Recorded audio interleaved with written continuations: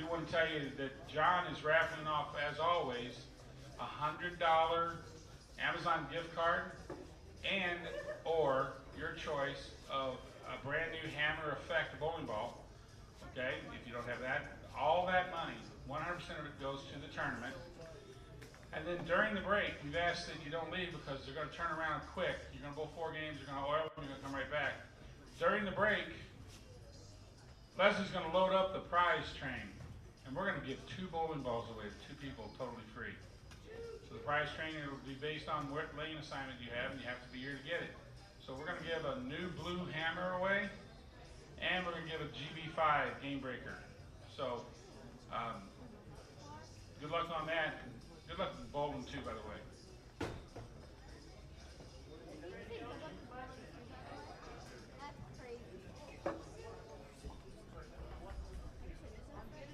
The stream today is on YouTube, and the channel name is 10 Pin TV.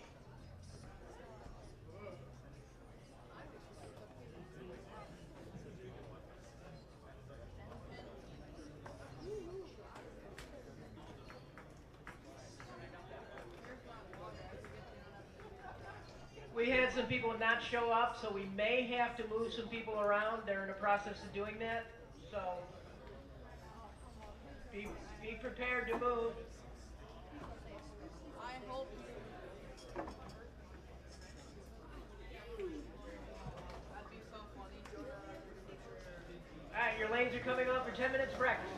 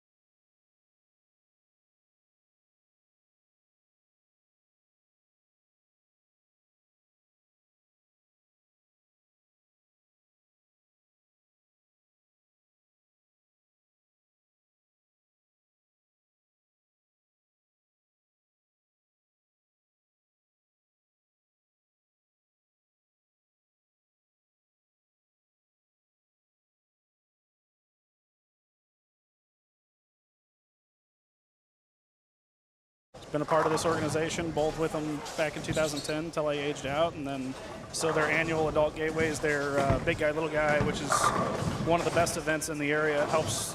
The adults always love to come out and support it. The kids love to see it. It's always in September, if anybody's wondering. It's one of those things that's always been great about St. Louis bowling community is giving back to the youth bowlers. Absolutely. It's one thing that we're definitely very blessed with the adult bowlers that still continue to give back and prepare the path for those young athletes ready to continue to go. I agree. And one of the things that I really love about bowling is that you can do it for many, many years. You can experience this sport as a family. It's good, clean fun for our young people. It's a great time, regardless of your skill level. You can come out and have a lot of fun bowling. Yep. And here in St. Louis, we do have quite a few bowling centers that offer junior programs. They offer adult leagues on top of any kind of open play that families can go and bowl. You got centers that do kids bowl free. Some centers have like a season pass you can purchase and get 2 games of bowling every day. There's so many opportunities to get on the lanes for all age groups, as you said. There's so many great proprietors around here that allow these events to go on as well. They were bowling 2 4-game blocks. I know the first one is 4 games on the 39-foot tungsten pattern from Kegel. A lot of interesting angles of attack. 39 feet's always kind of a goofy one for me personally, outside of a chameleon pattern. It's those medium patterns. It's not really too short. It's not really too long, but it's doesn't play like medium with the volume. So definitely seeing some, like as you said, different methods of attack all the way across the lanes here. So Yes, anytime you're on a pattern like this, spares are going to be a premium, more so than normal, because the strikes aren't usually going to be as high.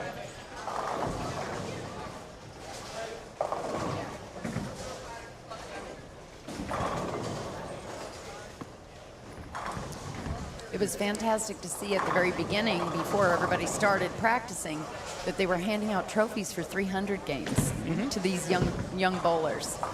That's fantastic. Yeah, usually at least back when we were bowling the gateways, they would give you you'd shoot 300, 800. They'd give you a big trophy. Glad to see they still do that, or they give, I believe, either a shirt. They add it to your banner, which is down at the end of the lanes. Trying to see if anybody's got a star that's within view. Yeah, Atkins on lane 30, he's got a star, I believe, with a number that shows how many 300s he's won on his banner.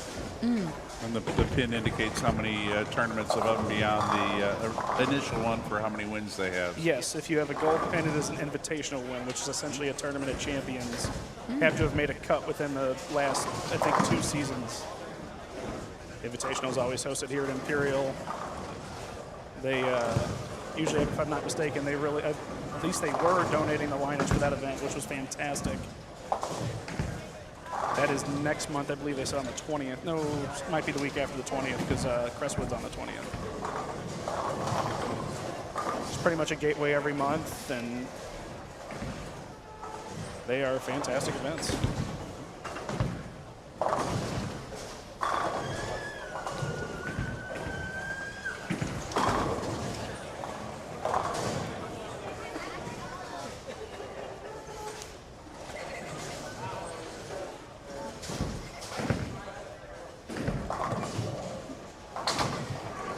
Do we know who we've got in front of us on the live stream? I can't see who, which pairs. I think it's these 4 that on either side of the bowl. I believe so. Let me ask Todd real quick. 23 through 30. 23 through 26 is channel 1. 27 through 30 is channel 2. Gotcha. All right. So our live stream pairs, we have 23 through 26, channel 1, 27 through 30, channel 2. That way we can compliment any of the bowlers that have any big strings that are going, and if we see something unusual that gets picked. You have a name to go with it. Something that they do really well down here is the names moving You'll see across the course of the day, if you're watching on the stream, the names will move, their running totals will move. It makes it so much easier for spectators. People following the live stream can use the live stream on one side of their phone. They can pull up Lane Talk and see an exact total on the other. That's one thing that's kind of nice is Imperial does have Lane Talk that you can actually go on the website and actually see live updated scoring. And what is our live stream that we're on today? Is 10 Pin TV, I believe. Yes, on YouTube, correct. On YouTube. And I guess everybody would have been able to find that since they're listening to us, right? Yeah. I had somebody ask earlier, I'm like, I believe it's JBC STL. If it's wrong, I will get that name to you, and then it made an announcement for it. And there should be a link as well, but A lot of missed head pins, it seems. a lot of missed everythings.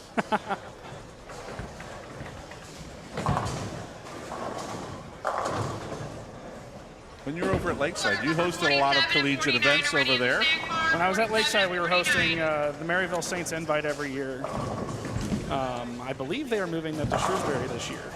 Okay, and I know we had one of our conference championship tournaments that was there for We had that up at Chesterfield. NAI. Yep. So that was always good. So what are some things that you see from the proprietor and your role and your side of the game that being an athlete and competitor as well, that you could kind of lean towards encouraging some of these athletes to continue to work on to get better?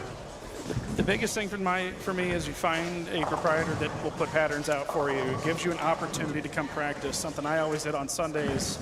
So there's a flat rate. You got 3 hours of practice on a different pattern. Order number 49, your pretzel and cheese and fries a are friend ready. of ours 49. who used to be a mechanic at Bolero St. Peter's with me started this program called Get to Know Sport. It was Tuesday nights. It was $5, and we'd fill a 22-lane side of the house. And that was Cody Uthoff once he moved to Dallas with his family.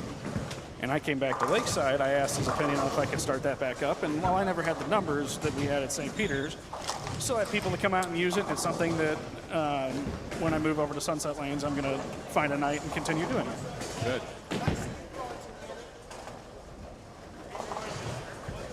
Pattern play and learning how to bowl on sport is definitely helpful once we get the next level or where they're going to compete, whether it's bowling regionals or bowling collegiately.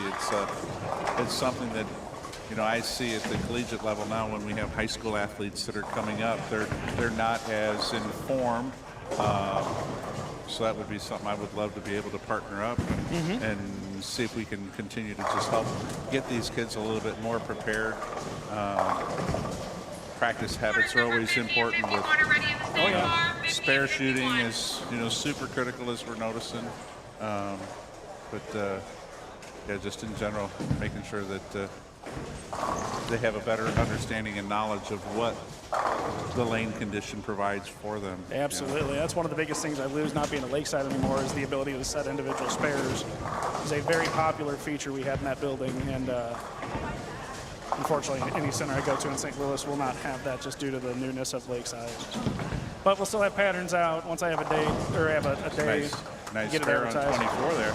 Very good spare for 2410. Did not catch the name before it moved. Yeah, and Mark puts patterns out down here for the kids. They've got so many different junior programs down here.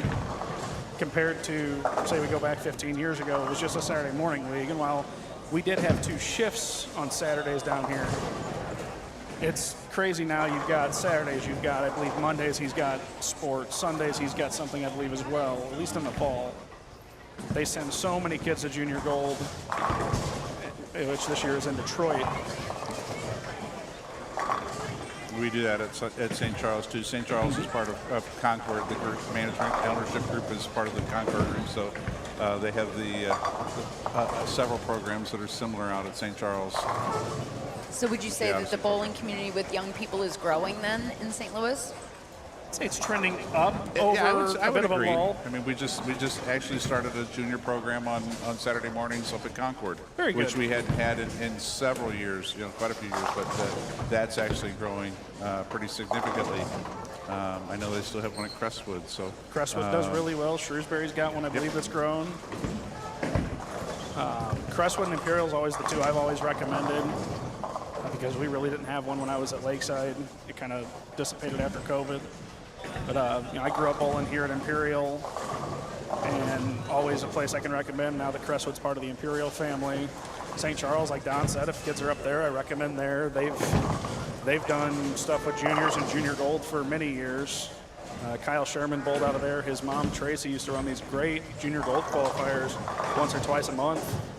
They were fantastic. You'd bowl junior league at 9 in the morning and go up and bowl your 6 games for the PFC tournaments. That's how I qualified for the one time I got to go, and it's an experience, and it's a lot different now. The numbers have grown so much to go to junior gold because there's so many people hosting events. The way they've done the ages now is kind of beneficial. So it's a fantastic event, and I know a good chunk of these kiddos will be up there, I believe, in 2 weeks. I'll be up there again this year as part of the registration day, and they have an expo that the college coaches are over 70 coaches this year. They're going to have booths to actually have athletes be able to come up and visit and interact with the coaches and find out about what the universities have to offer, as well as the bowling programs, and really kind of a cool experience to have. There's not too many opportunities in collegiate bowling where we have about 5,000 athletes that we're able to interact over the course of a week and a half. So absolutely, it's pretty amazing. It's crazy. That's gone from being like the first year I bowled, or the year I bowled in 2013. You had the check-in was in a hotel east of or west of Detroit.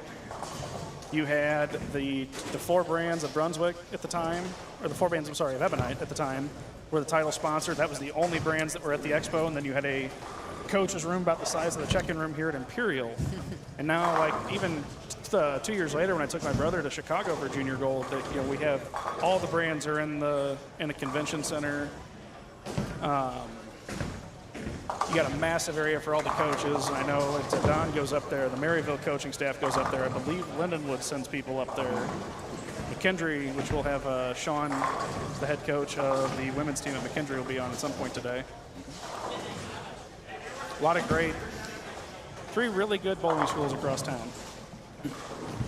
Though Maryville is just on the girls' side at the NCAA. Or number 54 is already set bar. Or number 54. That's one thing that not a lot of cities are as fortunate as we are. As we've got, as you said, 4 really good programs to expand into the collegiate level. With Lindenwood being a national championship team, and McKendree a national championship team, and the Maryville ladies on the NCAA side, and our team with MOVAP. So definitely lots of opportunities for athletes to get to continue to bowl and use their scholarship dollars and that they earn in SMART, and just continue to embrace the sport and actually get a college degree. Yeah. Yeah, it's really cool. Like, it seems like, you can see almost a rivalry sometimes between Maryville and McKendree on the NCAA side. And us and Lindenwood, back and forth. So it always seemed like at the Saints Invite it would come down. McKendree's won, I think, the 5 events that I got to play host between Chesterfield and Lakeside for the NCAA. McKendree won all but 1, and the one they didn't win, they were bowling in the Dallas area that weekend. McKendree definitely puts together a great program. They had a Baker 300 during their conference event in 2022 at Lakeside. That was really cool. So I was in the pits for it, so I did not get to see it. I just got to hear it over the machines. Yeah, it doesn't happen too often. We were fortunate for our girls team. We were bowling over at St. Clair at the McKendree Baker tournament last year, and our girls had a 299. So it's pretty awesome when that happens, and it's amazing how quickly all of the athletes are supportive of that team that's scoring. A little bit different than the adult leagues, where there's a little bit more envy and animosity when people are scoring, I guess is the easiest way. Yeah. It seems to depend. Like Thursday night, I bowl in a doubles league down here. We had a gentleman named Jason Jaggy. He shot a house record of 890, and it was really cool. Usually that league does not stop for honor scores, and about that third of the house had stopped to watch. No. I did not realize how far we were bowling on 23 and 24 for game 3, so we did not. I did not get to see it. Yeah, that's one thing that me being a little bit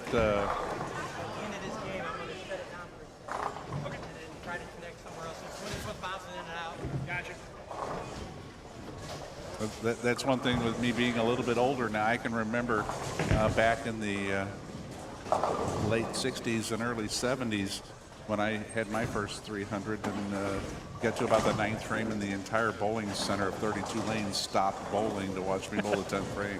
And now 300s are not as rare of an occurrence, so there's times where 300 happens and you don't even know Barely it. know it, yeah. No, when I shot my first one, it was at Sunset in the late scratch league. Board number 54 is ready to snack bar. Board number 54. Nobody, other than the people on my pair, knew I was on a string.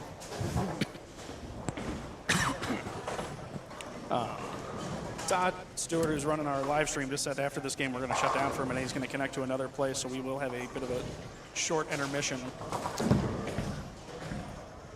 See if you can get a better, more consistent connection to the Wi-Fi or to a internet source. So the bowlers are going to be moving 2 pairs to the right every game, so we'll be able to get quite a few bowlers that are going to be passing through the live stream lanes. Yep. Get a good variation of the house across the day. Look down on lane 30, we got Kerry Ogle doing pictures today. Kerry does wonderful pictures with everybody, even up to now with the PBA. And a lot of the major sports teams, too. And a lot of our local sports teams. In particular with City, I believe. I'm seeing some pretty amazing scores up there already for the first game. We got Lewis over here. He can strike out for 237. That'd be a good number.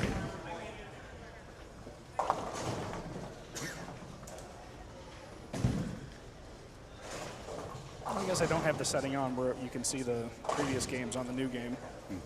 Well, so you can see it at the bottom when they're up, but.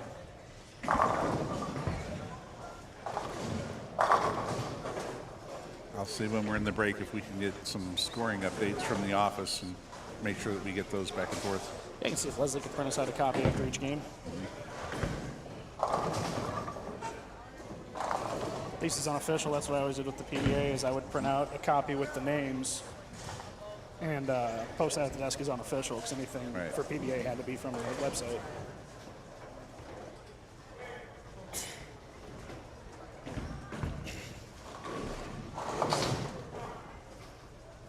Routine 10th pin there for Brian Rhodes.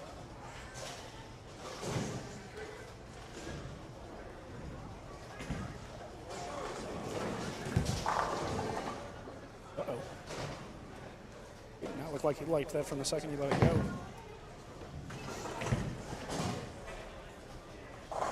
So out of curiosity, is the two-handed bowling becoming more popular? Significantly. It's something I don't recall when I was growing up. The last 7 to 8 years, it's exploded, I guess is the best word. And I would say high school and collegiate level is probably more than half now. Yeah, I would say. Especially on the guys' side, and we're actually even starting to see the ladies' side where we're getting quite a few thumbless players. Yeah. I think Danielle Henderson, she's two-handed, correct? And Victoria White, yep, are two of the Victoria White. locals that are actually turning some heads. I know Victoria is going to NCAT, I think. And I think that Danielle moved down to Jacksonville State. Jacksonville State, so she did real well down there. Yeah, she just won the U23 or U22 Queens, didn't she? She did. It's an awesome event that USBC started to help with the gap between the 18 to 22-year-olds that were affected by their age-out rules that changed a couple years back.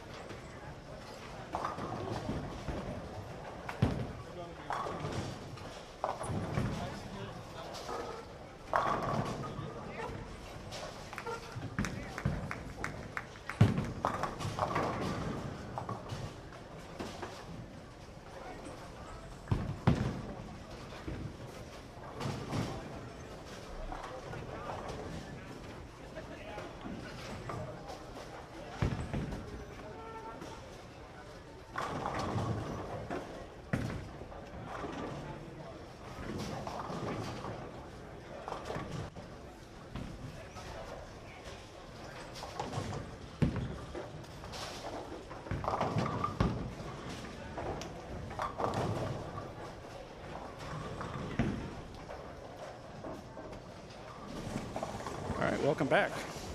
Should have a little bit better connection. Should have a little better connection back at the Stars of the Lanes with currently Zach Friedman. I believe Don will be back over in just a second, and Tracy or Sean, somebody else will come and join us. Currently just started game 2 on the 39-foot tungsten pattern from Kegel. The pattern's playing very interesting. Is Larry going to join me? Sweet. All right, you get Larry for a while.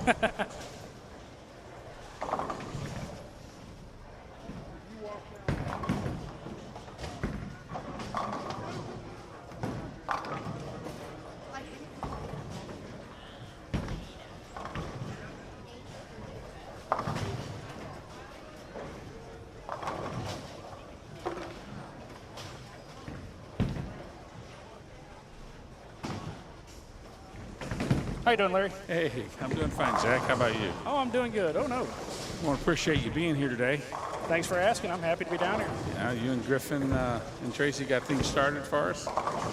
Yeah, I had a bit of a technical difficulty. I had to redo the intro, but Well, we have a great turnout for considering that it's on a challenge pattern, something that, you know, kids aren't normally accustomed to bowling until they go, you know, bowl something that's a lot tougher, like Junior Gold or Team Masters or PBA Junior. Assist or PBA Junior, yeah. A couple of them when you come out and bowl the sweepers and stuff I would run. Most of the stuff I run was on patterns. So really, I'm really happy with the very first event that we've joined with the JBC on, and I think they're doing a great job of running the event like they do with all their stuff. Yeah, it's a fantastic event. So what have you seen so far? What are you looking at as a bowler yourself? You know, you've done a lot of bowling on sport condition and challenge patterns. What do you see the biggest difficulty in the kids there? I see a lot of people, it seems like they're playing the wrong part of the lane. 39 feet is kind of a weird length, kind of as Don said earlier, a medium pattern. And it can lull you into a sense of security in that, oh, it's close to my house shot length in some cases, but it plays much different. You don't have the forgiveness. Yep. Actually kind of surprised I'm not seeing a ton of urethane.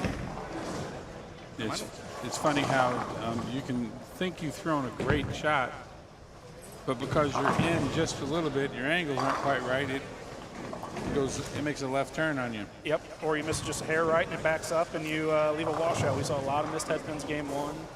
Saw one on lane 28. Well, one of the things that when Mark Brevard and I got together and started talking about this is, you know, the ultimate reason is just to give the kids a tune-up and give them especially kids that are going to Junior Gold, but to let the kids know that it's not impossible to bowl on something besides house shot. There's nothing wrong with bowling on house, but a lot of these kids want to go bowl college. Yeah. And coaches, we have coaches here today. We've got at least 2 coaches today from local schools that are just cruising the lanes looking. You know, Don Griffin's here from Missouri Baptist. Sean Bybee, we're expecting him to come in and join with you on the stream here from McKendree. He not only recruits for the boys, but he is the girls' head coach. But, you know, these coaches like to see what these kids can do and how they adjust on these tougher conditions. But spare picking is the biggest thing I've seen is them picking the spares. You know, yeah, makeable spares. You want your bad shots to be 9. That was what I was always told going to Junior Gold. And looking at the 6 lanes in front of us right now, I see 1 9 count and 3 missed head pins. You got to make your makeables. You got to get your count the best you can on these tougher patterns. You've got to find a way to stay clean. Exactly right. And that's hard to do when there's big spaces between the pins. Yep. Yeah, as Larry was saying earlier, with these kids bowling on sport, the JBC, their gateways are fantastic. One of the best formats. You get into match play on day 2. It's like a mini PBA event, but they are all on house shot. Very nice break on the 2-4-7-8 there by Lance Brim. Yeah. You know, his dad had kind of a good score a couple times, hadn't he? Yeah, his dad, Lance's dad, Nick, is very good. He bowls over a lot of stuff in the Metro East. Bowled the Masters League against him for a couple of years with 700 clubs. always enjoyable to talk hockey with them. Get a little bit, there's a missed end of urethane. But with these shots being on house shot, what I like about them, or the gateways being on house shot, is it allows, you're not going to be intimidated by low scores coming in if it's like your first time. For example, first gateway I ever bowled was at St. Charles 2010. The U.S. Open pattern accidentally got oiled. I didn't know the difference between what they bowled on TV and what we bowled on, that there was anything different. I just know that I averaged 120 that day. And found out it was sport cool. I'm going to keep bowling these because these are fantastic. And, you know, by the time I aged out 3 years later, I was eager to bowl on more sport stuff. And the difference between my very first junior archway, which eventually turned into the Gateway, same organization, was 1974. Yeah, one gateway a month. You got 2 adult gateways every year, and the big guy, little guy, which is, we were talking with Don earlier, just one of the most enjoyable events of the year. Something I personally always try to make time for. Well, I don't know if anybody really, you know, in today's, say, people like me, my age, have any idea how many incredible pros came out of the St. Louis Junior Bowling Organization. Oh, yeah. I mean, we've got national title holders. We've got Team USA members. Team USA members. We've got world record holders.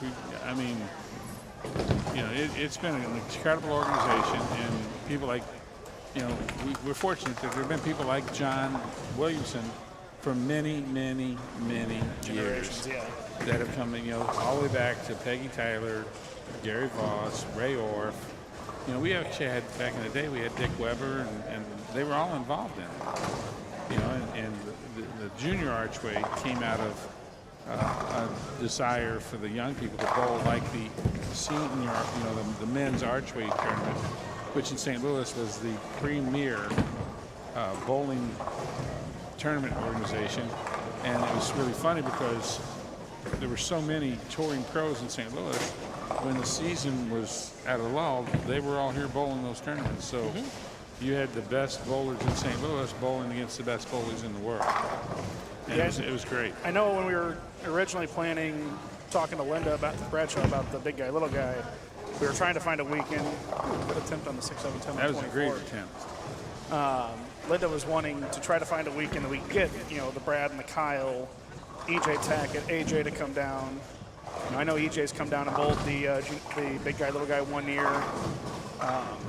His wife, Natalie, I bowled with her in the gateways growing up. And, yeah, they were fantastic. Well, I think that there's still a lot of the pros that if they're available, they make themselves, you know, available to the young bowlers, and I think that's awesome. Yeah. Yeah, we've been fortunate over the last couple of years. You know, we had, through the seed program, we had Matt Ogle, Brandon Bone, Mike Dole, and they came in for a one-night seminar we had 40 kids there. It was a blast. We actually had too many kids for 4 people, but for 3 hours they got to bowl with them and pick up some lessons and some pointers, and you know. But these guys are fantastic when they're in town and they're available. Absolutely. Hey, every year you see a lot of the touring guys, they'll do clinics. I know EJ's a part of one, it seems. Sean Rash, you'll see it pop up. Yep. We'd love to get one in St. Louis. I know I looked into when I was at Lakeside trying to get the Belmo experience. Nice cover there. Very good cover on 24. By Jaden Meyer.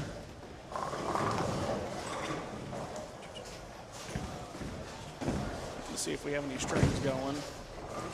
You got Nick Donius. There's a 4-bagger. If I pronounce that name right. If I mispronounce any names, I apologize. Yeah, we've got somebody over here with, it looks like Braylon Thomas with the front 4. They had a good start on that pair. It looked like you had Jaden Roach had the front 2. Yeah, you missed a little wide on that one.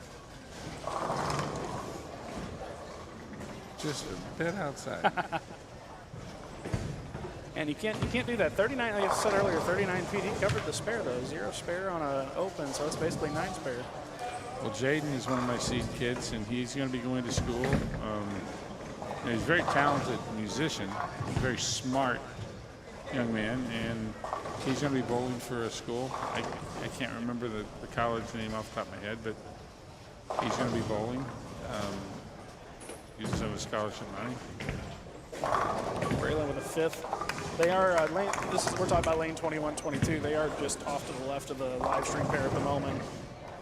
We will see them here the next game. They'll be on 25 and 26. And you got Sammy DeBow. She's got a split in the first, but it looks like a 3-bagger right now. Yeah. Yeah, 8-1. So we had 9 out, 3 in a row. 21 and 22. That is a fun pair in this building. Yes. A lot of, when Bobby Becker was running the counter, that's the pair that he always put us on as juniors because he could watch us, and I think there's 2 reasons. He watched us just to see how we're doing, but also make sure we didn't get any trouble. I bowled a lot of games on lanes 21 Corner and number 22. 76 is ready in the sandbar. 76. Yeah, it was really cool to see how, even though Imperial put in the synthetic lanes back in 2020, how some of these how some of the pairs' trademark tendencies still play through. 21 and 22 is still notoriously a goofy pair, especially later in a block. Notice it a lot on Thursday nights in our doubles leagues. You can bowl up to 7 games, so we can hit that one up to game, I believe, 6. 23 and 24 notoriously hooks it quite a bit. I say that, we had a 3 off the right and a missed head pin. So even with that pair tendency, these little bit flatter patterns, you cannot miss right.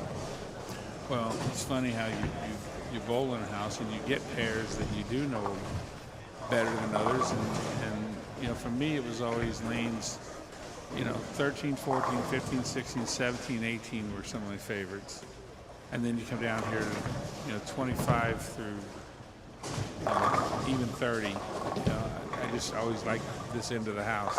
29-30 is a fantastic pair, and I'm probably in the minority in that agreement.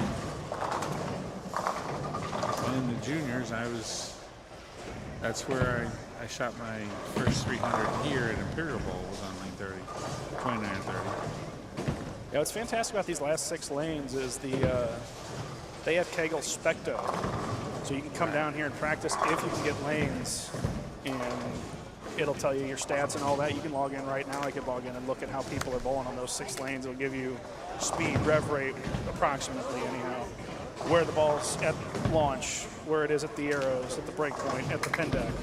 Specto is such a cool tool. And very fortunate to see Imperial have it. Come down here and used it myself.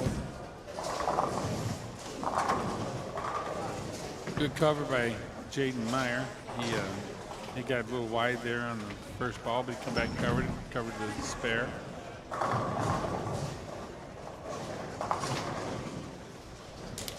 Yeah, that red lane seems to give him a little bit of fits.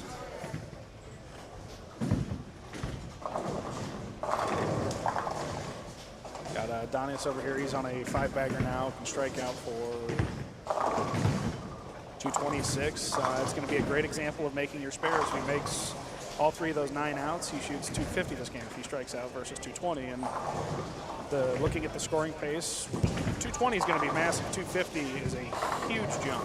Yes. Sammy DeBow, and she just Corner number covered off 76 of is an ready in open. sandbar. Corner number 76. Back on, and then Jordan, Jalen Roach covered. Came back from the back to spare. spare with the stride. We have Braylon Thomas up on lane 21 right now. He's working on the front 5. Throwing a venom shot, a little bit of surface. Just a bit outside. Looks like he's going to get 6 on that. Good run. I believe I was told he shot 156 game 1, so if he can stay clean here and make a move. Second out of range on 27. Just heard the desk call that back.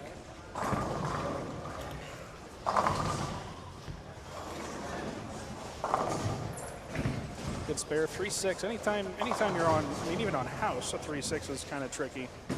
You add a pattern to it, it makes it a little tougher. Well, Brian Rhodes is from the Festus area, and he's approaching, his age out with the juniors, but he's been coached by Denise Trammell, and she's done a great job with him. And Denise, of course, is running the junior program at Concord now. Oh, really? Oh, Denise Phelps or Denise Bennett? Denise Trammell, Phelps. Oh. I've known her since it's Denise Trammell to me, but Denise Trammell Phelps. Gosh, that's awesome. And remember her from when I was at Arnold. She's doing a great job. Let's see if they get that covered. It kind of got, it looks like it was a 6/8 move. Braylon just went Brooklyn coming off his open. Braylon's on pace for a 244, can strike out for 264. Be a Century Award. Jaden Meyer with another gutter coming off of the previous one.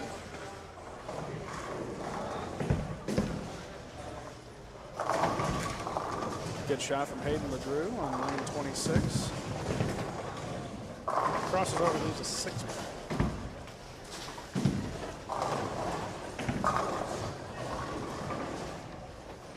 I'm going to pull up the pattern real quick. I want to see how the pattern looks.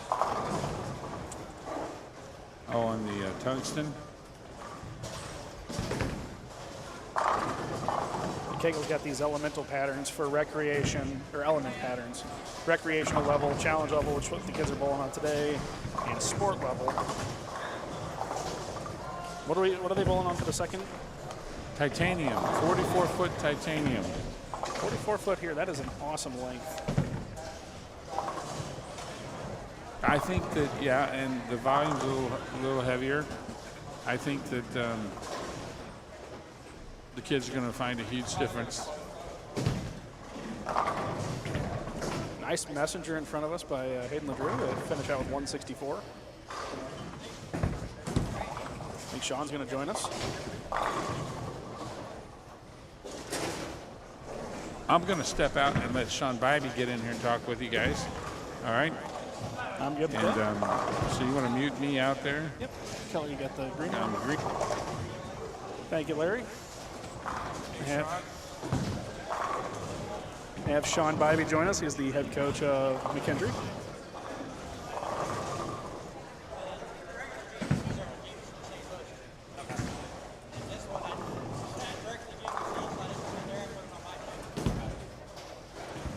Dad, somebody asked me for the link. Had somebody message me and ask me for the link. 6 and out. Nice cover from Lance Brim on 24. Another one lurch. Oh.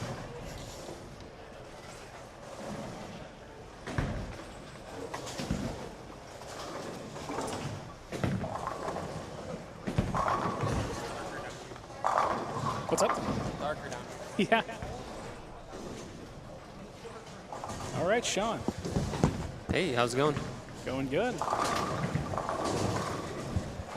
What you seeing out there today, Sean? A whole lot of slashes, or dashes, not slashes. Yeah. Yeah, so. Here's a great example of making spares making a difference here in front of us on 25. The leadoff bowler on 25, 3 9-outs and an 8-1. He threw 6 strikes across the game, shot 192. Make one of those spares, you go plus.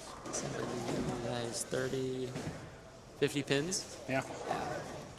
So it's kind of my first exposure to the local area. Usually we've been out of town on JBC and weekends, so this is the first time I've been able to get around a little bit to watch some of the kids, but a little bit of a mixed bag. Yeah, you can definitely tell they're not quite used to the little bit tougher patterns. Yeah, I see Order number 76 and 77 are ready in the snack bar. 76 and 77. wasn't sure how strong that feedback was. I could hear pretty clear. So. Yeah, it's pretty loud. Biggest thing I've seen is the overwhelming amount of urethane going down the lane. So yeah, it's a mixed here, bag. Down here, it seems like we haven't seen a ton. Not as much as I would expect, just knowing what the kids throw a lot on house. A lot of people see 39 feet. Oh, I got to throw urethane. Yeah. It's not. A good example is down watching, I think it was like 7 and 8 or 9 and 10. I watched a little bit in the low end the first game just because there's some names I recognized, and then watched the pair that move over them. All of a sudden they back up. Like as soon as they're in the same spot, they back up and miss the head pin right. As soon as it's slightly up the lane, it's jailbroke. So a little bit of the urethane, a little bit of obviously shot repetibility, but still Yeah. not something you want to see early on either. Yeah, for me, 39 feet's always one of those kind of goofy lengths that it's very easy to get lulled into a false sense of security during warm-ups, and the lights come on and, oh, that's not hooking, or that's hooking too much. You try to overcomplicate them. Here's a good example of urethane. That one came back and left a shaker 5. Jeez. Do we have, I didn't see the lane graph. Do we have it? Yeah, you got it up on your phone. This will help kind of meet what my eye is looking at. 39-foot tungsten. Not sure what the mills are on it. 25.6. Are they actually using terrain, or are they using? No, I believe they use Ice. Infinity, if I remember right. Yeah, so it's an oil that wants clean bowling balls. It's kind of a double-edged sword, but there's a lot of volume. It's definitely not the hardest pattern, but there's a lot of volume. So if you get in too much, you're going to see the under. As soon as you get too close to it, it could also back up. So. Yeah, and then the second block they're bowling on 44 feet with titanium. Yeah, so like I said, a little bit of a mixed bag. Kind of just watching certain things. I know I haven't bowled here since they did redid the lanes too much, but I do know this high end plays a little squirrelier than the low end does. In particular, 21 and 22 and 25 and 26 can be a bit goofy. 23 and 24 hooks a little bit more. A lot of people on Thursdays, I bowl a doubles league up here, they'll say 29 and 30 is goofy. I don't know what they're talking about. It's probably one of my favorite pairs we hit. I've bowled 2 events here since the redo, so like not too much exposure, but when I started on 29 and 30 in both of them, and then I moved to like 5 and 6, I'm in 3 different centers, is what it felt like. It just felt so different, but. With 1 through 10 was actually added on. I mean, I know that the tendency kind of plays through with the synthetics, as I was mentioning with Larry earlier, but 1 through 10 was added on a few years after the building opened. Okay. A lot of league bowlers will say 11 and 12, 21, 22 are the tougher two pairs in the house. 11 and 12 is one I like. It's also kind of reminiscent of like St. Charles with the pillar pairs. I think 7 and 8 is the hardest pair in that building at St. Charles. But 9 and 10 can also be the same way because 9 wants to play like it's 6 foot shorter on anything you bowl onto. So yeah, St. Charles is a similar situation. It was 24 lanes. They added 8 lanes on at some point a little bit later. Just gonna make the centers bigger from the jump. Yeah. Well, St. Clair's that way. St. Clair, I think, started as 32, then 40, now 50. Yeah, we never even get down to the high end area, but it's a shame. I like the high end there. The middle, it gets weird. So I like what, sorry, sidetrack here. I like what Ethan's doing on 24. Want to just finish off a double there? Yeah, a little softer speed, so his ball's going to see it. I want to say, it looks like a widow. Yeah, it's a widow. So softer speed, he's rolling it more. Just objectively, that's what I think would be a better kind of look, because we just watched Jaden I can't see his name. A solid head pin for Jaden. Stone head pin. So we just saw Lucas last time he was on the right lane. Kind of shaker 5-7 with the purple. But he threw it soft enough to where it shaped. But as soon as he gets on the left lane and he gets a little forward or it's a little right, with the urethane, it's not going to get there. It wiggles and... Yeah. That's the biggest thing I see, like, just across youth bowling today. Last year was my first junior gold as the McHenry women's coach. This will be my second year, and it's just, you don't see the urethane too much on the women's side. But when it comes to the boys' side, you see the overwhelming, like, I need to throw the purple. I need to throw this. Yeah, purple or pitch black. You can play them. I certainly would throw them at a certain point on this, but I would not probably do it from as far left. Hearing a lot of clapping. I'm not sure what. So 18 looks like there was a string. There was a front 8 on 5 and 6 when I was down there about 10 minutes ago. Let's see if Lane Talk has that number. Yeah, he was on 5 and 6, I believe, or 3 and 4. Very cool. Anybody that is following this event, watching the live stream, if the bowler you are looking for is not on the live stream, you can also follow around on Lane Talk. Imperial does have all the names in. Scores move with them. It is a fantastic program. Lane Talk's definitely nice. I don't always get to watch streams for any event in particular, but I'll watch more of the Lane Talk. You happen to remember the kid's name on 5 and 6? It was O something. It was a hyphenated name, or like an Irish name. Go back. See if he has his move already. He was on 5 and 6. O'Connell. O'Connell, maybe? Yeah. 250. Alex Purtle. Front 10, 4-4, 282. Oof. Okay. That's a box Alex, mystery number. Alex Purtle with a great mystery score number. Front 10, 4 out, or 4 count, 4 count. It's a good box mystery. He's going to double up if we had it. Yeah, so the big thing I'm seeing. He can just finish out a 3-bagger there. He's got 220 or 230 left if he strikes out. Covering his makeables there. He does have a gutter in the first frame, but you don't lose count. Just 9 spare. Come on, Zach. What's up, Mason? Look over on 21. I mean, they're just off the live stream. You got Sammy DeBow on pace. She can strike out for 246. Yeah, she's at 230 right now. It's a big game. It doesn't show her total from last game, though. I think she had like 170-ish. 170, 180. 230 is going to make a difference. You got Braylon Thomas at the bottom on that lane. He's pacing 2-0. Sammy throws it very well. So I ran across her a little bit late in the recruiting trail, but I believe she's actually committed to go to Missouri Baptist, so she'll be with Don Griffin for this upcoming year. But definitely throws it well.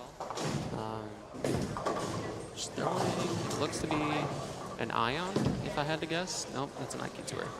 So she started in a Optimum Idol earlier, pink ball, and it was just too fuzzy, too earlier, so a little too big, and I think that was a little bit of her issue. So once she got into something clean, and it's 39 feet, so something retains some energy, maybe a little smaller core, give you a little better shape if you're in the right spot. If I miss 2, 3 right at 4 pins for 45, probably be pretty happy. So they're going to move down. They'll be on 25 and 26. They'll be on our next game here.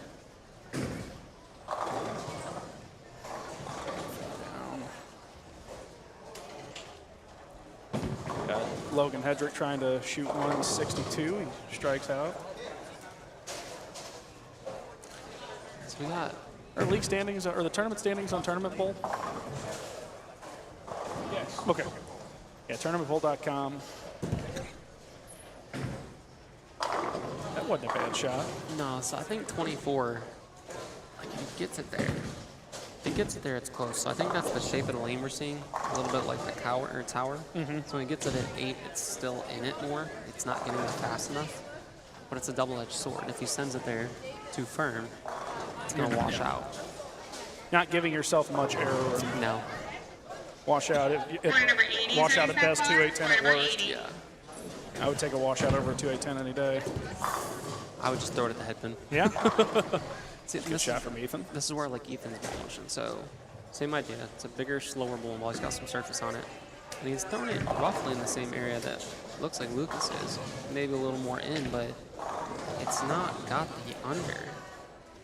So like that's the biggest thing. Like my first year of NCAA coaching was kind of learning the moves and whatnot. You don't see the urethane too much in women's bowling. Maybe one if we're bowling on 39, 40 foot, which was seldom, but it's very rare. So the big thing for us was I always told the girls I would rather have the over than the under. Because the under can be two things. Under could be the angle, like you're in the wrong part of the zone, or wrong part of the lane, or you could have a complete wrong ball in your hand. So it's okay, like if we get it up the lane at the hooks, I'd rather it do that than back off. Because then it's like, okay, do we move right? How long do you camp? Do you ball change? Play the over. Get it to where you can soften up. Shape them around the lane a little bit. Yeah, on those NCAA patterns, you see the mid lanes break down pretty good. At least I know I saw that at the Saints Invite this year. So the Saints Invite, I'm trying to go back into my memory bank, was a little, I mean, not even going to say little, but it was tricky. So a lot of our girls, we didn't have a lot of rev rate.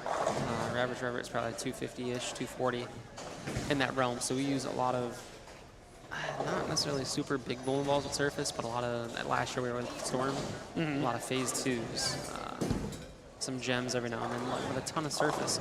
But we didn't try to chase them. Like we would just ball down and try to stay out of it. Because the one thing about Lakeside, obviously as a former manager there, you know, and I used to work there too. Like, that place hooks early, so it's like when you jump, you have to jump. Yeah. We were lucky enough as a head coach, that was my first tournament win in the country. We ended up going into the format, and we beat Newman in the first round, and then Louisiana Tech, then we beat Newman. So super cool coaching experience, but it was tough. Like, And Newman was really tough in that building. yeah, Newman has a lot of girls who are very accurate. They have a little higher rep rate than we did last year, and they're very knowledgeable about their lane play. Most times than not, they're going to break it down to the right, and they just find a way to camp there longer. And that's kind of what I've noticed with NCAA. Like, there's two things: you can play right, you can kind of get in the middle and chase them, like you have to eventually. But they're so good at staying in a certain area of the lane and just shelling down and making better shots. We saw it at the GLVC. I don't really think they ever chased it left, where we had to kind of move in and get away from it a little bit. But Yeah, they beat UCM last season there after knocking McKendree out in the Maryville out in the semifinals. Okay. Lance Brim's going to shoot 141. Yeah, 141. Seems like Lance, he's got to get his ball speed up. It looks like he's throwing a white dot for a strike ball, and it's running off the end of the pattern. He just doesn't quite have the ball speed. I think it's a mix. Yeah, maybe. So yeah. Oh, I think he has a white dot for a spare ball. Okay. He was throwing a mix for King of the Hill at Bel Air. He just took That looked like he was shooting at a 7-pin. Ethan on lane 23 can strike out for 230.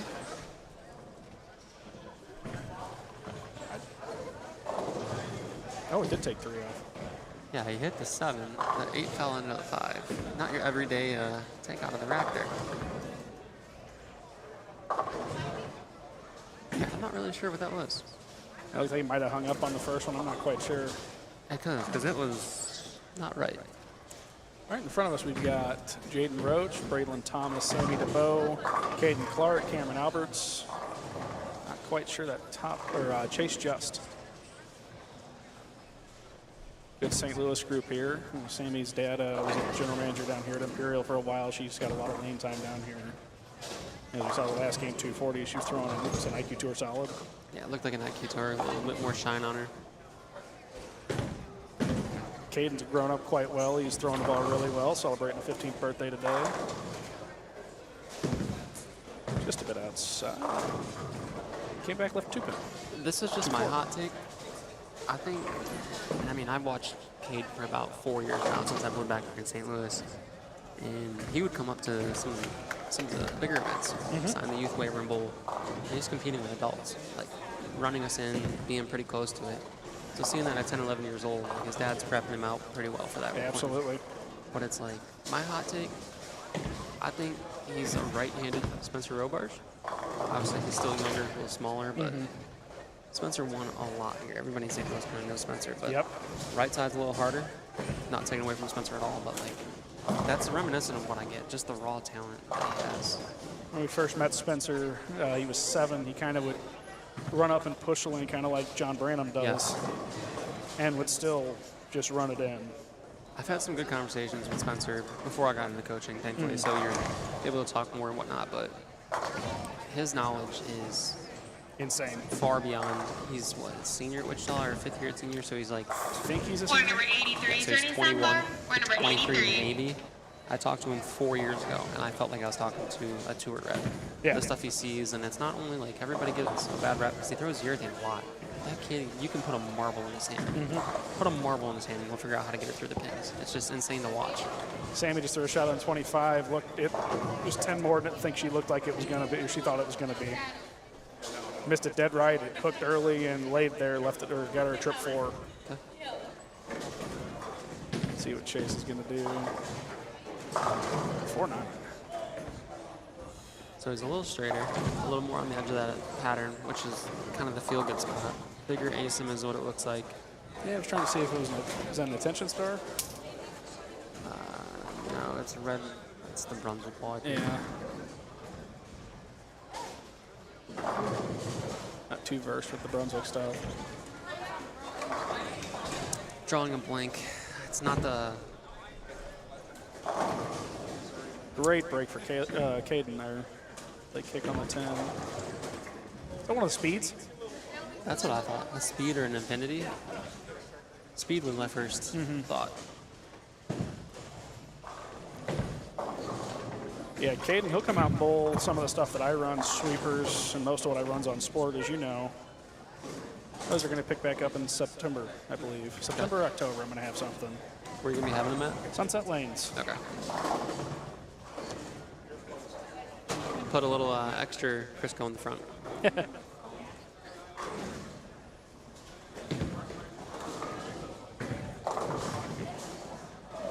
Got some cool stuff coming there in addition to me. I just can't talk about that stuff yet. Yeah, you're good. Looks like Jaden is throwing purple. Another good shot from Sammy. Optically, I think these, I could be wrong, these left lanes do feel like they're not hooking as much. Each center does kind of have a tell in the lane, but the left lanes just feel like they're more sensitive to whatever the ball is doing down the lane. I see that on the house shot sometimes too, especially so in that league on Thursdays when you bowl 3 games moving pairs, you cut to the top 16 teams. You get into game 4 or 5, 6, and 7, we're down here. So these pairs get a little funky. Like the later in the night you go, 21 and 22 gets weird. Great shot from Chase. It's definitely a high speed, or one of the speeds. It's one of the speeds. Braylon throwing a venom shock, and that ball kind of just laid in there. So Braylon's broke out using the split. He's got a lot of surface on that. Small diff, a lot of surface, so it's going to keep it straighter. And the left end of the house, it looked okay when he threw it good. I don't know if Braylon likes to throw it hard, pull a little bit more from right. I don't know if I'd be maybe in that ball if I was trying to do Good that. shot from Lance on 27. Rocking a Dallas Stars themed roto grip jersey. Missile hook. Ooh, 4 Too count. much. Braylon missing spares. You gotta make your spares. It's a great video on YouTube from the 2011 U.S. Open. 9 spares win your U.S. Opens. Is that Mika and Norm? Mika and Norm. Yeah. I watched that live and my jaw just hit the floor. Just absolutely. And Norm's a blast to talk to, and I talked to him working the Bolero Elite Series a couple years ago. I didn't ask him about that when we talked about the 2008 one where he had to pick a bucket to win. Oh, interesting way to get 5 out of that. Norm is a prime example. I wholeheartedly think Norm can still compete with how they're getting now. Norm is a prime example of you don't want to let your opponent in the door. Yep. He's not gonna miss a spare. So those lower scorings, like he went back-to-back in Indy, and what was the first one, Jonesboro? First one was Indy, then Jonesboro. Jonesboro, Indy. Like Jonesboro's a little higher scoring, but like Indy was an absolute grind. Yeah. And that's one of those things that like you're sparing will keep you through. So that's the one thing we hound on the girls. Like if you're down in the match, or like halfway through a match and you're down, like, you just gotta be there. Yeah. Don't give them away if they're hard, because eventually they're gonna give them back to you. Somebody's gonna 7-10, somebody's gonna 4-9. All of a sudden you look up and it's 9 spare, 8 spare, 6 spare, and you're sitting on a 4-bagger. Like a great example of that's the 2012 Masters. You had Mike Fagan, Chris Barnes. At one point, Fagan was down by I believe 40. Yeah. Throws a 3-bagger, he's right back in it. Chris gets up in the 8th and 4 7-10s. And Fagan comes back to win his first major. I'm very big on match play, so I've been bowling a little bit. I try to avoid the house shots here in St. Louis, just personal preference, but I've had a good showing in my last 3 regionals. I've cashed in all 3, made my first 3 match plays. Learning experiences for sure. I got thumped in St. Charles a couple years ago, but I believe I made both lakesides the last 2 years. Yeah. And it's a learning experience. Like, you think about it, but I love match play. You get in there, they play completely different than qualifying. You're watching around you, you see scores, but it's like the one thing that really matters is who's you're bowling against right ahead of you. And you were there for your event, obviously. I think I went 4 and 8 in September, but I had 6 matches or 5 matches where I lost by a mark just because I gave something away. But then I had those matches where I'm down 30 and I'm like sparing. My opponent's got 4-bagger double or 4-bagger spare double, and I'm like, well, he's gonna shoot 250. I can't miss. And all of a sudden you look up 4 frames later, I'm sitting on a 6-bagger. He wrapped 10s, I win a match. Yep. Yeah, I saw that with Jameson 2 years ago when he made cut. It's one thing I try to instill in the girls at McHenry too. It's like every even though you're bowling 5-on-5s, you're bowling bigger, make it match play. Beat the girl across from you. Like, nothing else matters. Just fill the frame. If they win the frame, cool. Like, just be there for the next one. Give the girl behind you a chance. And that's like a big thing, especially like the Maryville event you kind of saw, hosted by your center at Lakeside. And we weren't the highest scoring team, but if you kept us around, we had girls who were going to make shots in the bottom half of the lineup. Like Alexis Petrich, I can't tell you how many games this year. She 99% of her frames, 98%, and I can count 7 matches in particular where she stepped up with ball in hand, either to double the win and absolutely laced it. Like, the girl is cold. That's a great feeling. Doesn't matter what level you're at. And when I can look at my girl, like whoever's in the 10th, and I'm like, yeah, as long as she gets us off this hand and we got her in the right spot, it's gonna have a chance. Like, we had some big wins, but we bowled Jacksonville State.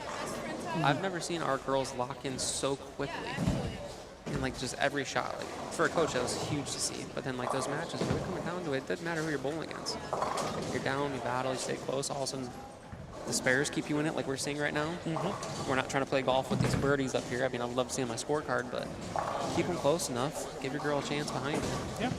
But yeah, it kind of ties in. Sorry, a little bit of long one there, but it's a big thing when the recruiting process for me is everybody's very big on average. Okay, Sophia, Albertson, Jamar, like they average 215. Okay, do they strike 8 times a game and can't make a spare? Or are they throwing 2 doubles a game and they're cleaning everything up? Objectively, it's just a number. You can be here in St. Louis, house shots we know are a little different. You go out east, Las Vegas, it's goofy. I take very limited stock in what your average tells me. I'm watching the interaction, how you are with your parents, with people around you. It's massive for me. And I'm also watching just the basic, it sounds goofy, fundamentals for spare shooting. How are you holding yourself up when they're hard? Like Sammy's great shot, great ball motion right now. But she's got a lot of easy things, like a lot of simple things you can work with. I'm not good enough to just pull kids apart, like pull them apart, like, and try to make them mold. I take what you got. If we have a little bit of a risk that kind of gives way, we'll work on it, and it just builds into certain things. Yeah. So, but just trying to find those kids that are coachable, trying to find those ones that when they're hard, they're not frying out so much. But so Chase has got a really good ball motion right now. So the right lane, that one he was a little firm. The one before it over there, he went high flush. So I would enter and say he probably missed it a little bit, but Yeah. bigger ball, a little straighter. It's Jade throwing. Is that a purple reactive? I don't know if it's a reactive. It feels weird. It had the orange stamp. Okay, you caught it then. I just saw the. She might have switched from it. Ooh.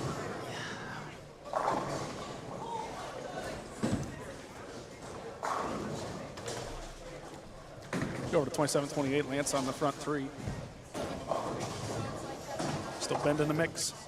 I feel like he's going to like that second pattern, a little more volume, with not having quite that ball speed yet. Tungsten's what, 4-1, 44 foot? Believe so. It's a weird looking 3-pin for Caden. Order number 86 is ready in the snack bar. 86. Something you see on these tougher patterns, especially you go to junior gold, you see a lot of weird pin leaves. Yes. A lot due to just different angles being played, people not quite knowing exactly where to play yet. And Caden, sorry, Jaden. Caden's got a higher run rate, higher ball speed. His hand is really good. He tilts it down, so when he hits it, it's gonna go. But I think he's using something quick, so when it sees friction, it's gonna bounce quite a bit. Whereas on the opposite end, Bartland's using similar-ish bowling ball on surface, so it's slower response to friction. It's probably gonna wash the pins a little bit more, shake them up. Anthony over here to our left is kind of throwing it right in the middle. Kind of a little bit different ball, a little cleaner.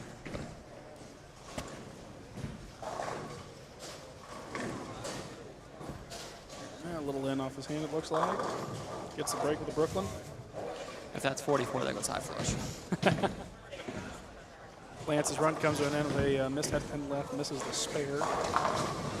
So Sam didn't clear that the best. No facial expression, didn't clear it the best, but it was a little left. And it looked like it got in a little flimsy off the hand, but like still a flat 10. She stays in the same spot, throws it good, but she's in the right zone. Not a terrible miss if you're leaving a flat 10 in that situation, especially if it is a bad shot. Cameron with a 9-pin where he threw half the rack at it. And we got Lucas over there who just kind of throwing the same it was over here on 23, 24, but his ball speed's off all of a sudden 27, 28 just takes off. So that's the biggest thing too, is like knowing when to get out of certain bowling balls. It's the biggest thing I see. See if they have Specto turned on and get some stats from one of these lanes. You guys use Specto over at St. Clair, don't you? That's a weird 4-pin for Ethan. Yeah, so we have Specto on 3 through 8 in the low end. Helps us a lot. We're using it daily. Thankfully, with McKendree University on that side, we have Bel Air and St. Clair contracted in, so they're very good to us. Our own oilers, our own Specto. Basically, we have chains. We can do anything we want down there. They've been really good to us. Built this a locker room for the girls and the guys, so building out the facilities. But yeah, Specto has been really big for us. Going to integrate it even more this year during our tryout process. So we are able to incorporate some of the stuff that ITRC has. We know we have the settings for it. We're going to try to figure it out to get a little bit more in depth on some of the analytics behind our bowlers themselves. So hopefully try to use those. Yeah, they don't have it on at the time, unfortunately. Yeah, Specto's really cool. We were talking about it with Don earlier. What lanes do they have it on in this center? It's the last 6, 25 through 30. I'll come down and practice and use it. I'll fire it up. West Park, Columbia put it in for West Park. I did not know so that the school can use it. So when we hit those pairs in league on Monday nights in the fall, I'll turn it on. Jason Woolen will use it. It's just really cool to see. While the rev rate's not the most accurate, the rest of it's fairly, I'm inclined to believe is fairly accurate. So the big thing we've seen in St. Clair too is if you're throwing urethane, it's not going to be, urethane kind of skews it. So plastic does as well. Yeah, plastic, urethane, those refractive, I guess you could say, kind of bowling balls or single color bowling balls. So whenever we're trying to do Specto tracking, we always try to tell the girls, hey, let's get something that's got some swirl in it, not an IQ Tour, like something that's got some red, some differentiation in it, so that the way the Specto can pick it up. It's probably the one flaw, but it's an awesome system. I really wish I could have gotten it at Lakeside when I was there. I know most noteworthy, there was a show like 2 years ago. I think it was in Detroit with Marshall and Kyle and them guys. They were throwing urethanes on something, so it may have been, I don't think it was a short pattern, but it was like scorpion or something. They show the diagram on the right side of the screen. It looks like it just backs up squiggle. And Randy and Rob are like, well, we don't necessarily think that worked there, so, but it does look like they've kind of worked the kinks out on it. But. Yeah, you shoot a spare, and when your rev rate's on average 350-ish, shoot a spare and your rev rate comes up to 620. It's like, yeah, you know that's not right. Sammy with another 10 pin. Braylon covers a 2-8. Yeah, so Got him shot, kind of looked like it wiggled. What's your idea on Sammy here? So that's the last 2 shots. The first one on 25, the last one on 25 looked like it was up the lane and missed. That one looked like it was good, but it kind of stopped. Might be time to start thinking about maybe a small move. I didn't quite see the ball motion on it. See if Lance can get back on his ride. That's the tricky part about IQ Tours too. Ethan down here to the right. Another good example of spares. He's got really good ball motion though. That was a little high, a little slow, a little right, but his other ones, like his 8-1, his 9-out, and double, they look good. Just saw Cameron with a washout in front of us. Carrie's back in front of us taking pictures again, doing what she does. Carrie is a fantastic photographer. Really excited. I was actually able to sign Grace. So we transferred from Wichita. She'll be competing with us for the next 2 years. It's going to be a really good time having Carrie around more. I think they're going to be posed to do a lot of traveling with us too, so that'll be cool. Yeah, Carrie she'll do the photography at the regional when she's available. Local concerts, local sporting events, tournaments. I know the big ones she does too. Like if you're watching any adults out there watch the holiday doubles or like the recaps, most of the media you see that high quality media is going to be Carrie too. So. Oh, the PBA picked her up for some of the events. Yeah. She's been going up doing the LBC championships at Valero Mount Prospect. She actually will be up there next week. We were talking about it earlier today, and she'll be up there next week shooting. She was really hoping to be up there because they had professionals there this weekend. But yeah, a handful. They got a list of all the pros. I tried to move my squad. I had signed up to bowl while I was still with the company, and seems like a great event. I liked that the pattern's playable. I ran a league on it on Sunday nights, and You know, they made it a little longer, a little flatter, and it played fantastic. The guy had 26 bowlers, and there was 8 of us that averaged 200. And you felt like you had to work a little bit for it, but it wasn't like bowling on 40 flat, bowling on a tour pattern. Right. You had plenty of space. So I'm looking for Q. I think that's a rhino. I know Caden is really used to, he throws a lot of the clean rubber balls, the twist, the rhinos. So that definitely feels like a rhino. A rhino or maybe a GB4, but I wouldn't think it would be a GB4. Braylon's going to make a switch to a phase 2, it looks like. Okay. So a little less surface on it. 2 of the longest running balls in production right now, the phase 2, the Venom Shock. Got Sammy throwing an IQ Tour, which has been around forever, so that looked like it was a miss in. So she's a little bit in a weird spot right now. Good shot from Braylon there on 26. So that Venom Shock was a little smaller core. The surface was okay and it was kind of splashy, but just wasn't going enough. So just I can see both these bowling balls. The shock is up, so it's going to be surfaced earlier, smoother, as goofy as it sounds. But then the phase 2's just got that bigger engine, so it's probably 2 to 3 foot earlier. Brings it a little closer to the head too, so that's a good ball change. Ooh, Sammy just barely misses that 310. Puts her on pace for a 225 game, striking for 245. Zach, I don't know about you, but if I have a 310 or 3610, just mark me for 1 or 2. Do not put the dash next to my name. I will figure out every way to chop it. Yeah. Take just the sticks out of it, go right between them. Yeah. I recently switched on 3610s, kind of the how you'd see Simo do it on TV. You go a little straighter and almost shape a plastic ball up the boards. We saw Caden do that shooting a 9-pin earlier and a 3-pin. And overall, it's helped, especially on house pattern. You get on a sport pattern, a little tougher, might bend it a bit. Speaking of 3610, 3617. A lot of times, it's not the best method for it, but I just kind of put the shoulder on it, line the hips up, and get the thumb out of it, and pray that it hits them. A lot of times, I make myself make it sound less than I do, but I'm probably like 80%, which is not where I want it. But yeah, that's about where I'm at on 10 pins. I'm not happy with that. Another chop, and chop 3610 right there. Right, so I'm looking at the ball hooks. Oh gosh, I've black clouded like 3 times already. See what Caden can do here, working on a single. Spin out. Wow, that was a great shot. I've seen a couple people, they miss it out there, it doesn't come back. Yeah, not Caden. He's got to throw it there. Keep throwing. So I was in the realm. I thought GB4, but it's a Scorpion low flare. Nice mix in there for Cameron Schufel on 24. Another prime example of spares. You're seeing a lot of people miss spares that don't have the red bubble around it that designate split. Can't miss your makeables ever, but especially on a pattern. Go to Junior Gold, those makeables are the difference in going even for the day, and even at Junior Gold on the day is massive. For sure. A lot of things I noticed too is it comes with age.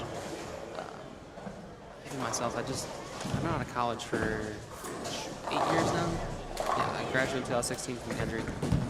Like, the bowler I thought I was then, I learned a lot, I thought I knew a lot. And then once I got in the pro shop aspect, started bowling the regionals, started bowling I bowled the Masters a couple times, like, you learn how much, like, you hear spares are going. You don't understand the difference in 3 spares across 8 games could be the difference between getting $1,000 to $1,500 check versus going home. Very quiet ride home. I've been in that position too many times. So it's just like one of those things that, like, yeah, it's an 8-game block, but when you're bowling match minus 20 games, you gave up 30, you realize it pretty quick. But you get into the Masters, you get those 3-game matches. Junior Gold's 2-game matches. Same way, that sparing game 1, it's total pinfall. Yes, 100%. Can make a massive difference. You can go from winning 450 to 440 to losing 450 to 440. The big thing I watch too is over here at 23 and 24, we have a lot of younger kids. A lot of kids that feel, I don't know how old they are exactly, but they feel like they're probably 13 to 15, so they're still young. They're very ecstatic. Still have a lot of time to develop. Like, frontal cortex don't develop until we're 25. They have 10 years to figure that out. So you see a lot of the youthfulness to them. Just a lot of the compounding. So going back to that recruiting process, just looking for kids who don't compound even early on is big for me. that's a good example. Tying back again to Caden. You look down early on, his ball motion was a little on the iffy side, but it could have went two ways. He's got 230 on the board. He throws and he's just 220 if he doubles again. But he also could have let it go after the first 5 frames. Yep. Regrouping. If I had to guess, this is probably going to be ripped off the edge. And good. Great shot. Glad I redeemed a black cloud on him. But it's just the right type of ball, the right play. Great shot. Jaden throwing a backup ball at the 10 pennies. I saw him do that down a 3-6-10 earlier. Just didn't quite get over there. Like breaking out a backup ball if I'm shooting at a 2-8-10. And even then, it's something I'm going to look at the score sheet. What's going to be more important? Do I need to get the count here? So I have a bad wrist. My wrist does not let it pronate that way.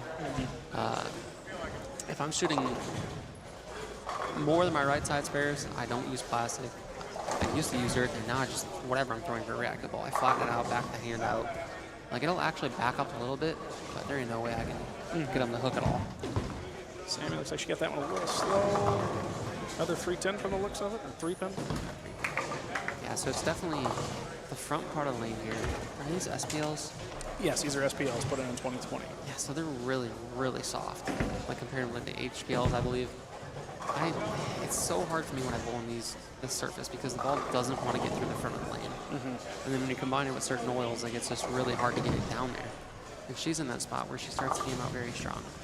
Hit the whole 5 out of 6 shots, I believe. All of a sudden, the front part of the lane starts hooking. Braylon's in the same spot. Caden's throwing it to where she's at down lane, but like that front starts to hook, and all of a sudden, it's a massive move again. Yeah. Yeah, I see it on SPLs, and most of the centers that have put synthetics in St. Louis have gone with the SPL route. With the exception of Dubois and Olivet, they put Pro Lane in, which personally, I love Pro Lane. It's my favorite service to look at. Yes. Bowling on it. I think if I had to guess, I was talking to Andrew Orff about this. We think Cave Springs is also going to Pro Lane. So. Yep. Which Cave, they were wood. We bowled there for state this year. It was a really interesting. I heard horror stories, absolute horror stories about that this spring for you guys. And they bowled at Harvest, which is Cave's sister center for the team challenge. And it was a day that I should have had a desert tank with me, and I did not have a desert tank with me. I was just thinking black venom. So there's the stigma of like not throwing urethane on house shots, but I was actually talking to Larry, and I was talking to a couple guys down here about this, some of the coaches. Just talking about, they were asking about league play. I feel like I hate throwing urethane on house. I don't want to be that guy. But when I bowled at Cave a couple years ago for the MBT, it was 6-game qualifiers, and you had to average 230, 235 to make the top 8. And it's like the first 6 weeks, I'm like, what do I have to do differently? Like, I can't get them through the pins early enough. So I brought a purple hammer and a fast pitch last 2 weeks. I think I averaged like 255, 260 the first 4 games each week. I'm like, oh, now I can throw my high road, and I'm ahead of where I need to be. But we had the finale, and I did the same thing. I threw a purple tilt cousin hook, and it wasn't hooking the lane. Like most people watch urethane, they throw it from 20. No, I'm playing 9 to 7, rolling them, like not really messing up pattern. Like in my perspective, urethane, if I throw it one shot, it's probably going to do less to the front of the lane. It's going to stay on the ball. That's going to carry it down. If you play it right, it can give you more hold on house, depending on what you do. In a high friction center like that, I'm like, dude, that's a singles tournament. I'm gonna average 250. So if I can average 250 throwing, I will. Another great shot from Caden, putting in the high 220s. Yeah, I don't throw urethane much. I don't even think either urethane ball I have. I've got drilled with IT since I switched to that. But anytime I would sub at Saratoga, I would throw urethane just to make it less complicated. They had lane shield over the wood, and it was Saratoga announces 700s like they're 800s. It's a tougher place. It's a really cool place to bowl. Oldest bowling center west of Mississippi. 8 lanes, manual scoring, but it can be tough. So my time outside of bowling is in golf. That's a big thing, like since I've lived here about 4 years, is trying to play every golf course. So like I've never bowled at Saratoga. So I've bowled just about everywhere. I've bowled at Sunset once or twice. Most centers I can say I've bowled there once or twice. If there's a tournament, it's when I'm more likely to go, but not been to Saratoga. Yeah, I bowled there in a double. Is it upstairs? Yep, go up 2 flights of stairs. I think the last time I bowled there, I took 2 things. I took a U2 classic urethane, and I took a hydro. And the hydro is because I didn't feel comfortable throwing straight at my left side spectrum with the urethane ball. But I bowled there in a trio league with John Branham, and we had like a roving sub for our third. And he'd have me throwing a great finish for Caden, 239. And I was talking to, I walked past and saw Q, asked him how he was bowling earlier. I think he said he had 160, like 190, or 160, 180. So he's definitely found something, righted the ship a little bit, but the scores are not that high. Nope. 160, 180, 230? You pop off a good 200 game, you're going to make a move. Outside of the couple kids who had front, I'd say he's probably top 5-ish. I think he's in the big division too, so. So Jaden Rose with 126. One strike that game, one split, and many makeable misses. That's the difference here. Braylon ending with a 2, 4, 8, 10. We shoot 161. Sammy on pay, can strike out 2 for 25. Missed for 2-team. Coming off 240, that's a good number. That's going to be plus up to hit minimum 60 for the last 2 games. If I'm sitting there and if I'm Sammy, I know that ball reaction is kind of getting a little washy. Once I threw that first one, I'd be ball changing. Even though you can get to 220, she's in a really good spot in her division. I would definitely be trying to throw something different, especially knowing I'm going to. Order number 91 is ready in the snack bar. Kind of fell off that one, got away with it. Yeah, but then again, high flush. So it's one of those things you look at it. Get the double, or you got the first one, so you secured the frame. You make a ball change here on your fill ball just to see? 100%. 100%. I've debated on 300 of making ball changes just to see. And that's the goofiest thing, but. I bowled a trio league at Show Me back in 2017. It was me and older gentleman Dave Kulagi and Joey Dolans was subbing with us. Okay, JoJo. Dave strikes out game 1, goes 279. He was throwing a, I think it was a Venom shot, and goes front 4. He's like, he picks up, ooh. He's gonna shoot 223. Yeah, 23. Yeah, so Dave makes a ball change on the front 4 after striking out the last game, shoot 279. So he's got, I think, 7 or 8 in a row between the games. Switches to a rocket. Joey looks at me. He's like, "What's he doing?" I'm like, "I don't ask questions with this guy." Strikes out, shoots 300, has 579 at the turn, which at Show Me back in those days, that was normal. My first 300 actually was back in, it was a week before my 17th birthday, so it's back in the Stone Age, as it feels like, comparatively to who's in this building. But I was in 2011, bowling at Sunnybrook, so one of your favorite centers in Detroit. Oh, Sunnybrook was cool. Throwing a leverage the first game. Like, I struck every shot in practice. I'm like, yeah, surely this is not how it's going to go. 300 with my leverage.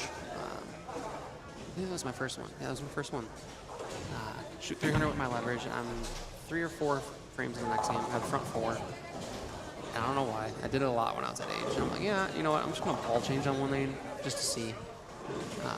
Or I ball changed on one lane to start the game. I ended up going front 8. I had a leverage on the left and like Andacon on the right. Then I blower 9, sheet for 68. Then I go like front 5, Greek church, miss 800. But it was an example of like, I don't know why I did it. I was like, I'm just gonna throw something different on one lane. So I just shot 300, that's cool. And then nearly backed it up again.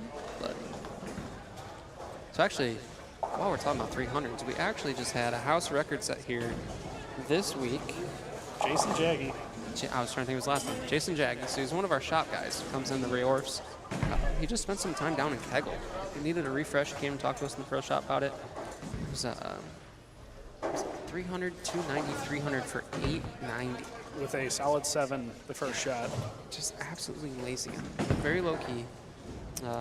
3 weeks ago, Cody Aldrich with 879. That was at Concord. And then followed up with 79 again for 1158. So there's some guys who play in St. Louis. It's never been a doubt. Yeah. Yeah, Jason and the 890s moving pairs, which I believe Cody, you bowl 2 and move, bowl 2 more. Jason on Thursdays, we move in each game, and then he did kind of fall off, unfortunately, a bit in the first round. Him and his partner lost game 1. A couple of the seniors that bowl here regularly that shot like 550 at them, it felt like. You see that every Thursday. You'll be the 1 seed going into the match play round and get blown out, or lost in roll-offs. I'd never want to be the 1 seed. I'm sorry. It's cool leader tournament unless there's a qualifying incentive. care less about being the 1 seed. One time I've been to 1 seed was like it was a 6-gamer, then you cut to cashers, and then you just that time waiting to start the cashers round, you get stiff, and it's like, Yeah, it's another little small crack in myself, but I can't tell you how many times I've actually been a 1 seed in a tournament. It's not a ton. I'm usually your middle pack, low into the cut kind of guy, just sticks around and then make a little bit of a run. But I bowled my senior year of college, so 2016, I bowled Michigan Majors. They're no longer. They tried to revive them, didn't work. But my first event I'd ever bowled for them. It's a Masters level tournament, so it's like a Masters for the PVA kind of deal. We're bowling on 32-foot bowl. I go 801 out of the gate, 279 game 4, and 230. So for 5 games, I was like 280 over.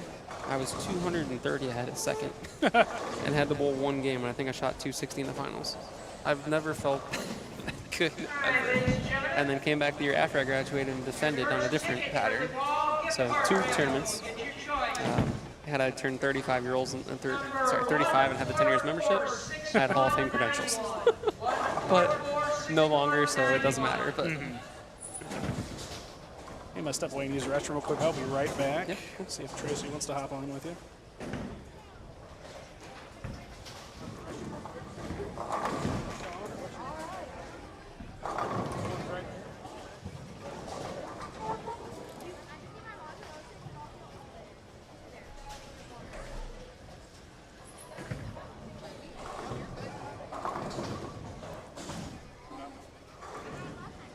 I was about to say, I have no idea how the buttons work. I just look over. Well, I'm a pro at it now. Yeah. If I see it, my ADHD is going to start pushing everything. All of a sudden, we're going to have a disco light drop in here. I know, right? That would be fun, though. That would be really fun. I'm seeing some amazing bowling today. I've seen numerous strikes in a row, which is amazing to me. I'm not much of a bowler, so to see these young people score strikes like that, it's fantastic. Zach and I were talking about it a little bit too. So, coming from the recruiting aspect, I coach over at McKendree on the other side, so college program in Illinois. I'm hearing a lot about numbers. I'm just watching. Like, I enjoy coming to tournaments. Obviously, I have to do my due diligence in recruiting, but I just enjoy watching bowling. So it's like even when the kids are struggling, but it's just kind of the evolution. I like watching bowling. So we have some kids moving over into this area. Caden just moved out for a pair. He's kind of rounding it. Shot 220 last game. We had a front 8 down there 2 games ago. I think it was like game 1. There was a front 8. There's a front 10 down here for 280. So there are some good scores out there too.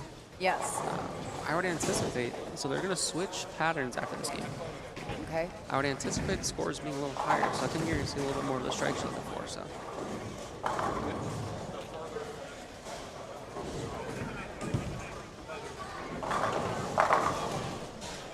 Alex Purtle, that's the gentleman with the 282, game 2. 10 in a row. That's crazy. 10 in a row, it's, you know, some people, it doesn't matter how many times they've been in that situation, they still get up there, knees get a little shaky. Well, sure, especially when you're young, too. So we were talking about 29 and 30 hooking a little bit more. Caden went down, flushed on 29, goes to the right lane, right gutter, Jailbird, Brooklyn, 5-7. Probably not the best shots, but 30 also doubled over on the last one. So here in front of us, I apologize on name pronunciations. Got Layla Jaco, Kellen Stevens, Purtle, like you were saying, Shelby Gall right in front of us, Kylie Wright. Definitely got some of the younger kids here. Shelby bowled that Valero Youth Classic that we had at Lakeside. I feel like she placed in that. The champion of the St. Louis one was here. He's here, Mason Heiligman, who, looking at standings, is leading the Masters division with plus 86 after 3. Not sure the exact, if they're cut to a top 4 step ladder, if that's the case. Cut currently is 547. I mean, that shows a huge, a cut under 200 shows the difference compared to house. So I'm just creating a award in my mind real quick. Best name in the building. Best name in the building. Best name in the building. Marcellus Goodman. It's a strong name. That's a strong name. It's a strong name. It's a money name. That's a financial guy who's going to make millions, or that's a general in the Army. Look over in the Classics division. Alex Pirtle's leading with plus 12. Okay, plus 12. The 282 is 152 pin difference over game one. Say he made the right move. Cut in that division, which is Classics, is 519. And what is the cutoff for averages? Do you have that for those? Do you know? I can find out in just a second. It used to be... The second division, I think, is 190 and under. That's kind of what I got. It used to be 150, 170, 190. Okay. So when you would go and bowl something like Junior Gold, which is out of 200, you get back and it's like, Yeah. we're messing up numbers because we're basing it out 200. Majors division, leading is 510, cut is 472. Rookies division, 490 is leading, 462 is the cut. And that is a very close spread there. And they're all competing within the same bracket, correct? Like, Yes, so each division, it's not boy girl, it's intermingled. Yes. Okay. That's something I really like about how JVC does their stuff. So you've got somebody that's, I'm coming out of Saturday morning leagues averaging 170, and I'm going to go bowl, sure it's on house, but I'm going to go bowl something for the first time outside of my league. I'm not going to go and bowl against the Spitzer Robarges, the Matt Pearsons, all those groups that we had back when I first started bowling these gateways. I'm bowling with, well, at the time Spencer was a major. Tony Resnick was a majors.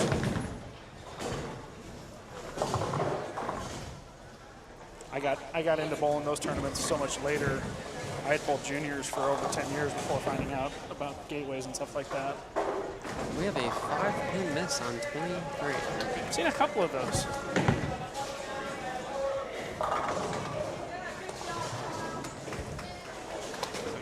I like his jersey, the USA one. I was just telling Tracy a couple minutes ago, I'm just a fan of watching bowling each other. It doesn't matter if it's youth, adult, senior, it doesn't matter. Just Absolutely. I'm like a bowling junkie when it comes to watching. Used to take a trip every year to the TOC. Go hang out for a couple days, watch the best in the world do it. Got to watch Pete win win on TV. I got to watch Norm win an event. We've brought Norm up a couple times. So I bowled the USBC Masters in Syracuse. My first event, I think, was like 2017, 2018. And they have a big paddock. Big, like one paddock for 360 of us. But I walked in there and I rode up with Nate Garcia. So he's on tour. I used to coach Lincoln Memorial, but we're sitting there and like I put my bowling balls here and Nate's got all 75,000 that he puts over here on this side.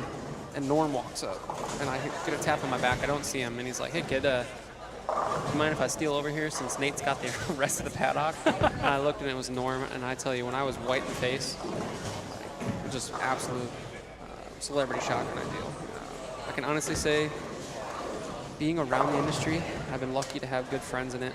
I met a lot of great people, good friends with Andrew Anderson, guys like Kurt Pulon who were really big in the 90s. Harry Kral's made a U.S. Open. So, been around the industry, have a lot of those people I know on a close-hand basis, but never thought I would get that out of Norm.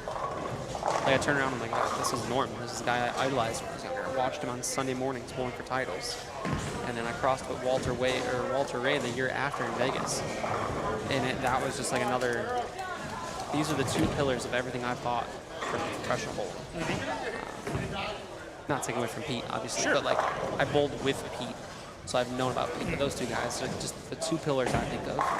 It's super cool. Like it's, you know, you bring up Pete with some people and they always have so much to say. It's like, I've bowled against Pete. I've seen him around town. I've seen him win on TV in person. Pete's a great dude.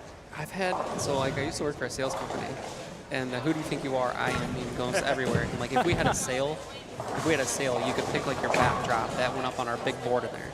And somebody had Pete Weber up there, and it was like, who do you think you are? My customer. And like it was modified. And I was joking. They're like, wait, you're a bowler, aren't you? I'm like, yeah, I'm a bowler. Like, you ever bowl with Pete Weber? I'm like, yeah, I actually just was bowling with him yesterday. Like, oh yeah, sure. I'm like, no, actually, like here's my scorecard. Here's Pete's name on it. They're like, that's not the same guy. So then the next week I'm bowling a different tournament. I'm like, hey Pete, can I have you help me out? He's like, what do you want, kid? And I was like, just need a picture to prove that like I actually bowl against you. I was like, nobody in my works believes you. He goes, are you starstruck? I said, no, but they are. So, and then the one guy's like, I can't believe you're friends with Pete Weber. I'm like, I just bowl against him. I got just bowl against him. First PBA event I bowled was Sean Rash's first Parkside Open. Huh? So So it was a regional, as Brett Spangler put it, it was a regional entry price for a national event. The AC went out that year? No, that was the following year. Okay. This is when I really met Mitch Beasley, super awesome guy. Mitch and Seems like he's got a lot of Angelimar. stories. Mitch and Angelimar. Well, I had told my brother, he had gotten a picture of Junior Gold with Ronnie Russell and EJ Tackett the year before.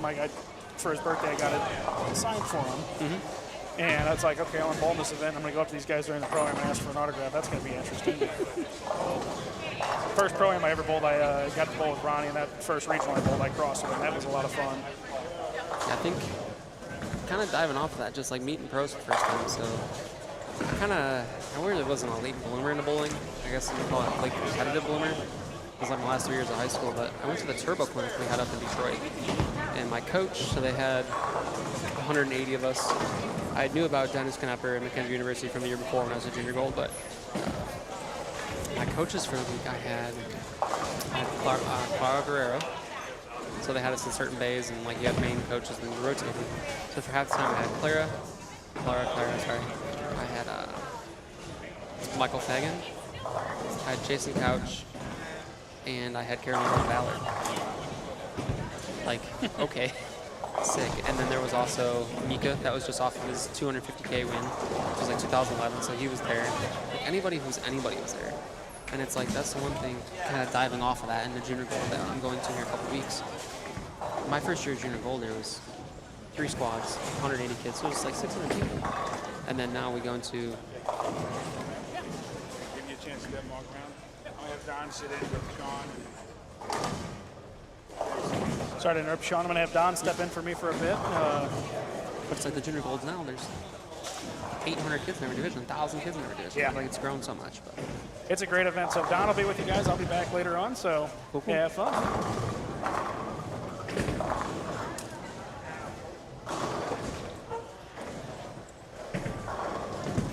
So Tracy, how did you get kind of wrapped into us here? Well, I have had the good fortune of being friends with Larry Husky for quite a number of years, and super good dude. Yes. Loves the sport. I spent a lot of time in bowling alleys as a young child. My parents bowled, and I bowled a little bit in college. I was not anywhere near this level. And when Larry asked if I wanted to be involved, I jumped in immediately. Cool. I tend to gravitate toward opportunities to sponsor events that involve children. Okay. So I'm a Children's Miracle Network miracle agent. So a portion of all of my commissions that I earn selling real estate goes directly to children's hospitals here in St. Louis. So I was very fortunate to be the number 6 agent in the entire country last year. Humble. Humble. And so I just continued that community involvement to be involved with kids. And I really was drawn to this one because they do have the opportunity to win or scholarship money. And it's such a great sport for kids. Right. I agree. I think it's, Don, you can correct me, but I think this is the only sport that I know of, and it's one thing I talk to people a lot. It's the only sport where you can start earning college money at the age of 5. You look at like youth golf, they can, I don't know the exact realm of it, but they can only take it through visas, but it also affects their amateurism. This is the one sport where it doesn't, so. Which is kind of like that weird gray line in athleticism, especially with NIL now. Yes. Making a big difference through NCAA rankings, and some of the other sports that NIL is definitely going to have an impact on what athletes are going to be able to do moving forward. But 96 and 97 are ready in the snack bar. bowling has always been one of those sports where the line of amateurism is a little cloudier. So it makes it harder for us as coaches to make sure that our athletes are doing what they're supposed to when they're supposed to, but still being able to earn money, earn scholarship dollars towards their education. Yeah, for sure. And it's a little bit different. I don't know all the NI particulars. Like Don's obviously with Missouri Baptist, McKendree, so 2 different realms. We both compete in USBC as kind of an intermingling, but the NCAA to NAI is a whole different thing too. Yep, absolutely. Even all the way down from just the ability of how we're able to interact with athletes. Yes.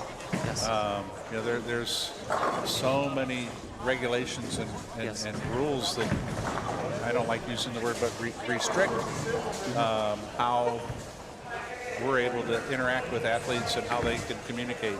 So, of course, I know for us, big thing too is June 15th is like the Bible day for us, for a reference point. So between your sophomore and junior year, June 15th is the first day that I can communicate with you as a prospective student athlete. So if we're in a center, you're a freshman or sophomore, like junior gold, same thing. I don't know if it's the same with you guys. Hi, good luck, best of luck. That's about all I can say to you. I can't talk to you before you compete that day. Hi, bye, good luck. That's all I can say. You know, with NAI, we can actually recruit at any point in time, and we can actually sign athletes as early as sophomores. Yeah, it's an an advantage. Katie Thornton just signed a young lady to come to bowl at SCAD that is a sophomore in high school. I wish.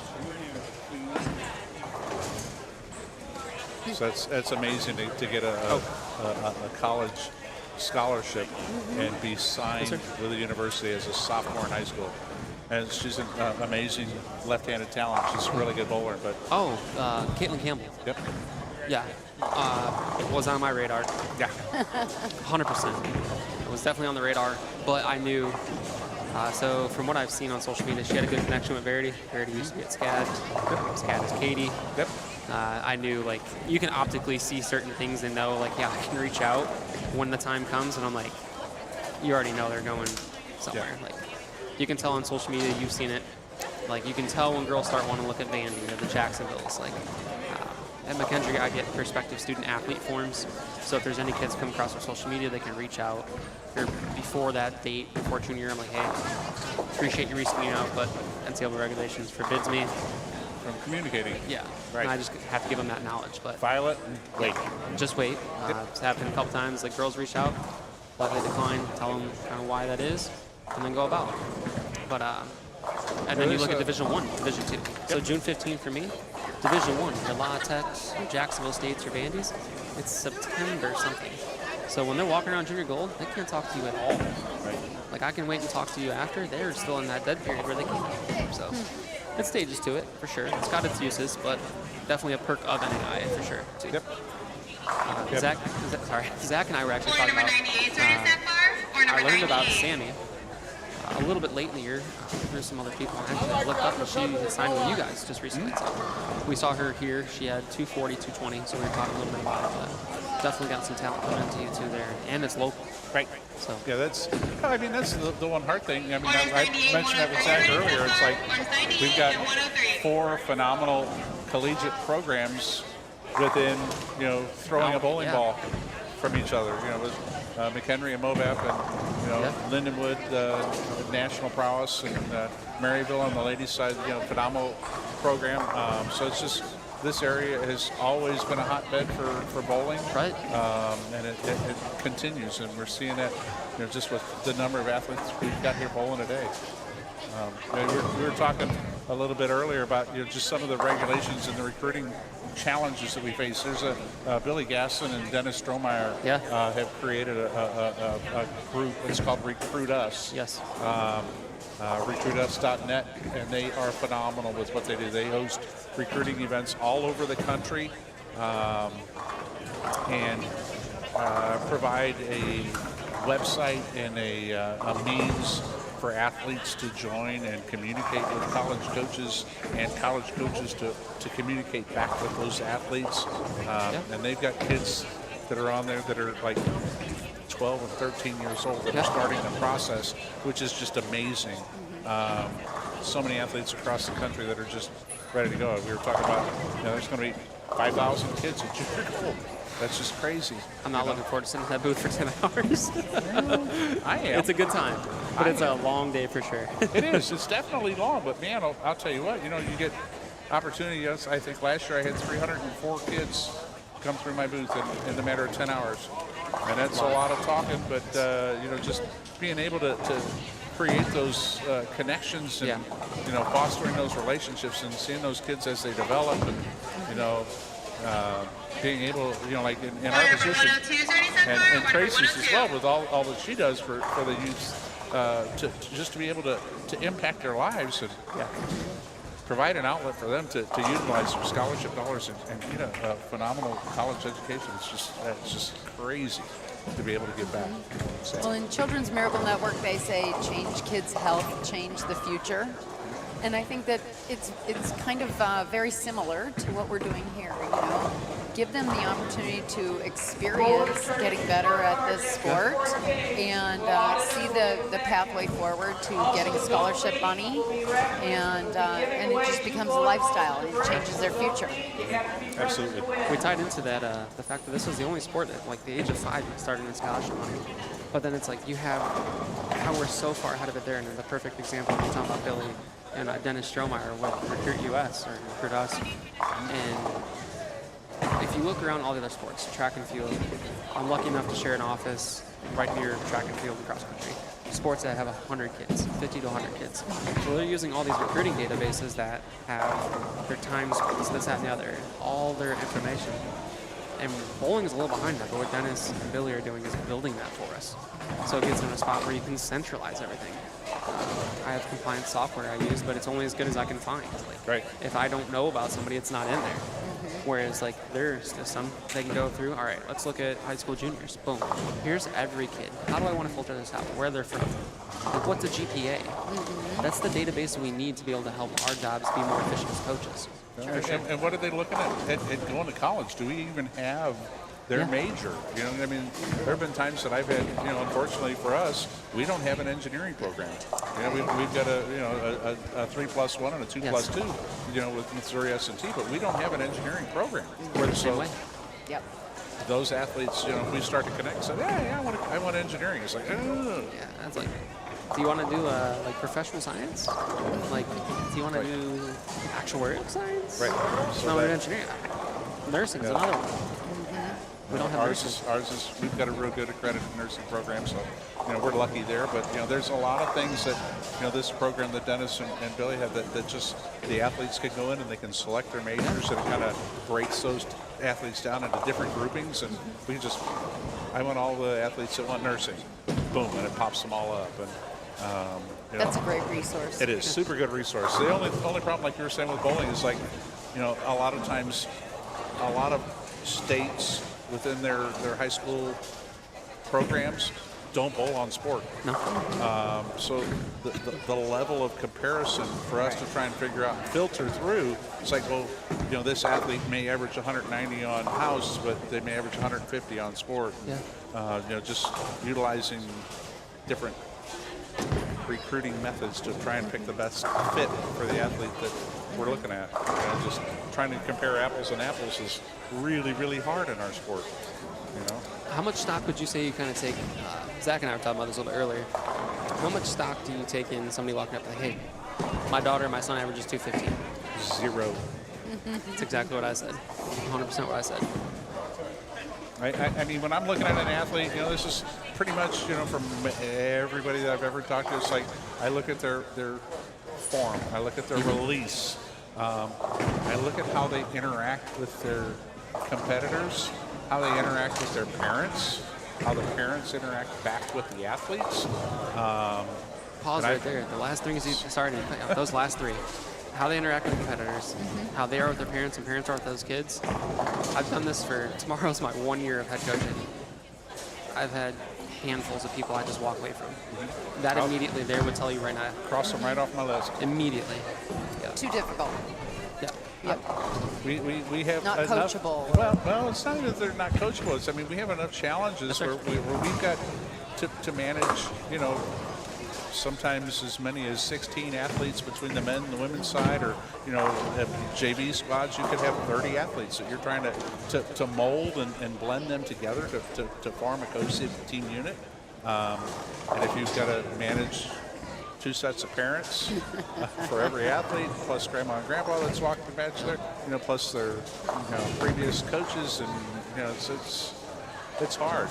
So just knowing that, you know, allowing the athletes to still be kids, and they're kids in this environment, you know, it's hard to, you know, draw that line where you're looking at how much interaction is that parent having with that athlete, how much extra pressure are they putting on their kids, and you know, how much do the kids respond? And, right. I have noticed in this group here that they're very respectful of each other, very supportive of each other. And if they're having a great game, they go and tell them that they're having a great game, you know, rather than putting a target on their back. We have a group of boys coming through. I think they started down here on the high in the first game. Jacob Taylor is a McKendree committee's coming into the under Dennis connector this year. I was down watching his pair because it was the front 9 or 8 right next to it. And they're laughing, joking, having a good time. I'm like, are they bowling a tournament or they just, like, it's good to see. Like, it's good to see that they're having fun. They're not too hard on themselves. But, Right. yeah, I apologize for pausing, but I felt like what you said there, like how they interact, I take more spec in that than anything. Scores don't mean anything. East Coast, West Coast, St. Louis, like, I don't care how you throw it. Like, I don't care what you score. Sammy's down here killing it again. 7-bagger? Yep. Yeah, so she's got 43, 20-something, and now she's working. Yeah, she was in, I think, I'm going to pull up real quick here. I'm going to pull up my phone so we can see what scores are. It's on tournamentbowl.com. So I know that they had listed game 3 was already posted, and we can actually go through and give some scores. I know that they're popping them up here on the website. Let's see. Rookies division. We've got Miles Mann and Riley Bogey and Landon Pullum and Liam Ranke. They're through 4 games. So after 4, 587 is in 4th place. Let's see, in the majors, we got Henry Lewis, who had a pretty good game 1 down here with 197, and Logan Pogge and Blake Naylor and Will Stewart are the top 4 there with 589 through 4. I don't have service in here. I was trying to call it up early. It doesn't work too well. Yeah, classics. You got Weston Huff, Brian Rhodes, Nick Donius, and Lillian Smith. 679 through 4. The Masters. Alex David, Andrew Leonard, Mason Heiligenman, Stephen Rogers. Quite a few of those. Some of them already have 4 games in. Alex David is at 781 through 4. I know that Mason had 680 through the first 3, and Sammy had 630 through the first 3. So Yeah, Mason just finished. Yep. Caden Clark down here's got 2-0 going, and I think he was 50 under. So yeah, he was after game 3. Yeah. He was in 4th place or 3rd place. So I walked by game 2 and he had 180 out, and it looks like he shot 140 in there. So a little bit of a speed bump. Rebounded right back with 230. So yeah, that was right here in front of us too. Yep. Ball change back 6 or 7. So he's another good talent. His father Quentin is pretty good talent. Was a college coach as well for a little while, and Caden's a super good talent coming up. So I was talking to Zach about it. Right-handed, left-handed is obviously different, but I draw a small comparison in my eyes. Obviously, I'm not from St. Louis, so I'm completely objective on it. I look like a lot of similarity to Spencer. Very calm head. He's very knowledgeable, and he's also very young, and he's done a lot. And he throws it like he's 10 years older. Kid is good. He's ton of talent. He's going to be one that's going to be highly sought after, very quick. And very well mannered. Yes. Very good. He's just, like Donald Simpkins, another one. He's just a super good ambassador for the sport. Good young man.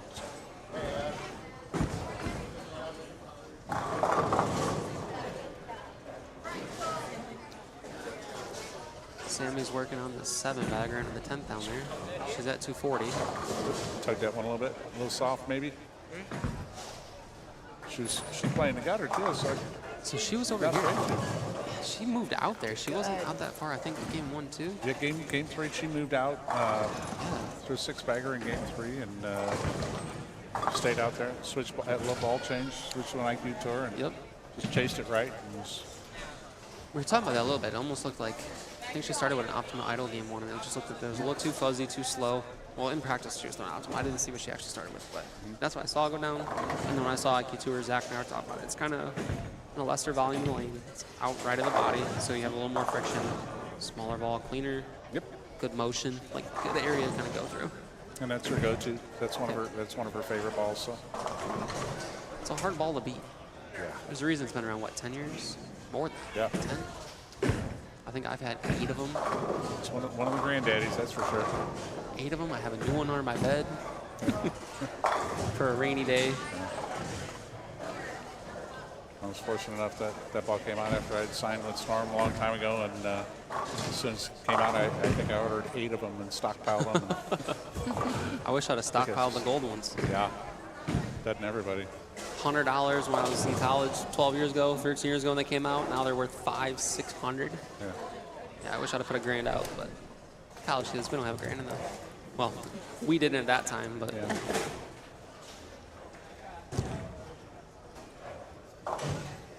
It's like another 230 for Sammy. I don't know what Mason had that last game.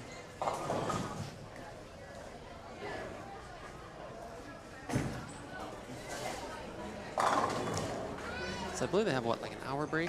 Hour and a half lunch break, something like that? I think so. Yeah, they're pretty quick turnaround. They're going to redress, and I think they're going to a 44-foot pattern that's coming up on the second one here. Tungsten's what I thought I think heard so. too, That sounds correct. Yeah, Mason had 213 that last game. Okay. She's at 899, and with Sammy shooting 230. That'll get her to 860. So Layla over here has 52 in the fifth with And a four-bagger. 4 missed makes. Can still pull out 200. That's a little left. I black clouded. That's like my 4th one. I'm like 4 for 5 in black clouds, and I don't want to be.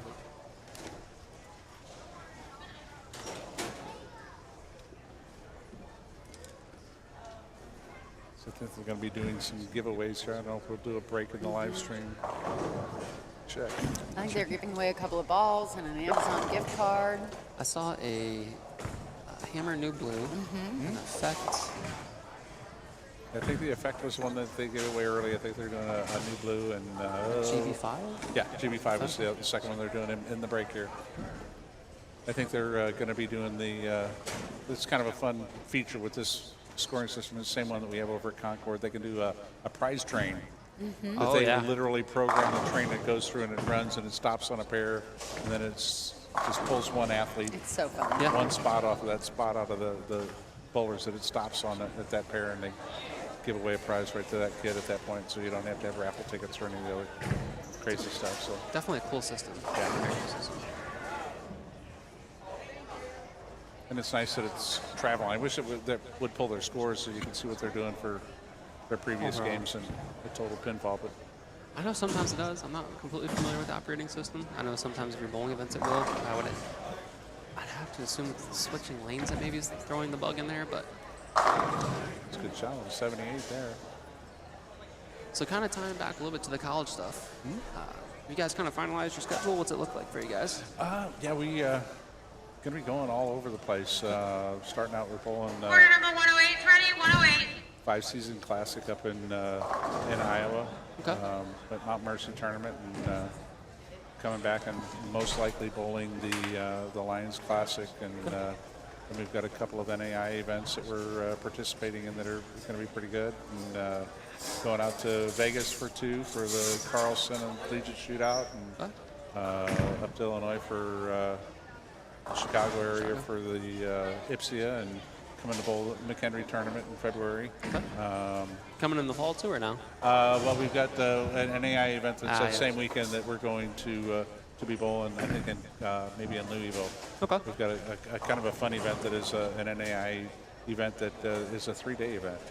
It's kind of different format. We bowl team portion, the 5-game team on Friday, and then Baker portion on Saturday, and then they're taking the top 4 teams from both days and having a shootout on Sunday. So it's kind of a neat format, a little different, but 2 different tournaments, and a lot of tournaments are going to the 2 tournament weekends. Yeah.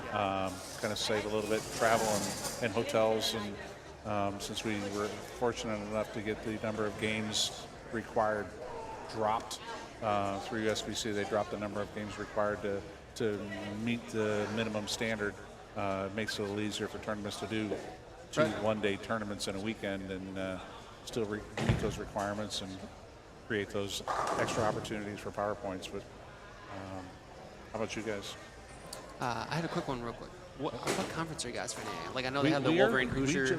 We just were, for a long time, we were part of the American Midwest, Yep. AMC, and now we're transferring to the Heart of America. Okay. So That's, the whole university is moving over to Heart of America, so that's going to be good.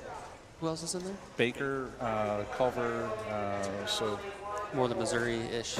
Missouri, Kansas, Iowa, so right in that range. Just a couple of Chicago, a couple teams from that part of the town. But Yeah, you'll get like the Ottawas, the McPhersons. Orders Top- 115 well, they're and 117 KCAC. ready in the snack bar. Orders so 115 they and were with us 117. when we were part.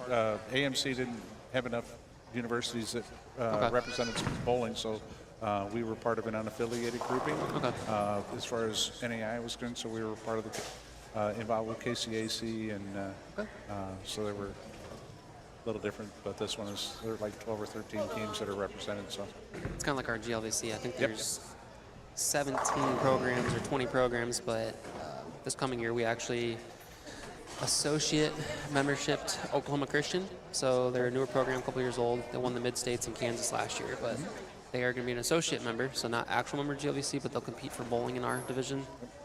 Very good program, very, very strong team. So they're going to add some depth to the GLVC. And then University of Indianapolis actually just added women's bowling.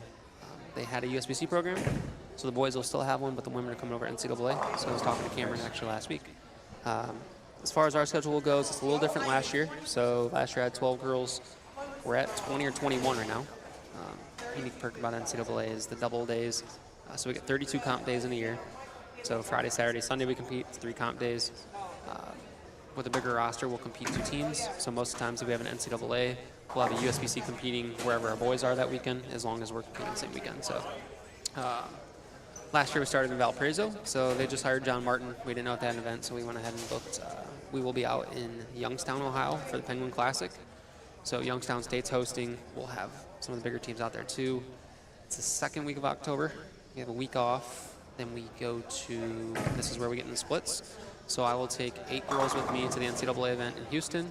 Then we will have 8 girls or possibly the rest of the girls bowling the Lions Classic in St. Charles.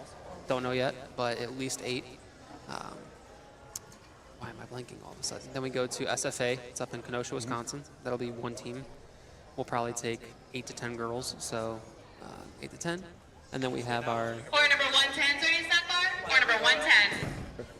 And, we're going to be taking a break here shortly after the competition finishes, so they can re-oil. We'll shut down the live stream in a little bit, but Cool. I'll be quick. Got the McHenry one to wrap up the second semester, and then we get into our schedule is really spring intensive. We have, we'll send a team to Chicago. We have Delaware same weekend, North Carolina, like all over. If we make both nationals, we're in Vegas and Reno.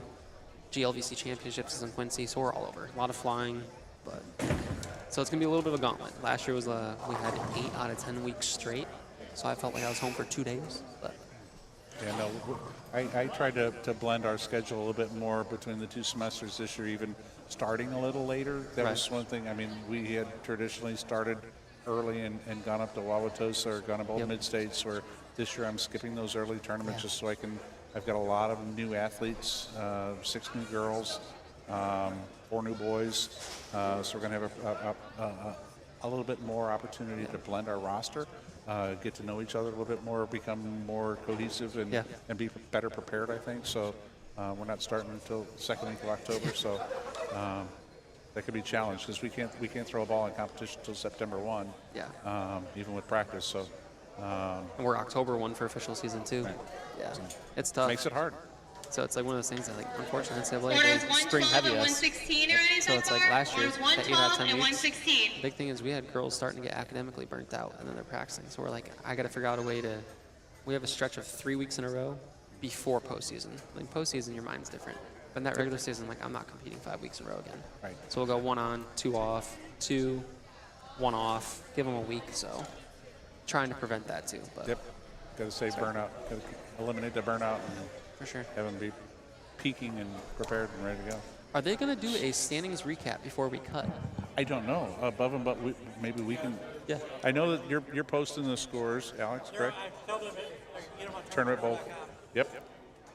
So I know that I've got it on my phone. I can probably do one real quick with you if you want to. I'll let you. You want to start? Or you can do rookies if you want. I got it right here. Okay, so let's see, rookie division. On pronunciations. Yep. So we have Miles Mann at 6:44 through 4. We have Lance Brem at 6:16 through 4. Riley Poggi, I probably said it wrong, but 6:12. So this is actually really close.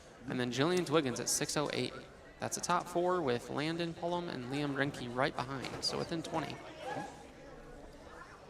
All right, and let's see. My service is not good in this building.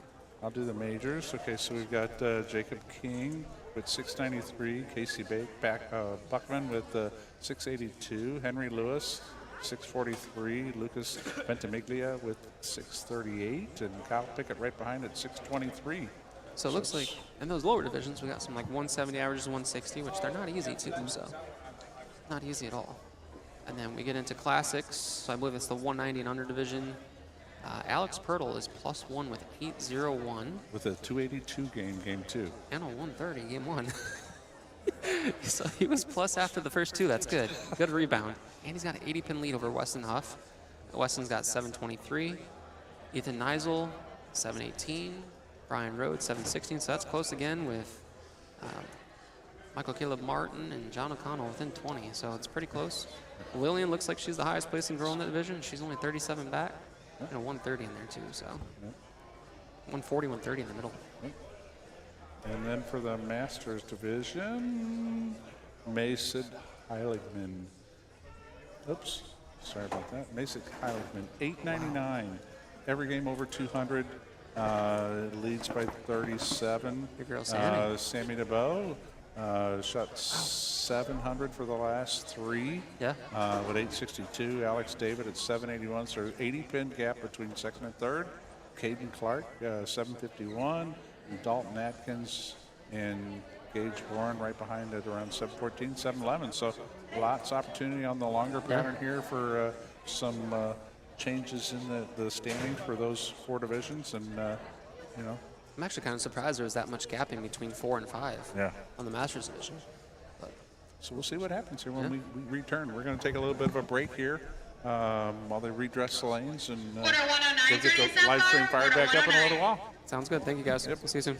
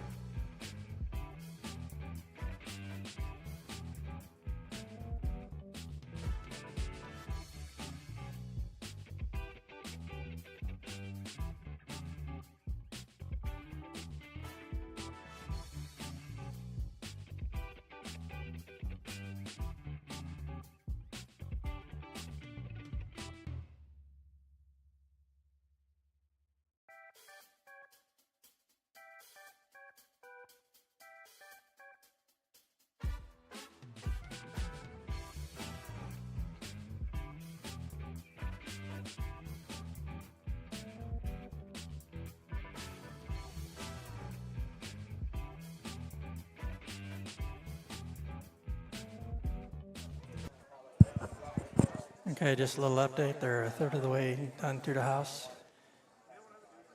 And we'll continue the qualifying in about 35 minutes.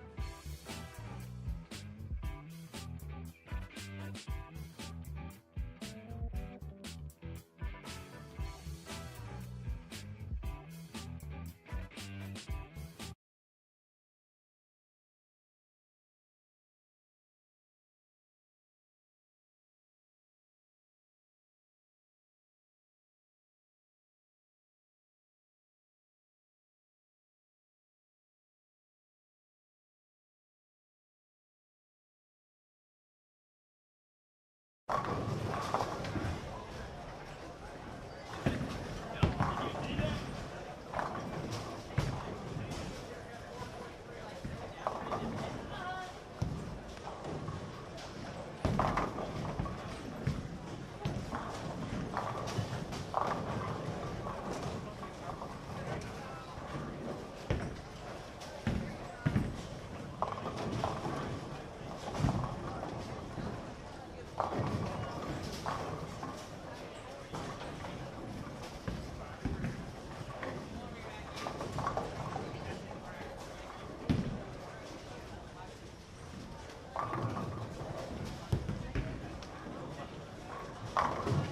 159 for your stock bar. Order 159. Order 168 for your stock bar. Order 168.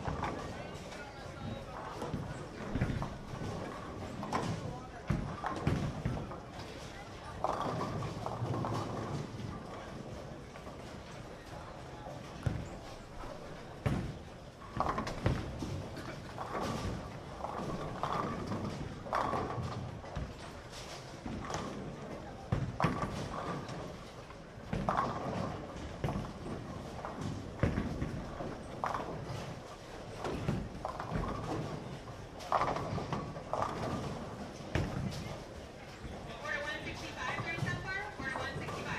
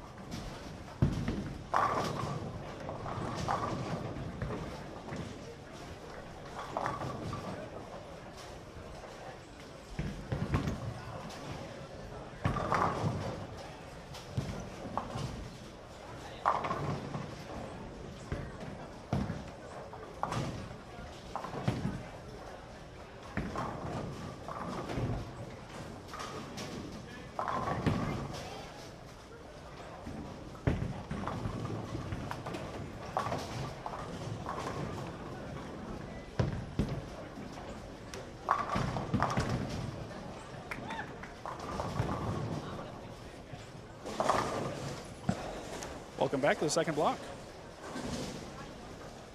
Bowling on 44-foot titanium here at the Stars of the Lanes Imperial Bowl for the JBC and Part-Time Bowlers Tour. I'm Zach Friedman. I've got other people. I think Sean and Don will be joining me again. Got about 3 minutes left to practice. We're just ready to hop on for the back half here. Bowling 4 more games, cutting to the top 4 in each division. We'll be with you here in about 3 minutes. Order 169 across the 30. Order 169.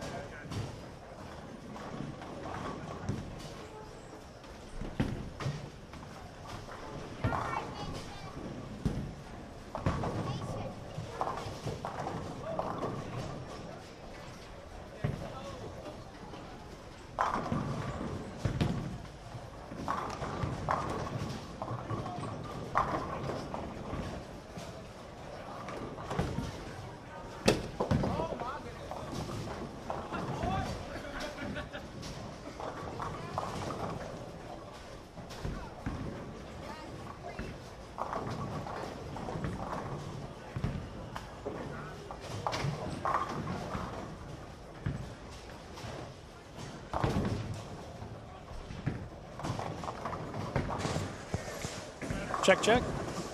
And we're back. Got about 20 seconds left to practice for some of the lanes. Actually, probably a little less than that. They're turning red, getting ready. Maybe it's just this one in front of us. Just saw, so now we're on titanium, 44 foot. 25.25 mils. And I think the scoring pace will probably be a little bit higher Or number on 163 this go around. Or number 163. I know that some kids are certainly breathing a sigh of relief. Joint relief. Yeah, 4.21 to 1, 44 feet. A lot of the bowlers that struggled with ball speed in the first block should be better off on the longer pattern, at least in game 1 and 2. When it starts transitioning, it might get a little tougher. The SPL service tends to hook a little earlier. I agree, and I think positioning, setting up, who makes the adjustment early and correct? Who can cover the spares on the long pattern? So looking here on 23 and 24, we have our tournament leader in the Masters Division with Mason Heiligman, plus 99. Well, at 899, they have the different divisions. Plus 99 is based out of 200, which I do not believe is what they're running off of. So 899, Caden Clark is rounding out the top 4 to make the cut at 751 with a 37-pin advantage over Dalton Atkins, who we just saw start off his game 123. Order number 160 is ready in the sandbar. 160. Good cover on the 3-6-10 from Mason. It's going to be big on this block, so you come down to spares.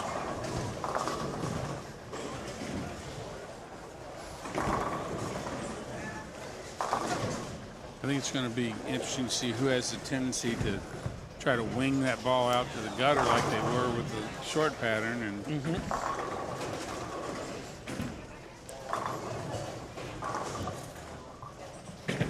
Landon Parmalee just struck on 24.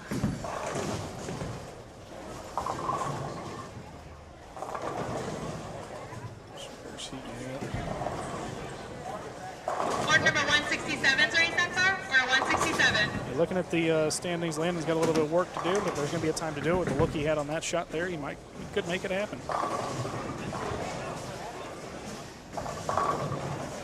High from Donald. Donald's looking to rebound after his first set. Donald's only 43 pins off. That can be the difference in a game and a half.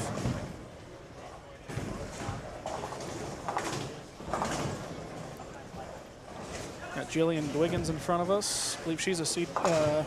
She is a seed bowler. She's one of our younger ones.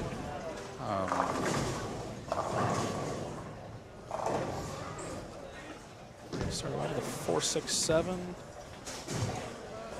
Again, it's going to be keeping yourself in a position where you can stay clean. You got to give yourself a chance to pick something. That ball, I think she's a little bit speed sensitive on that ball. Just, she let up on it just enough where it got inside and she went through the nose on it. Her dad's with us, and I'm sure he'll be making adjustments with her, helping her figure out where to go. And her dad's one of our, not only one of our key people in seed, but he's a pro staffer with Radical, and gives such great insight to the kids, that in our group, and even kids just in the gateway itself. Yeah. When they even need adults information. at times. I bowled stuff with him when I was bowling a lot of the Metro East stuff, and it's a great resource, especially with the Brunswick stuff, the Brunswick family. Mason covering his 10-pin there.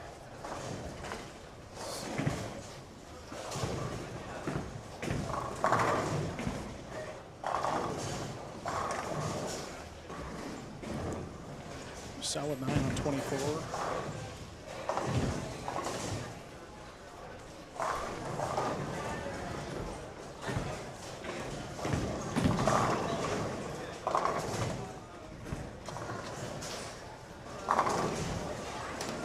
It was a nice break for Landon on 23, throwing a messenger. You see a lot of that down here.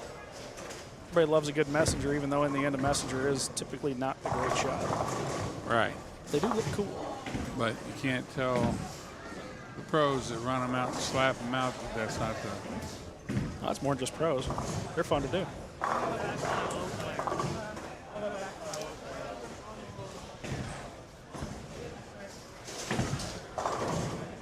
4-9 for Donald.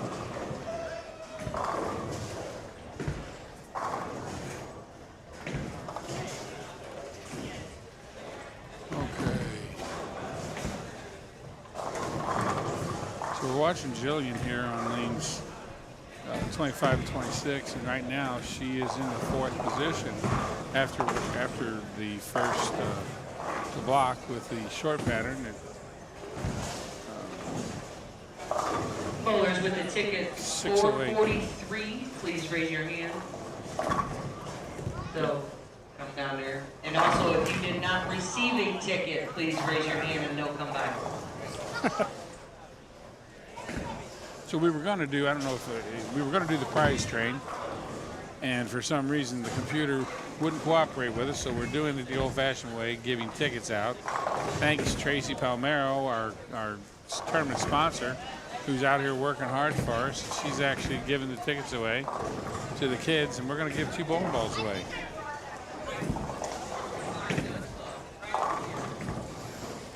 So over on 27-28, throwing right now on 28, your tournament leader in the Classics division, Alex Pirtle. Alex shot a 282. 282. Front 10, 4-4.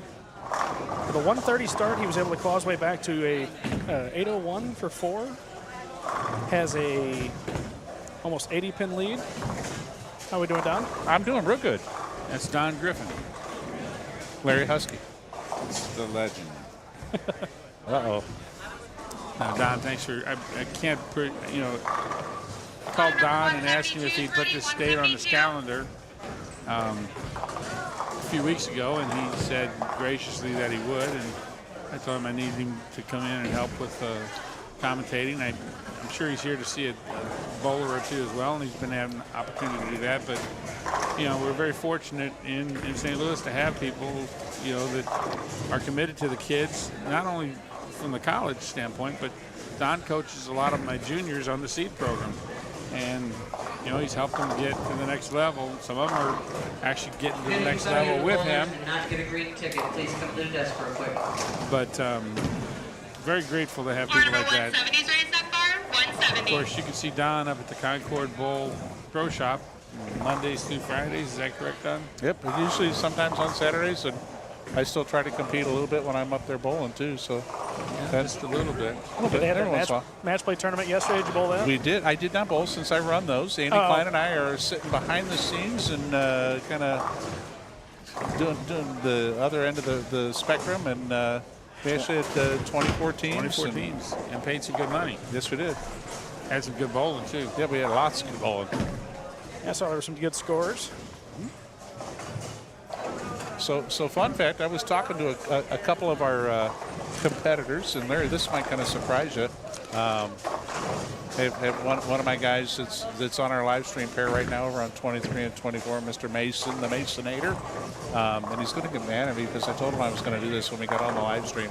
I always like to try to ask, especially with the kids, I ask some weird questions, to try to get into their psyche a little bit, try to find out a little bit more about what makes them tick. And I asked Mason, I said, "Hey Mason, what's your go-to snack?" He looked at me like I was crazy. And he says, "Popcorn." I said, "Flavored popcorn?" He goes, "No, just plain buttered popcorn." And I confirmed that with his dad. And he says, "Yeah," he says, he eats a bag of popcorn every night. It's like, really? He goes, "That and Twix." Twix are good. Yeah, Twix are kind of good. So, I mean, when we're traveling a lot of times with the college teams, like, we pack a snack bucket. Oh, yeah. Because we've got to be able to, when we're on the bus, in case they need a snack or something between blocks or between games. A lot of times when we're in tournament mode, it's 8 to 10 hours of bowling, nonstop. So we got to stay hydrated and keep those blood sugars up, and keep our energy level up. And that's one of the first questions once the season starts. I always ask everybody, it's like, what's your go-to snack? So. Yeah, when we would have the Saints invite at Lakeside, we'd set up the lounge, and you'd have the tournament director's chair, or tournament director's desk we'd set up. And then in the lounge on the pool table and other tables in there, it was just snack city for everybody, the coaches, the girls, everybody. Which first PBA event I bowled, I got the best advice I've ever gotten. It was from Brett Spangler. You're not going to cash. Eat your entry's worth and the free snacks from the paddock. All right, our first winner is Charlie Jenkins. That's it. He gets to choose which one of the balls. So, Larry, what's your go-to snack? You look like you've had a snack or two in the day. I've eaten a snack or two, and I think I feel like I've eaten the person who made the snack today. Me too. I don't think we can argue. I like popcorn. Popcorn is, the fact that now it's microwavable, and you can get the extreme butter from. But all right, second ticket number. This is for the Hammer New Blue.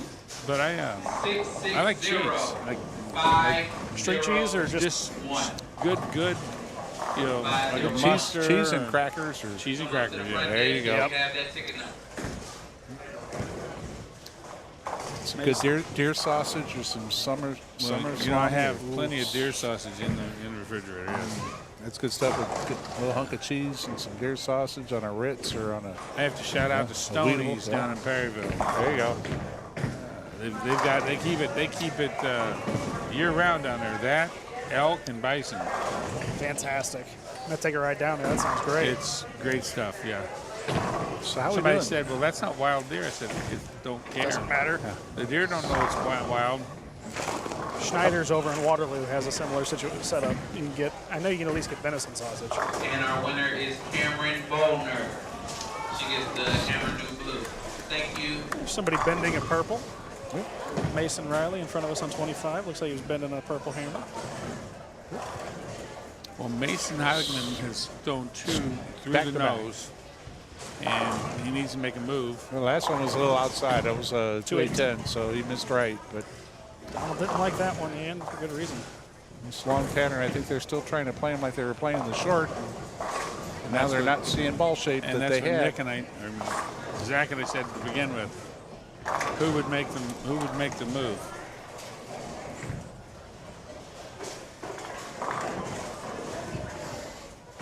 A little better there for Donald on the spare attempt.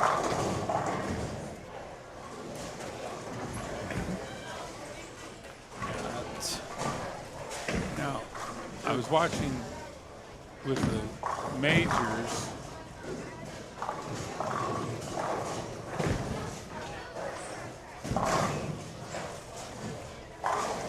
They're pretty bunched up.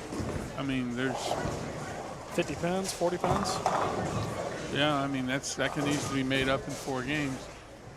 The way the scores are going, that could be 2 games. Yeah. We talked about Brian Rhodes earlier on the first squad. He's from Festus. Denise Trammell Phelps has been coaching him for a long time, and he's technically out of junior leagues now, and this summer will be his last hurrah with the juniors. Order 152, your food's ready. Order 152. He's somebody that should do well on this next pattern. The Masters, as always, are going to be very interesting because, like I said, you go all the way down to 9th place, and they're only 60 pins out of the lead. With a step ladder, all you got to do is make it in. You don't need to be the 1 seed. 1 seed has its perks. You only got to bowl 1 game to win, but it's more time for you to sit and think on it. I always prefer being the 2 seed. He's just in too deep, and I think he's coming up on the ball. Did he make a ball change there? No, it looked like he was throwing the new Summit, or a Summit.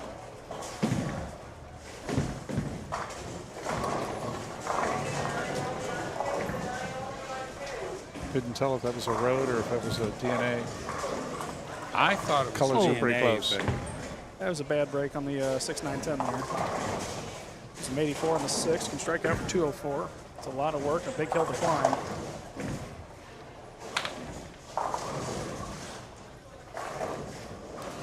He's got quite a bit of buffer in the cut line, but let's see if Landon can keep up his string.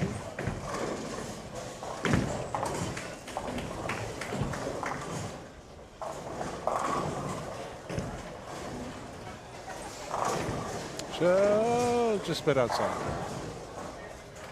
Almost rolled that too. It's pretty close. Seen a couple of those today.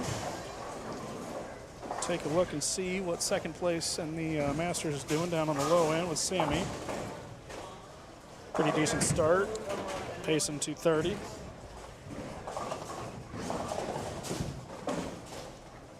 Well, Sammy got a really good finish. She had a really good look those last 3 games down on this end. 701 the last 3. And she did. So she kind of just bumped right and was able to pipe it up outside of the second arrow. And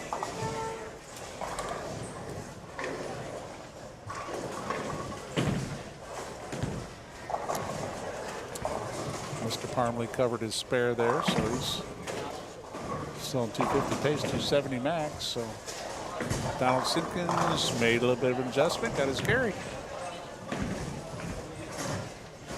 I still see some errant spare shooting, so maybe that's something that, getting these kids ready for college thinking. It's like I had a couple conversations with some of them that to be thinking about.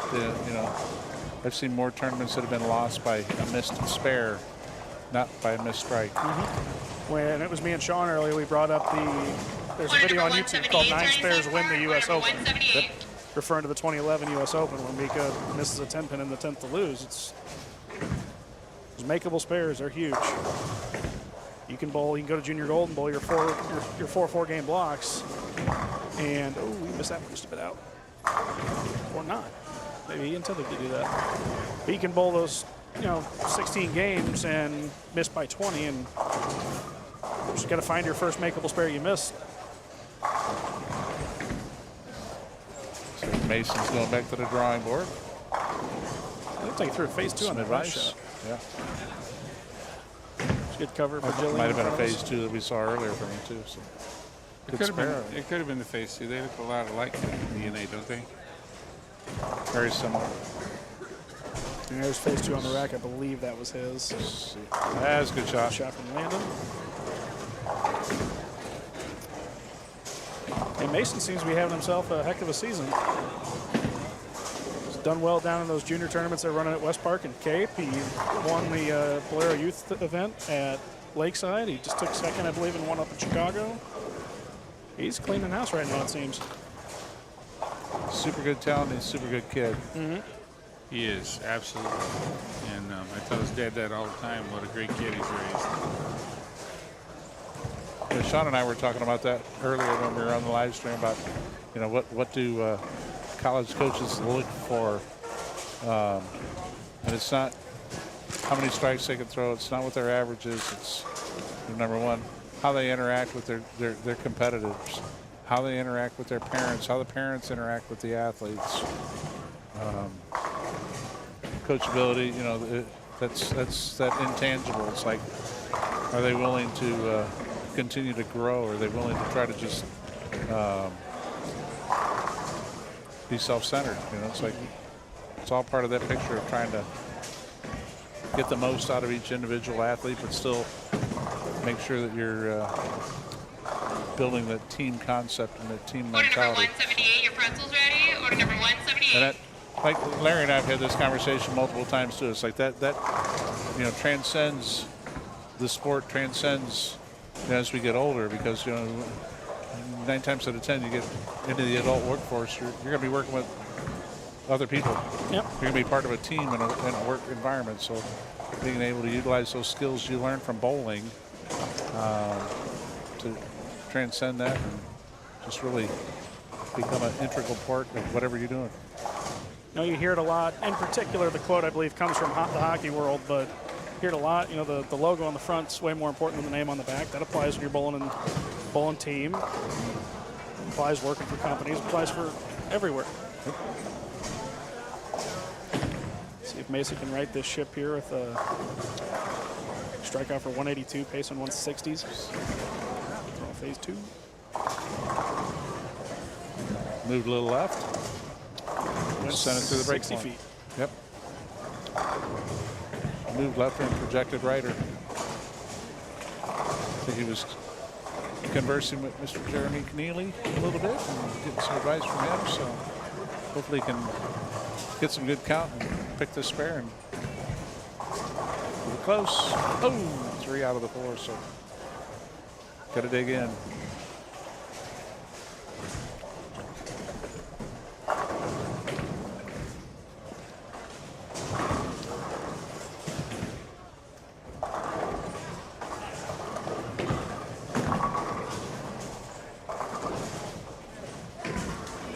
Julian getting up, leaves a 4-7.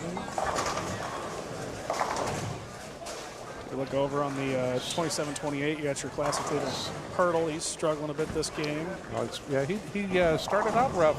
The first walk on the short hit 130 the first game, but then followed it up with a 282. Nice 282. I don't know if I've ever seen that number. I don't think I have either, especially that way. Front 10, 4-4. I had a senior bowler once go front 10, 5 out. Nice.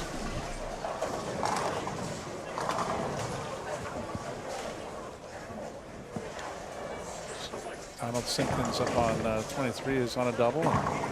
See if Mesa can figure this out. Ball change. A little better. And he moved his feet. Yep. And he moved his feet, too. Threw that one better.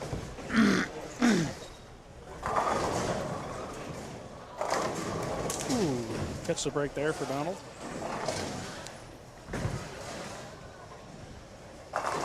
So Donald did something there that I kind of like.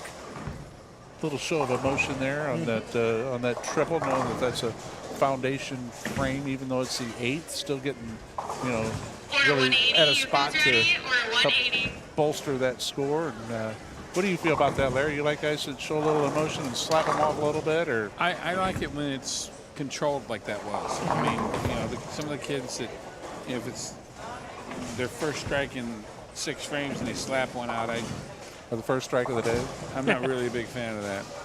But, at this age, they get a little bit of forgiveness. I mean, it's going to be a little bit different if they were bowling terms against you and they've been bowling you for 25 years and they do it. But I know a guy named Don Griffin who's had a little bit of emotion from time to time through the years. I heard about that. But it was when you needed it, When I was younger, more times than not, it wasn't whether I needed it or not. Well, we're not talking about being young. Remember, we're giving grace on that young thing. But a lot of these kids have a lot more poise than what we did when we were that age. I agree, and I think emotion at the right time is good for everybody around you, and it's absolutely good for you inside. Yep, absolutely. And Ray Arf one time gave me some really good advice. I had a couple of strikes in a row bowling in the Masters League in the early days of the Masters League, and kind of slapped off a couple, got a little excited. He says, Don, he says, don't let them know you're coming. He said, just let the ball do the talking. Sneak up on them. Just let the ball do the talking. It's funny, Don. I've said that to a few young bowlers over the years in the part-time bowler store. Some guys, they get real loud and boisterous. Man, they'd say, "I want them to know I'm coming." I said, "Trust me, they know." The telescore speaks volumes louder than anything you can say or do. But yeah, in my opinion, just have fun with it. Within reason, don't be running out 10, 12 lanes, but. We've had some of those guys in the past in St. Louis that did that. Yeah. Oh, Joey did it. Joey Dolans did it one time down here during the summer league. I think it was one of his first ones of the year, and he took off running. He ran all the way against the wall over here. I remember Willie Wells was known for that in St. Louis. We used to call him Right Turn Willie. He'd get on a string, and you'd never know because he would literally just start going right. Didn't matter who was up until he ran into him. So. Yeah. Or by him, yep. Yeah. That That was an interesting one. That one looked like it picked up real quick and stopped. And there's a good break for Dalton. 205 clean. Pretty good game one. Mason wants to get this first one here, at least get him. Oh, solid 9-pin. I think On he's a got really good I think shot. he's got a good idea now what he needs to do. They skip one pair, so it'll go to 27-28. Yes.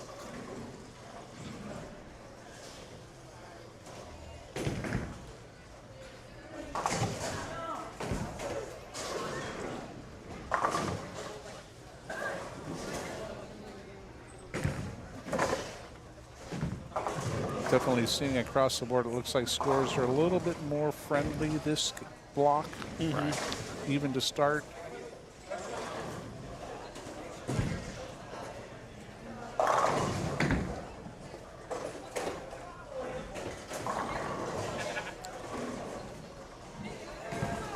I always like when these athletes get the opportunity to experience sport bowling at an earlier age, and that they're not afraid to step up to the challenge, and it's always a good opportunity. I think that this is great that you're doing this, Larry, at this type of a tournament. I'm very excited with the turnout that we had. Yep. Order number 177 is ready in the snack bar. 177. Looking down on Lane Talk, down at 3 and 4. Sammy can strike out for 237 this game. Braylon Thomas, he can strike out for 222. Lance Brim, he's in second, and I believe rookies got 187 left. Which that rookies division's so tight. Anything you can do in that 10th frame is going to be big.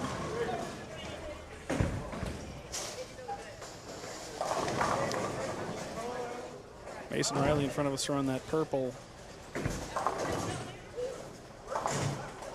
That may affect some play coming behind him.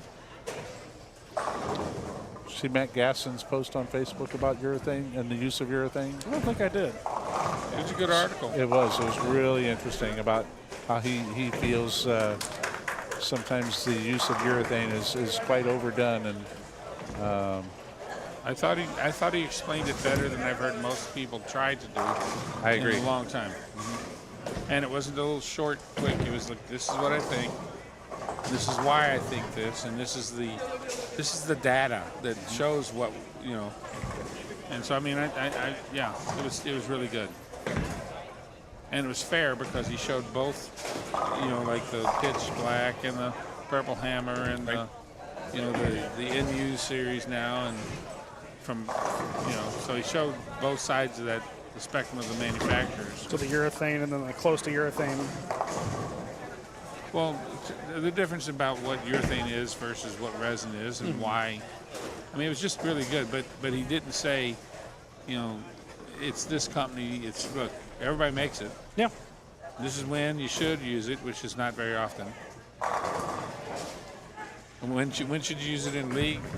Never. Never is what he said. You know. I was telling Sean the only time I ever used to bring urethane is I was subbing at Saratoga.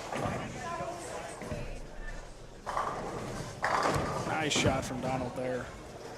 4-bagger? 5. 5-bagger. Yep.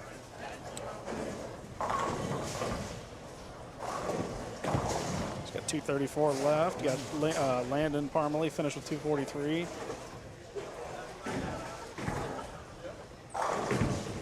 Mason finished with 139. It's going to put him in a spot he's going to need to do a little bit of work. Sammy's going to jump him. I think there was about a 60-pin difference between second and third in the Masters, if I'm not mistaken. Third place was 66 back, so. Order number 182 is ready. 182.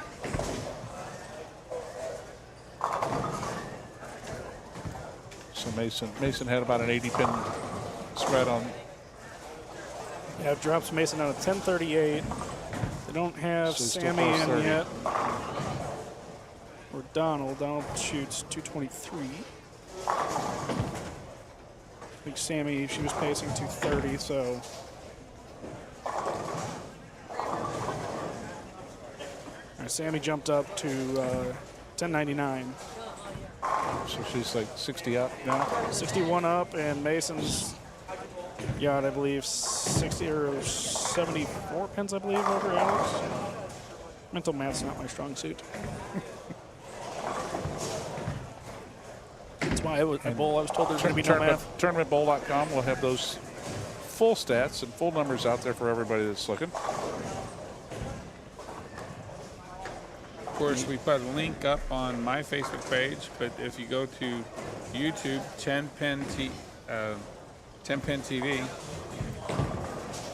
you can actually watch live with us. Covering the last 8 Order pairs, number or 8 lanes, 4 177, your pairs. fries, chicken strips, and burgers ready. 177. Really good finish. Donald Simpkins jumped up to 4th, so very good. I was talking to you earlier about the young man named Harper Burnett. His banner's hanging right beside Tracy's down there. Somebody, if I was a coach, I would definitely be putting him on my radar. Yep. He's from down south, isn't he? Yes, Jackson. Talked to his dad a couple of times about that youth classic at Lakeside. I understand that Donald Simpkins has already spoken to his father about the possibility of him becoming a member of Seed to help him, get where he wants to go. He's already pretty much exclusive Brunswick equipment. He's bowling Teen Masters this weekend. That's exciting. And he's leaving right there and going to Junior Gold. That's going to be a lot of bowling in the next 3 weeks. Where's Teen Masters at? It's someplace there. Hold on a second. I want to say it's south this year. Don? Tell you in 2 seconds. Yeah, you'll have to tell me on that one. I'm looking it up. Good, keep chatting. I want to think it was. I know it's not in the same place. Last year they were together. Yeah. This No, year, I think last year was at Thunder Bowl and then Junior Gold was in Indy. That's what I feel like it was. I could be wrong. Florida. I knew it was south. Yep. That's a lot of traveling. June 29th is when they start up with the clinics and orientation and stuff starts on the 30th, and then Junior Gold starts the week after that. And that's a lot of travel. Heading up there to for registration and the expo that they have up there on Saturday when they do a lot of the registration and the meet and greet with a lot of the colleges. And so it's always a busy, active day, long day. That's a really cool atmosphere too. It is. It's so exciting. Didn't Ian go to Teen Masters this year? Wasn't that one of Yes, his goals? Ian Sewer is going to Team Masters as well. It was his goal that was one of his goals from 2 years ago. He wanted to go. He went 2 years ago and had an eye-opening experience. I got him hooked up with Don immediately after that. We still call that the immaculate 10-minute transformation. Talking to his mom about what we would do with Seed and why we chose Don to be a coach. And to look up, we didn't even think we were watching the same kid bowl we'd watched 10 minutes earlier. For real. Yeah, Teen Masters, those very light volume patterns are quite interesting. Just the concept with the universal ball. Everybody has the same bowling ball, and drilling requirements are very minimal as far as what they can alter. And it's really more about shot making and athlete talent. So it's a true test. It's super good. Yeah, I believe it was back 2021. Jeremy Keneally would come up and practice with Chesterfield on them. Those patterns are interesting. You can bend a house ball without trying. Mason got up. He put that one in a good place and boned a 7 pin. Dalton with a strike to start off.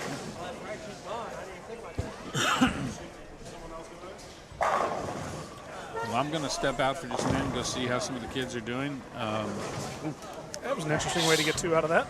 Almost slid that between 4 and 7. It's a pretty good shot. There's some good athletes coming up on this next grouping that we have here.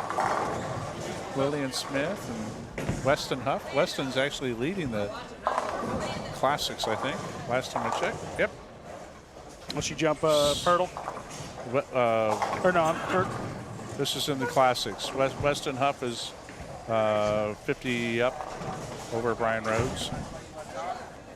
Lillian is right they now don't in have, they don't have 7th. Pirtle's updated yet. Pirtle Yeah. shot 167, so He's probably going to 960, so he's going to be right there with him. So those two are 1-2. So 3.610 conversion. There we go. So Tracy's gonna jump in with you guys. see what updated on the Masters side. They got all those scores in. So The JBC crew's been great going around getting the scores in. they get those scores in so quick. I mean, it's not even frame 3 or 4 across the board here, and they're already updated with almost everybody. So pretty cool. Compared to the adding machine with Arlene and Jim back 15 years ago.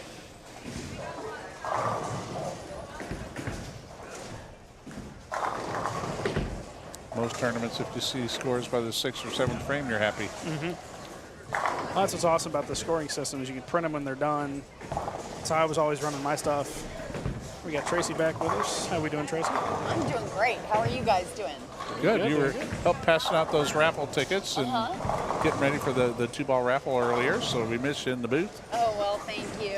It was kind of difficult because these little folks, they move around fast. You're working in a bowling center, you're cooking food. What lane are you on? Well, we're currently on 7 and 8. 10 minutes later, you're 13, 14, or 11 and 12.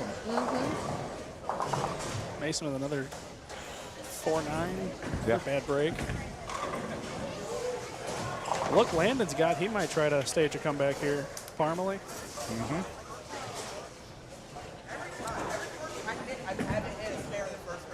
It's amazing how quickly positions can change in this sport by a pretty large degree.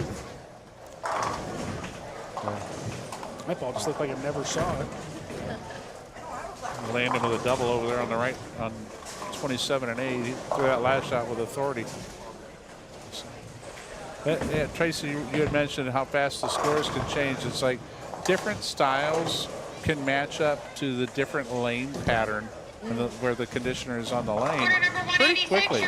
And certain athletes that don't score and match up real well on the shorter length patterns have a little bit more success on the longer patterns. The longer patterns are usually a little more forgiving score-wise. Spares are a little easier to pick, and that kind of sees their scores go up too. So spot on. Remember when I bowled the Masters League, was talking to Aaron O'Brien, who was on the team with him in Illinois, and we were talking about picking a pattern for something. He's like, yeah, kids bowling, short pattern. Is there, the spares will throw them off, everything will throw them off. Long patterns, biggest thing I notice, especially depending on the lane surface, is how early the balls start to hook. It's a little less volume, people throwing a bunch of surface.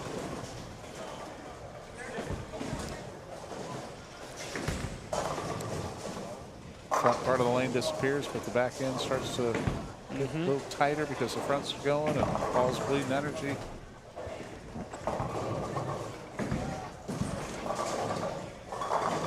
Definitely makes the equipment choices a lot more of an impact. A little better shot there from King on 26, throwing a primal shock. That's one of my favorite things to throw in this building.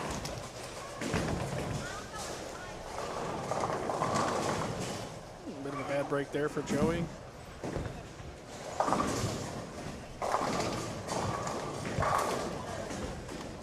And conversely, a good break there for Hayden. So got to have them both. I was trying to uplift a couple of kids earlier, and they were, I said, it's like, how many times have you thrown a bad shot and gotten a good break? Or conversely, how many times have you thrown a good shot and gotten a bad break? So it's like Larry said, that's bowling. That's bowling, that's right. I mentioned earlier we saw a messenger. The messengers look cool. Headpin comes across, takes out the 10, the 9, the 7 if you're a lefty. They're cool looking. They're usually not a good shot. Half the time I let a ball go, that if I do get that break, it's a flat 10 off my hand.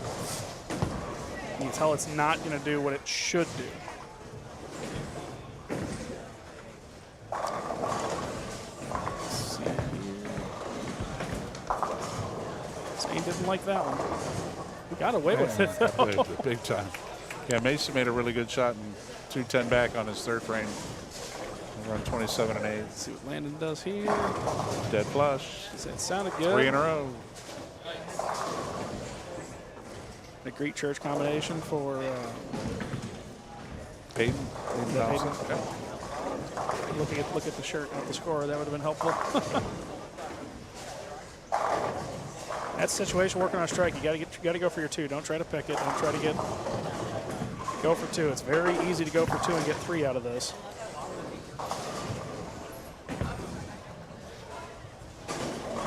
Or miss them all. Yep. That's something sometimes that's something you see a lot with the younger bowlers. They try to go for the fancy spare and pick them all and miss them all. And, you know, when you're on a strike or you're on a double, and that kind of impacts your score real quick. Another good shot there for Jacob. Donald Simpkins with the designer spare on 28 with a 6-count split. Mason throws a double. First one on the block. Great shot there. Looks like he stuck with the phase 2. Got a little more dialed in.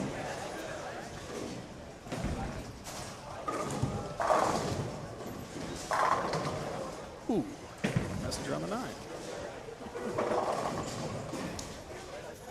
Solid 9 for a right-hander, especially on a really good shot. It's usually just a nice kick in the gut. Yeah. Almost more frustrating than a solid 8. So Landon does here on 27, front 3. Pretty close. Dead Great flush. shot.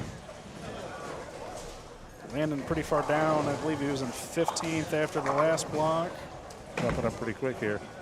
Shoots 243 and bumps up to 11th. He is 39 out of the cut line.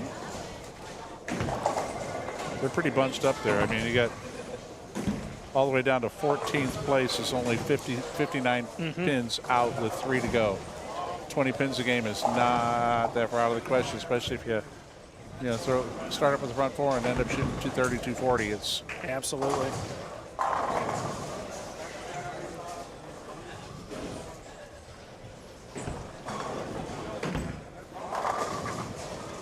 A good shot from Hayden. He kind of gave it a look. I'm guessing the 9 went a little late. Wesson Huff on 23 of the 2-pin. Ball kind of skated.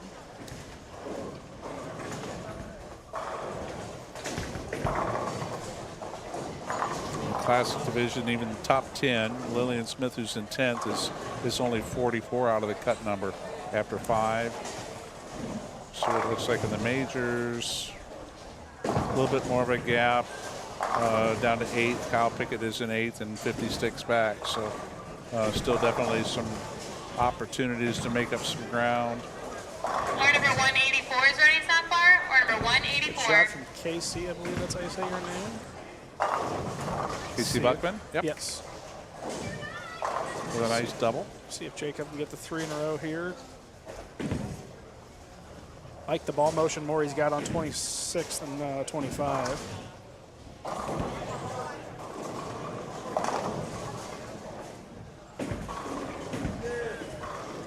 Great shot.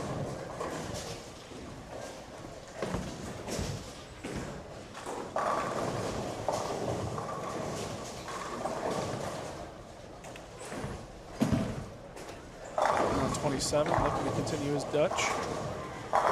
Great shot from him.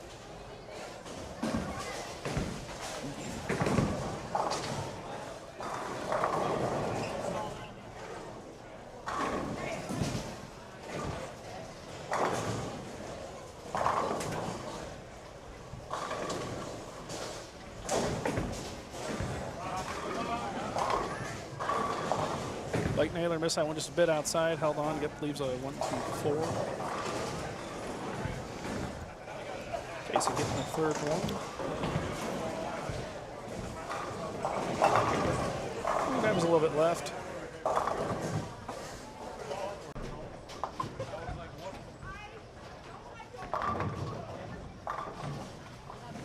All right, we're back. Landon getting his 5th one in a row over on 27-28. Mason getting back on the strike train there. through 5. He's pacing 224.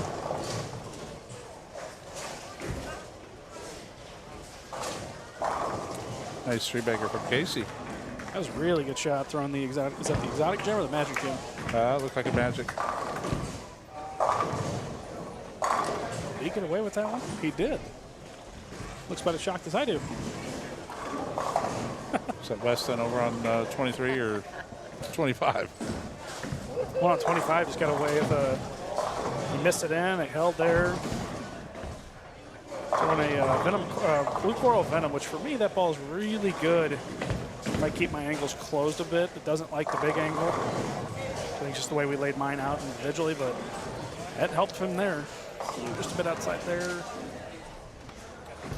Landon Parmley with the front 6. After shooting 240 the first game, and he jumped up about 5 spots in the standings, and he's only 40 out of the number right now. So that will definitely help his score. Absolutely. Gage going Brooklyn there. 6-baggers will do that to you, though.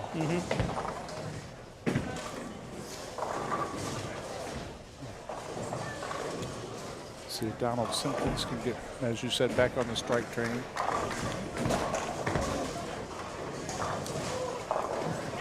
Blake looks like he had an approach issue, or he dropped it right off his wrist.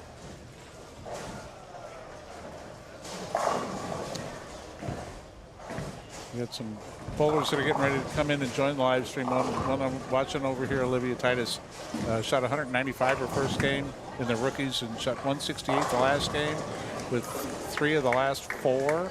Is one of our two-handed ladies. So we don't have a whole lot of our young girls even still in the JBCs that are two-handed. So that'll be kind of a treat to get her right in front of us here. So. She's 12. And she's 12. Yep. It's crazy It's how pretty great amazing. she's doing.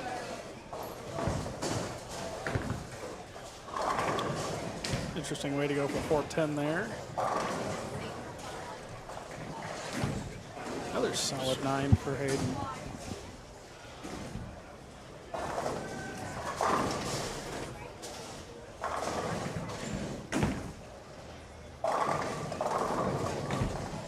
No, I still see a gold ball go down the lane. I look to see if it's an IQ Tour or IQ Tour Pearl. I know those have been gone for a while. Mason with another good shot.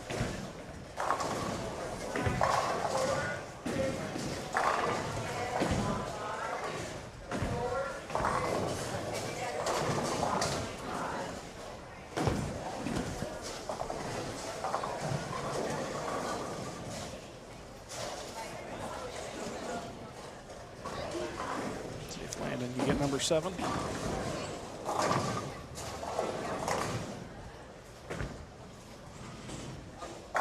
That looked Absolutely. good. Had a couple of good chances at that big square. We were in front 10 with the 4-count last game. Yep, Alex Pirtle, he's got down on lane 2. He 3-6-10 his first frame. He's got 5 in a row for that through 6.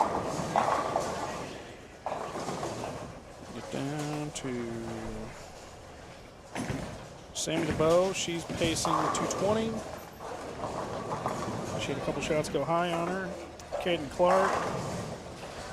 She's working Dutch, chopped to 310. Yeah. Solid 10 for Donald Simpkins on 188. Gauge with a 710. You know, as much as pins bounce here, you do not see that made here very often. Yeah. Saw it try to kick up. Casey Buckman can get back on as well. She opened the last frame. Another prime example of getting the count there. Granted, he was working on a spare.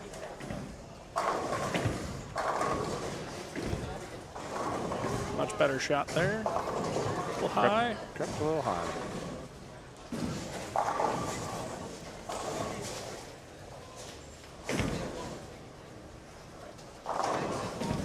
Good shot there for Landon Alexander on 23.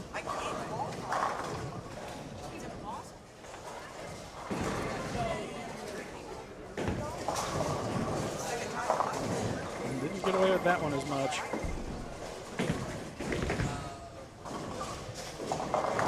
Good shot from Lillian Smith.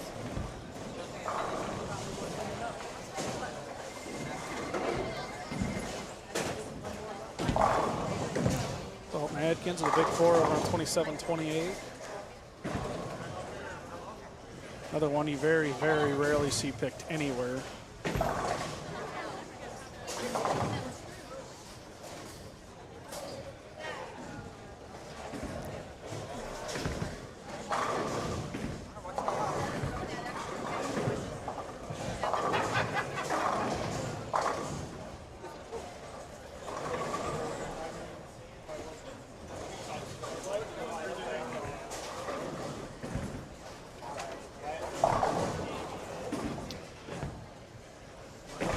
Little in, it looks like there.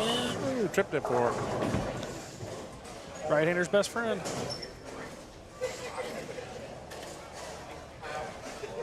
See if Mason can go for his triple here.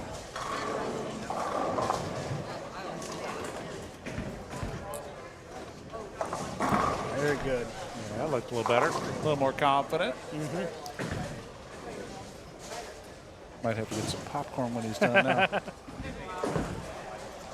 Good shot, Mason. Have to get some popcorn pretty soon, right? I regret every time you do that. That's all right. Good job, buddy. See, it was rough, but that was just to figure it out. It's working out right now. Keep it going. Keep it up. See if Landon can get his. Just a bit wide over there for Jacob King.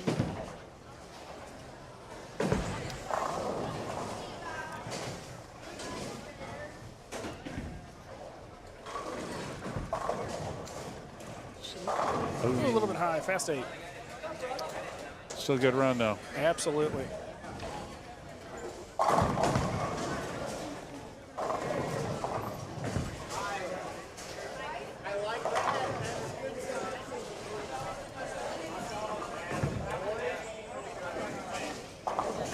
Cover there for Jacob. Good double for Lillian, too.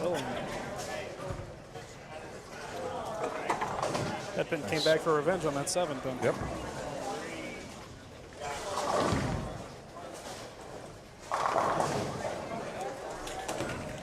Alex keeping up his striking down on lane 2 to a 7-bagger.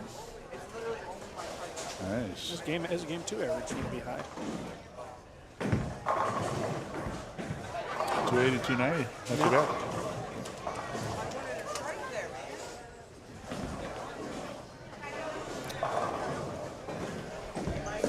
That looks like a pink urethane ball just went down on 28.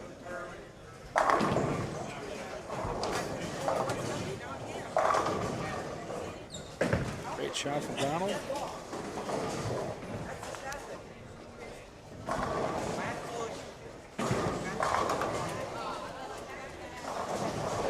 Lillian finishes with 174 there at the last 4. Say she got it kind of figured out on that pair. So that translates to 27 and 8. It's definitely in grind mode. Yep. Dalton high, 3-6-10. Mason threw his 4th in a row, gives him a max score of 244.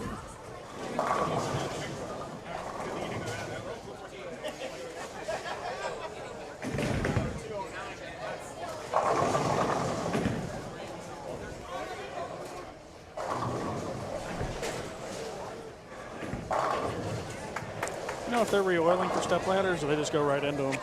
I do not know. It's a good question. Might be a Leslie question.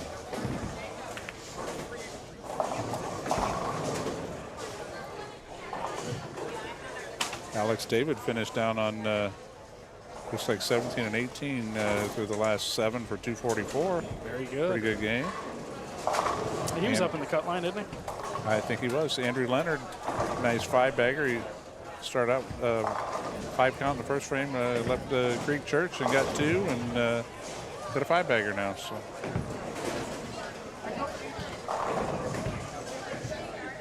Page with a wrap 10 there.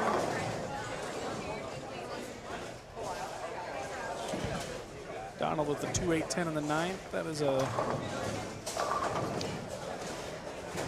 it's always a bit of a frustrating one there.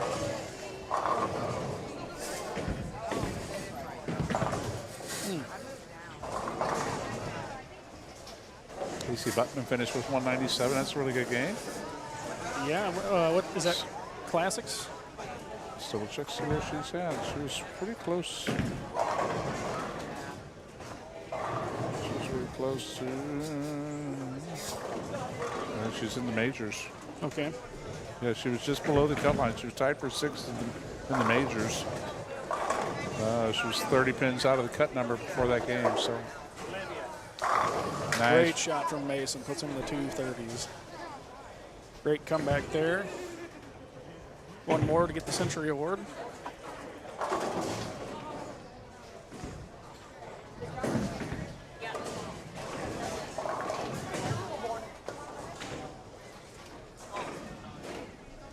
With Weston Huff over on 23 and 4, shot 202 last game to increase his lead in the classics. He was almost 100 pins up on second place at this point. So.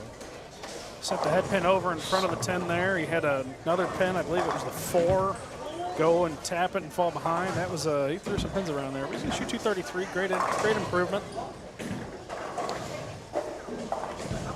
Landon gets up, throws the first one, puts himself in the 260s, which 500 after 2.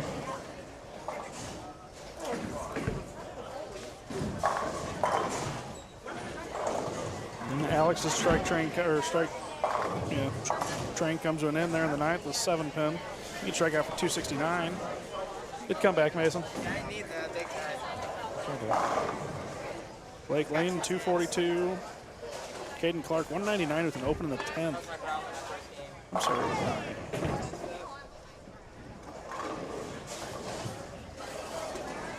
Sammy can get up, strike out with 2 teams. 10 sub, not relax.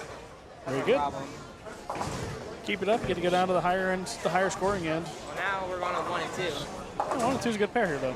Really? I think so. We're doing pretty well. Landon had a tough break there in the 10th frame, left the 4.6, and got one for 246. So that's a pretty big jump for him. So. Oh, yeah, he's got plus 99 for the first 2.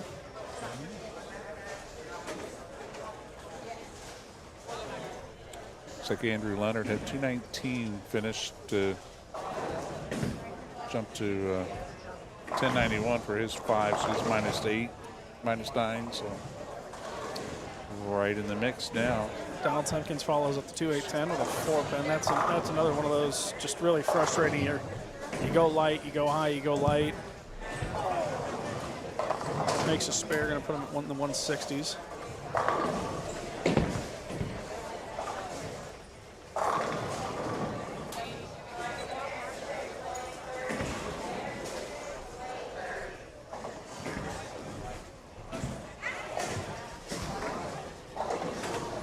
These are rookies in front of us here? Mixture. It looks like there's some rookies. Yes. I know Olivia is. She's the little two-hander we were talking about earlier. So let's see if we can pull the rookies up here and see who we've got going in front of us.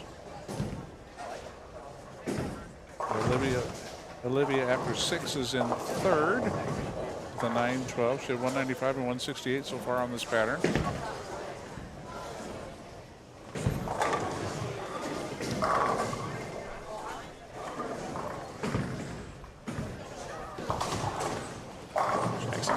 Gets up Liam Ranke over here on is 26, currently in 2nd place in the rookies with 915 after 6, with 147, 181 the last 2.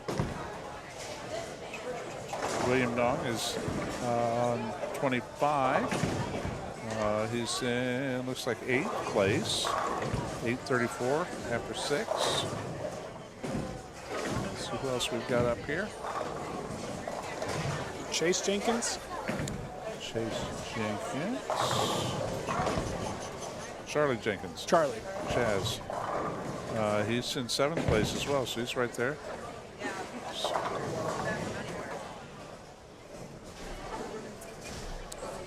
See how Olivia goes after this spare here on the right. She's turning into a really good little spare shooter. She goes direct and hard with plastic most of her spares. So. Something you see a lot of people do until you get to junior gold and you have a 5-ball limit. Yep. And I personally like to use plastic, but I know, if I go go back to junior gold now, I would stick with using, say, urethane. I can flatten my wrists out. I just choose to use plastic. A lot of times for college, for the girls' side, I see us using plastic for spares for a lot. We'll almost sacrifice that one spot in the bag since we're throwing a lot more spares than the guys do. So seems like a lot of times the guys are using urethane. Yep.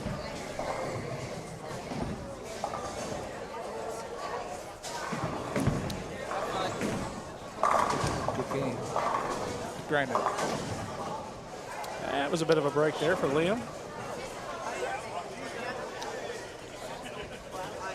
Jammer on Fisher on 24. A little bit left 6-pin. That was his second shot. He Oh. missed a little right on the first one and got one in the trench. So Great board does not hook, unfortunately. it's pretty close. That's a good shot from Livia. Really good shot.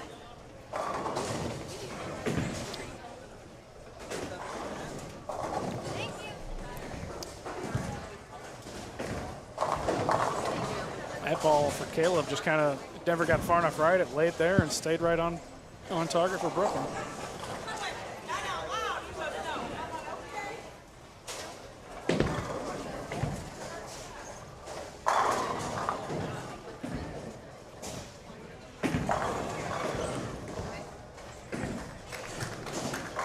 Let's see if we got any standings or updates from the low end. This is a lot of bowling in one day for anyone, and for these little guys. Yeah, normally I think the rookies division only bowls 4 or 5 games, don't Rookies they? bowls 4, 5. I think it's 5. So is for a them to lot bowl of all extra 8, bowling. that's Well, then next month they'll have the Invitational. It's 5 games. They cut the field in half, and you bowl 5 more. When I first started bowling these gateways, you would bowl 2 5-game blocks. Now it's 8 straight, which has its pros. I mean, the 5 straight or the 2 blocks of 5 were great, but you never got to re-oil. They oiled at the beginning of the day. So if you were bowling B squad, you're bowling here or Olivet. When it was wood lanes, you get to game 10 of the second block, they're hooking. But they're hooking for everyone. Yes. The lefties are even moving.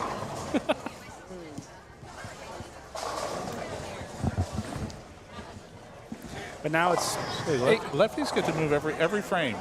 You move from the left lane to the right lane. You don't always have to move on the lane.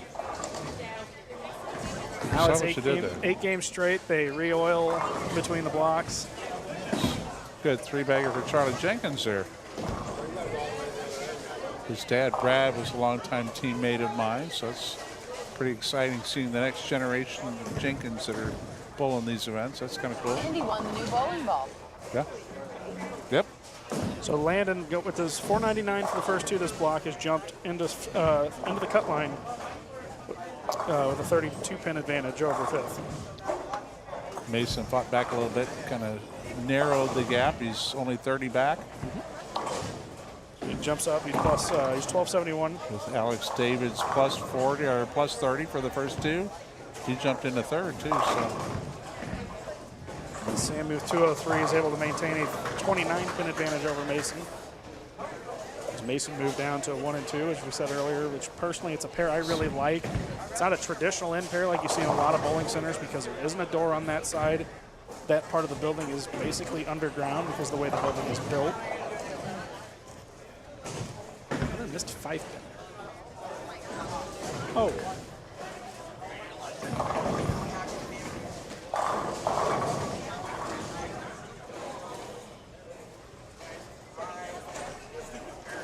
See if they've started yet. I don't think they would have.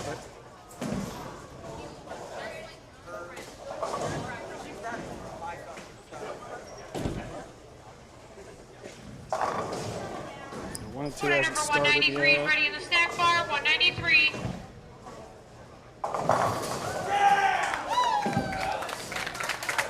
Great spare conversion in 25.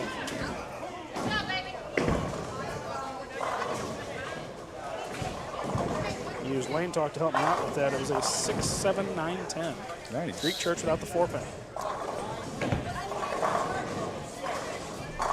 Really good shot from Olivia there to bounce back after that missed 10-pin last frame. Absolutely. That's one thing that I just am amazed at the amount of resiliency some of these kids did. I don't know if they just don't realize and they're just bowling, but coming back after making not a great shot, missing a spare, or throwing one in the gutter, and they come back and they just they're just resilient. They just make the next shot. So that's pretty cool. They haven't been beaten down enough by life yet. I think that might be part of it. The modified Greek church formation. Naivete of youth. All right, we just got a note passed over to us. It says the video is probably a little choppy. The Wi-Fi is the issue. There's nothing we can do about that. There's a lot of people on the Wi-Fi right now with parents, spectators. Yep, and I'm sure the bowlers, even though they're probably not checking supposed to lane have phones. talk, checking the standings, and probably a little bit of Mark's fault. We can blame him for a little bit of it.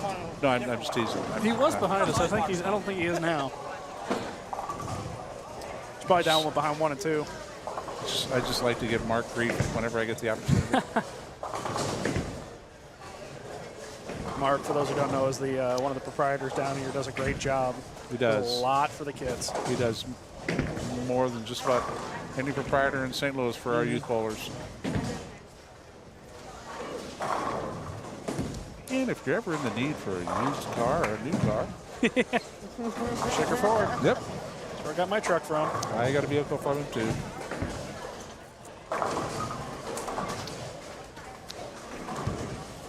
So we're going to have to start charging for these commercials, Tracy. We're going to have to start charging for these commercials. I think so. So, you want to get another one in for you? Well, sure. Why not? Go for it. All right. I'm Tracy Gotta use the Palmero. platform.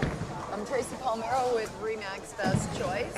Happy to be a sponsor of the St. Louis bowling community, and especially a sponsor for today's event with all these young people that are out here falling in love with bowling, getting so much better at bowling. They're bringing their A games today. It's fantastic to watch.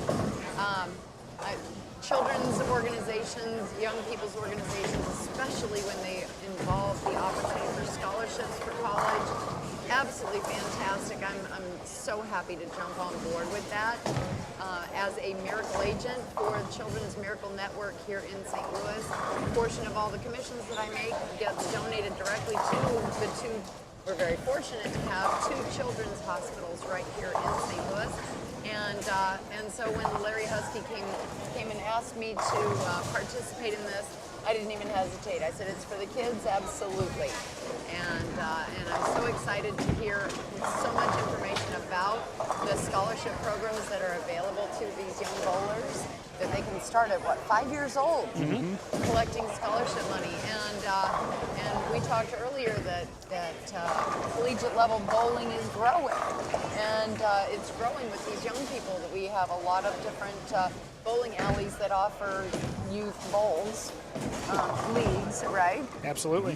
Yeah, so I think it's absolutely fantastic. It's always been one of my favorite sports, for the opportunity for families to do this sport together.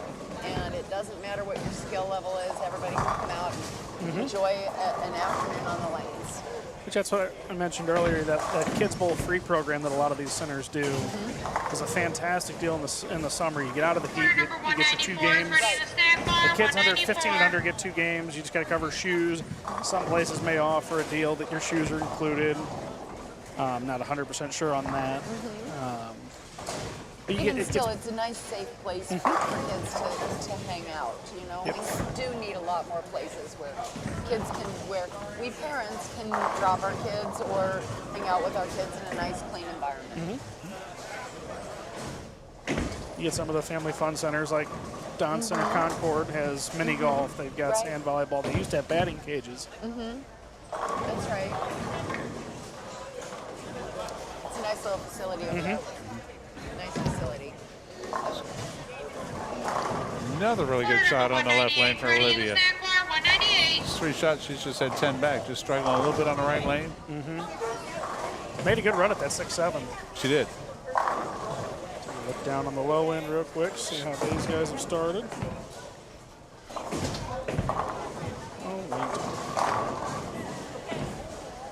Atkins down on 1 and 2 with an opening double. Mason 9 out strike. Landon, he starts off 9 spare, 7 split in second. Scroll on down. Sammy DeBow looking to the spare strike.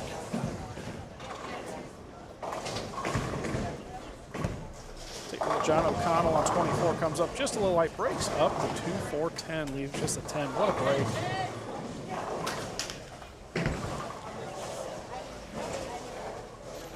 Great cover on the 10-10 for Ashton.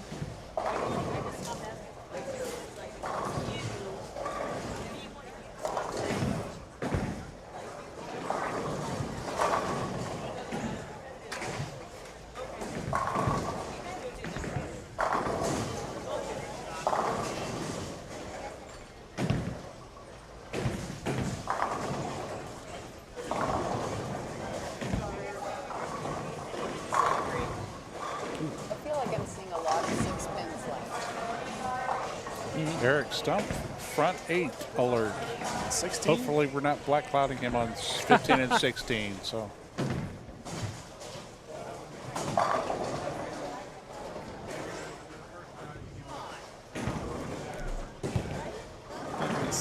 Simpson on 24 gets up. Oh, kind of regret talking there. 7-10. Shot came in just a bit behind the head pin.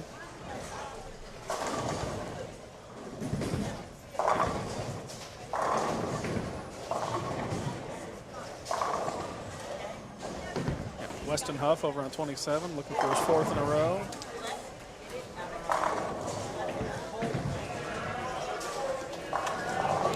Spare conversion from Lillian Smith.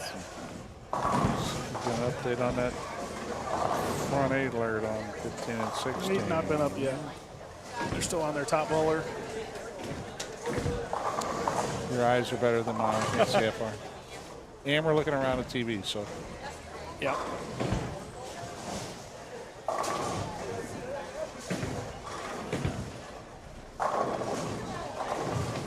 Weston on the going for his 4th. He leaves a 6 pin. Nice makeable spare. Maybe you got a little right. Out of trouble.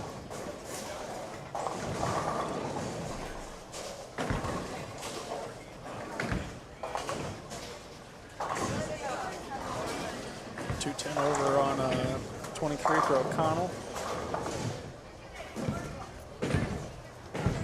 Patterns like this, that 210 gets to rear its face quite often. Looks like he did get his 9th one.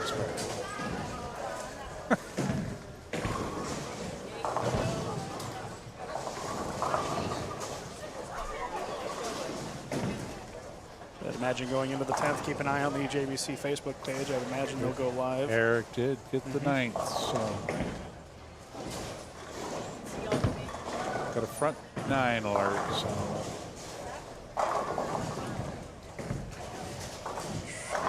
Division he is in. What was his last name? Stump. S-T-U-M-P-H-F.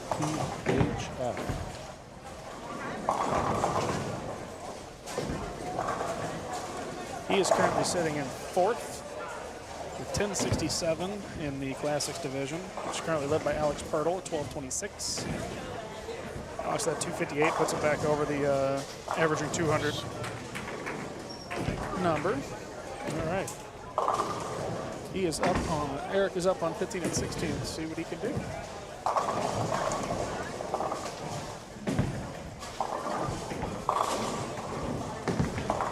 He is on 15. He is out of view of our cameras, but keeping an eye on it.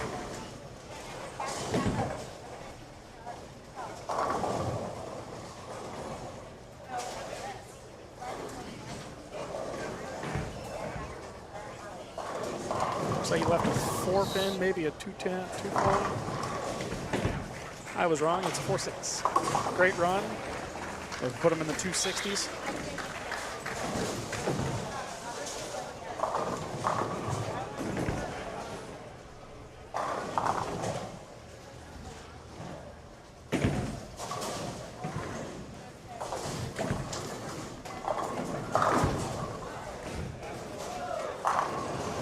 Shot from Charlie Jenkins rebounding after a couple of errant shots there in the 5th and 6th. Got a double working.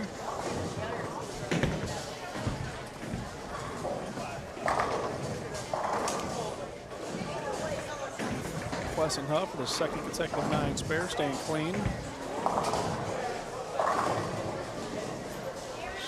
Dalton Atkins down on 1 and 2's got front 4. And Mason's got a 3-bagger working. 4-bagger now. Just coming off the 4-bagger. 9 out. Yes, sir. Very good, very good. Front 9, 8 out. Yeah, we were watching.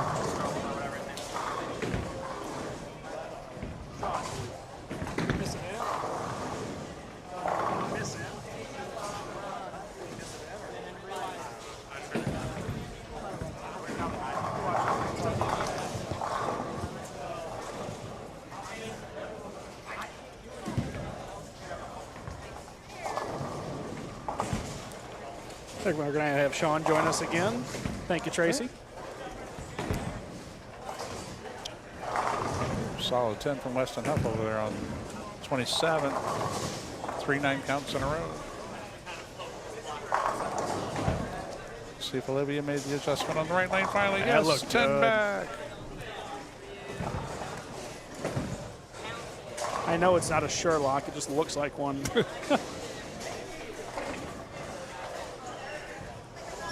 What's up, John? TV 8 ball. What's up, guys? Ooh, nice 2-4, 8-10 conversion on 24. Benjamin Simpson.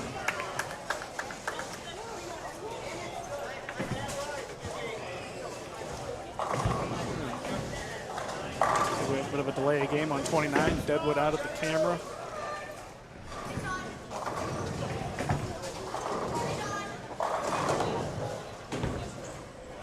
I'm still seeing purples go down the lane on 44 feet. Yeah, there was saw one in game 1 that. Not as many though. There was a pair down here on the low end. I think it was like 9 or 10. There was 3 240 shot, and all of them were urethane game 1. Oh. I was like, well. All 2-handers or? 2 of them were.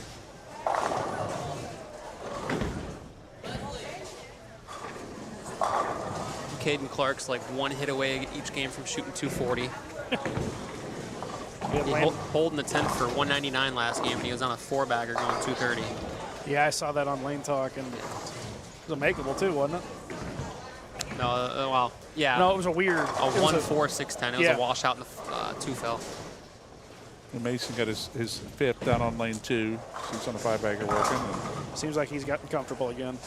Dalton Atkins missed in the 5th and spare to follow up. And let's see who else we got down there. We're watching. Sammy was going well. Alex Pirtle struggling a little bit.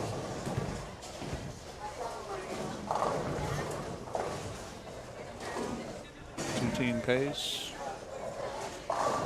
What pair is Alex on? Does it show? 5 and 6.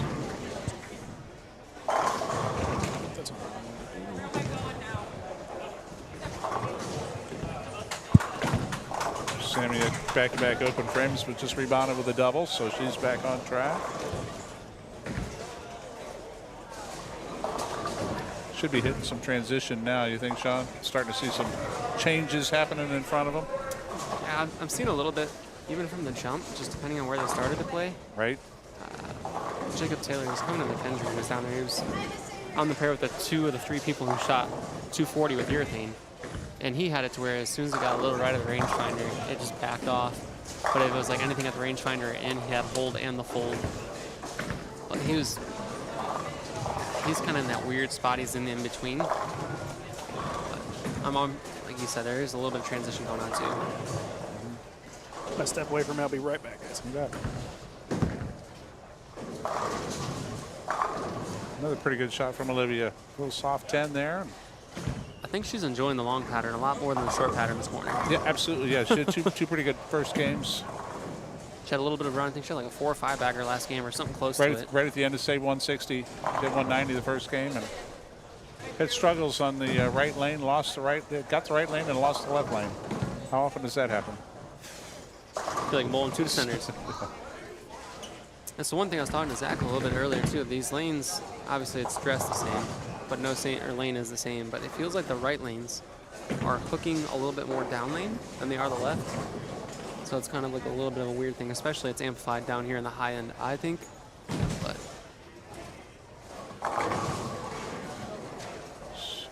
Good little 8-bagger finish for Alex David over there. 240. Yeah, that's what I've been seeing out of Jacob the entire time. Like he gets it close. He's on a 21 over there. He gets it close and it folds at either strikes or at 9 pins. So as soon as it backs off a little bit, it wants to get 7.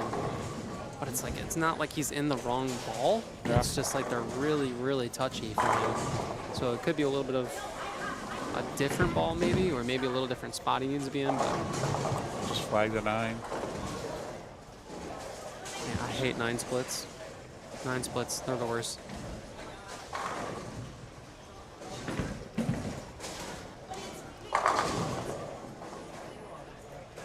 I'm looking around because some of these kids I wasn't seeing earlier, so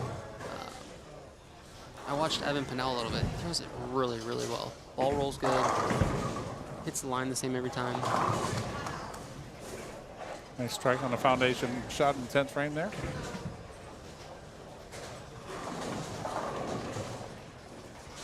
Mason's still striking down on 1 and 2. I keep popping back up on what Mason's doing, and he was down here. He rebounded through the last 5 or 6 down here to get a good game finish. Carrying on down on 1 and 2. He's got a 6-bagger looking. So. Because he was at 99. What did he have the first 2? Does it show? Does not. He's got 501 right now with the 6-bagger. So. Okay. So he's pulled probably back about up 20 some. under, 30 under. I did ask Larry while I was away if they re-oil for step ladders. They do not. So step ladders will be on the leftover 44. Are they going to be down on this end, I'm guessing? Yeah, I would imagine so.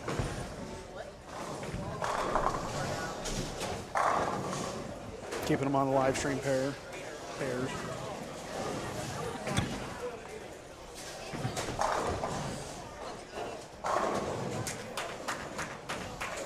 Weston missed that wrap 10 in the 7. So Don, I had a good talking point. I saw it during the lunch break, and I showed Zach because he knows I get wild up over the conversation. So somebody on Facebook today in the competitive bowling community said to take more skill to average 240 on house, or does it take more skill to average 200 on sport?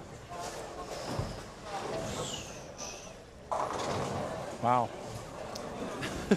It's the conversation that comes up once every 3 months. I've been fortunate enough to be able to do both. I averaged in 2009 in the nation with 255.7 for 102 games, which is $1 million. And just the stress of walking in the door knowing that you can't miss more than 2 shots a game, or you don't shoot average, whether it's in tournament mode or in league mode. That's high pressure. I think that year I only had 7 open frames. So even at that point, open frames, you strike 9 times and open in the 10th, you're 260. You miss at an open, you're 240. So that goes real quick. But shooting 200 on sport is not really a true conversion. Depending on what if you're shooting 230 on house, it doesn't necessarily convert to 200 on sport.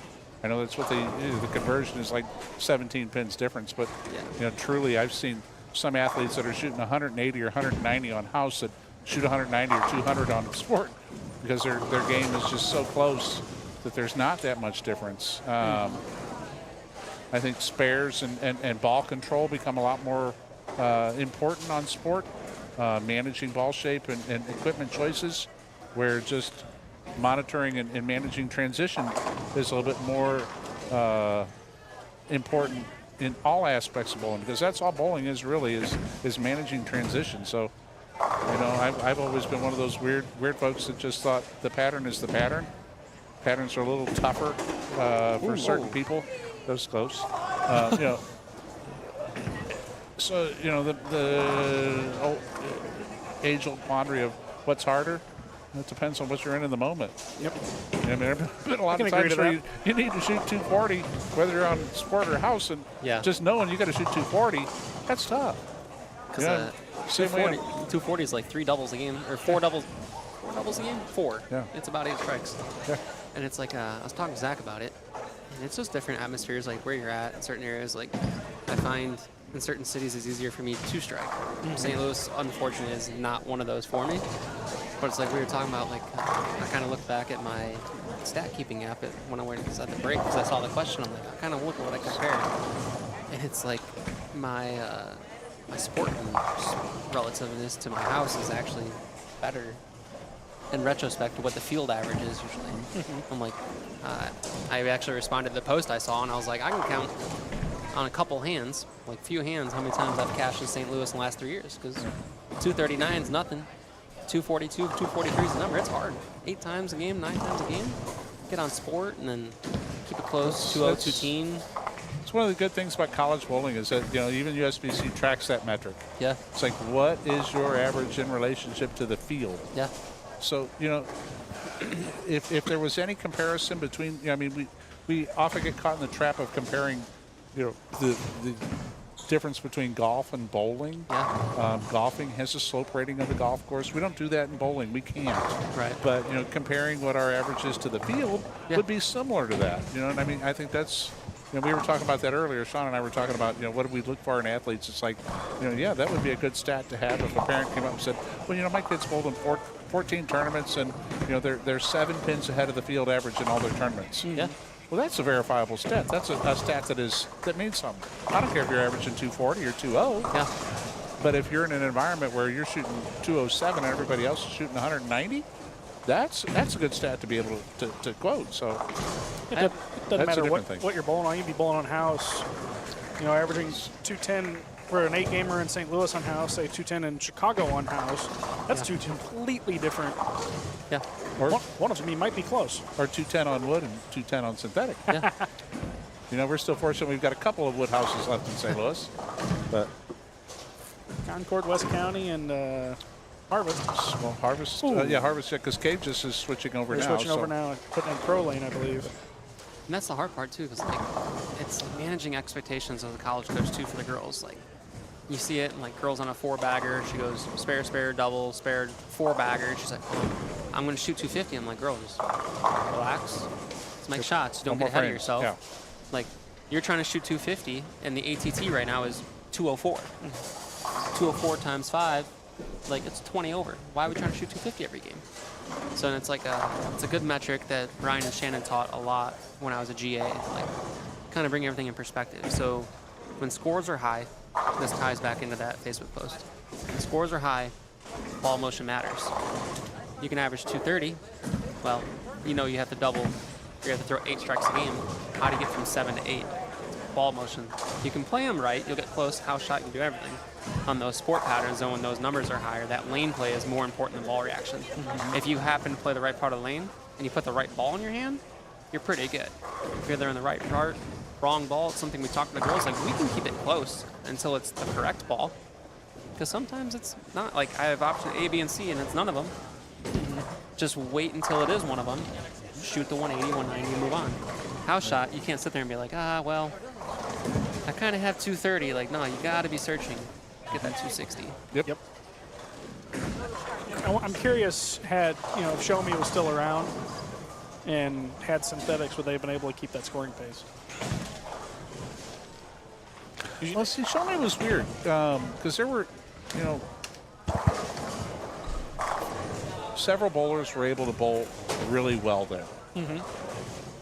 But I think, like the bowlers that they have now that are bowling at Imperial, it seems like there are a bunch of bowlers. I mean, we just had an 890 here. Yeah, absolutely. For God's sake, that's a gazillion. We've got a bunch of guys that, we had a doubles tournament at Concord yesterday. After 5 games of doubles, we had 6 bowlers averaging 250. That's a now, ton. granted, it's house shot. The 890 was on a house shot, but primarily that's what our sport is contested on. But just being able to look and say, it's like, we didn't really have that 15 years ago. No. Now, granted, the equipment has changed so dramatically. The advent of the lane machine, being able to pinpoint and actually put down the same condition from lane to lane to lane to lane has impacted the sport of bowling. And just like in every other sport, I think the athletes, look at this environment. We've got all these kids from, 9, 10 years old, all the way up to 17, 18-year-old kids that are just, I'm in awe at some of the talent level some of these kids possess. I'm just like, we didn't do this when I was 7 or 8 years old. And we didn't, we were shooting 40s and 50s and, I didn't even know about anything outside of Saturday morning leagues until 2009, 2010. At that point, I'm a junior in high school. I don't have time to really bowl a bunch of it before I graduate, which fortunately our age was 20, not 18 at the time. I think the biggest influx of talent that I've seen so much is really these kids being able to grow up with YouTube. So like I'm the back end, Zach's the back end, we're roughly the same age. We were the kids when we were in school that we were learning technology. We had the computer classes when we were first grade, depending on where it is in St. Louis. I know Michigan at least I had it. So I grew up around it, and like we learned about YouTube. And it's like, Don, you guys learned so much from the in-person aspect. Now these kids don't have to be in a bowling center to sit there and nerd out on YouTube. They got Brad and Kyle show. They have Darren Tang. Like, if we want to kind of throw out information from that, I think they're different pools they're coming from. I feel like Brad and Kyle's more the teaching aspect. I feel like my personal opinion, I like Darren Tang. I think he's one of the best guys on YouTube, just because it comes from the more analytical side. What's a pin up versus a pin down, this surface, this, that. So like you have those different markets they're coming from, or pools. So that's stuff we didn't have. I had to rely on the pro shop guys and whoever I'm getting beat in by every weekend to learn from. So maybe when I was a kid, all we had was Saturday afternoon Wild World of Sports with PBA telecast. It was like we just got to watch. Chris Schenkel and Bo Bird? Yeah. Watch them on TV and see what the best in the world were doing. And back then it was a little different because the patterns were significantly different and they were scoring like the best in the world. Yeah. Whereas now guys are able to shoot 230, 240, 250 on a house shot. And they look at guys on TV shooting $160, $170, $180. So I can beat that. Yeah, I heard that a lot. When they just don't understand. Yeah. We'd have the telecasts on Sundays when I was at Lakeside, and just league bowl or practice. I don't know what's so special about that. It's like, go down and throw on 5 and 6. I will gladly turn a lane on for you to go throw a couple shots. There's a pattern out right now. Zach, you hit the wrong machine on the oiling. This is not the same shot you put out last week. Well, it was 63 degrees last week, and it's 97. It's been raining for 3 days. One of the best complaints, or even like with the regional, how, when we would host the regional, I would specifically not run anything else through that oiler until the last thing we were done. Yeah. So you'd have the same pattern go through Friday for the practice, Friday for the sweeper, Saturday for the kids, Saturday for the adults, Sunday again for the kids and adults, and then step ladders. Pattern's going to play as true as it ever's going to. And that's kind of, I feel like that, I try to teach our girls about it. I'm sure Don does the same thing, but like day to day, it's never going to play the same. Like we go to NCAA tournaments, we get there on Thursday, have a practice session. We have 3 days of competition. Inevitably, when we're striking in the practice session on Thursday, I will take the bowling balls that look good out of the girls' hands. I'm like, cool, you've seen your ball go through the pins. You know what it's going to do? We know it's not going to do that the next 3 days. Let's look at some stuff that looks different. Let's shoot some spares. So like, good, you got the mental image, your ball's going through them. Now what gets us into position? Spare shooting. And it's like inevitably, you walk in the first day and it's like, okay, I see it-ish, but the house pattern was run before the league on the night before. Now once it goes through, like you said, Zach, a couple times, like, yeah, they're getting hard. They're getting hard. Joe's same way for the college tournaments. Yeah. Sunday mornings are always a little different than Saturday afternoon when we finish up. It's no matter what you see or what you do, you have to trust your eyes, and I think that's one of the hardest things to teach. Rick Benoit with Bowl U teaches a lot of that about the main thought process in bowling is transition and managing that transition, but trusting your eyes and learning truly what ball shape is hard. It's hard to teach. We could sit here, Sean, I could sit there and tell 4 different kids the exact same thing. 3 of them are going to see it and hear it, and 1 is going to look at you like we're, from Mars. It's like, I don't understand. I can't see that. And it's like, it's another thing. Time back through, like, I've bowled some kind of big tournaments. I've bowled the Masters a couple of years. I've been in the hunt. Like, I've bowled those high caliber, and so have you. And it's like, not until I stepped back and was kind of out of that regiment when I was competitive bowling a ton and like getting in the coaching side, I'm like, wow, like this, like I knew it made a difference, but I'm like, this is a big difference. Because we'll go somewhere, like I said, consistency of the oil, how many times it's run through, what oil you're bowling, the viscosity, how thick it is. That matches up to your bowling ball. One day if phase 2 looks good, you go bowl the same pattern, different house. Well, guess what? Now they have an oil that's thick as mud out there. That phase 2 ain't gonna look good. You gotta get like a Vivo or something else in your hand. Great example. I was running for a brief time. I ran the exact same condition at Chesterfield for the house shot that I did at Lakeside. Difference being I had Pro Lane at Chesterfield. I was running current. Lakeside, I had an older DBA surface that I would run Prodigy. And I'd have to make a couple of small tweaks. But in the end, they were both dialed in. That's a big part of like when we bowl NCAA. So same thing with Don, different houses, different surfaces, different oilers, different machines. I take a lot of stock in that. Most of the NCAA patterns we bowled on last year were 40 to 42. We had a longer, we had a same realm on a 60-year-old wood pattern with 26 units. You guys bowled on wood for NCAA? Yeah, up in Stardust, Valparaiso's event. 42 feet, 26 units, and it was 60 years old. And they used a conditioning pattern or a resurfacing pattern where the oil soaked through into the lane beds instead of withstanding on top. So you might as well have been bowling on a 26-footer. From the jump, 42 feet with volume, we're throwing high roads. Nothing else can get down the lane. So it's like when we're looking at these events, like Arkansas State this past year, they use fire oil. So it's very thick. So you want cleaner bowling balls. Then they throw a 44-footer where all the shape of the pattern is 12 to 12. Well, you're putting 16 of the best teams in the country in this little 13-inch area on some thick stuff. Yeah, it's going to blow up. Yeah. We have girls, I have 250 rev rates, but girls that kind of throw it in front of them, we're 24, 25 angling at the 3-pin. Like, and as the year went on, like, when they would get to campus, they're like, why is the oil matter, coach? Why are we throwing these kind of bowling balls when we threw these last week? I'm like, it's all the intangibles. What changes center to center? Like Chicago, when we went up, you guys were there for the tackle kickoff in January. Yep. The first day we bowled, it was like 30 degrees. That's cold. They maintained the center wall at Stardust, but we come the next day, our bus had run all night and was still 0 degrees when we got in the next day. It was 30 degrees colder. Yep. They're going to play even slicker. Just like we talk about, like St. Louis right now, thankful it's an 85-degree out day. Because if it's 100 like it was last week, yep, it would be miserable in here. It's miserable. Lanes hook more, it's thinner. But plus St. Louis is kind of weird. I mean, we've only got a few centers, and this being one of them, and not Concord because we got new units that are actually cold during the summer. Most of the centers in St. Louis, they're ovens. You get toasty. A lot of these older buildings, West County is another great example. Tall ceiling, very hard to keep cool. Which when you get the heat and the wood. Yeah. Which I remember Show Me, that was a big issue. You'd have an AC unit go from one end to another, and it just gets impossible. Yeah. All right, I think we finally got all the scores in from Game 7. We'll start with the Masters going backwards if you want to. We got Mason has regained the top spot.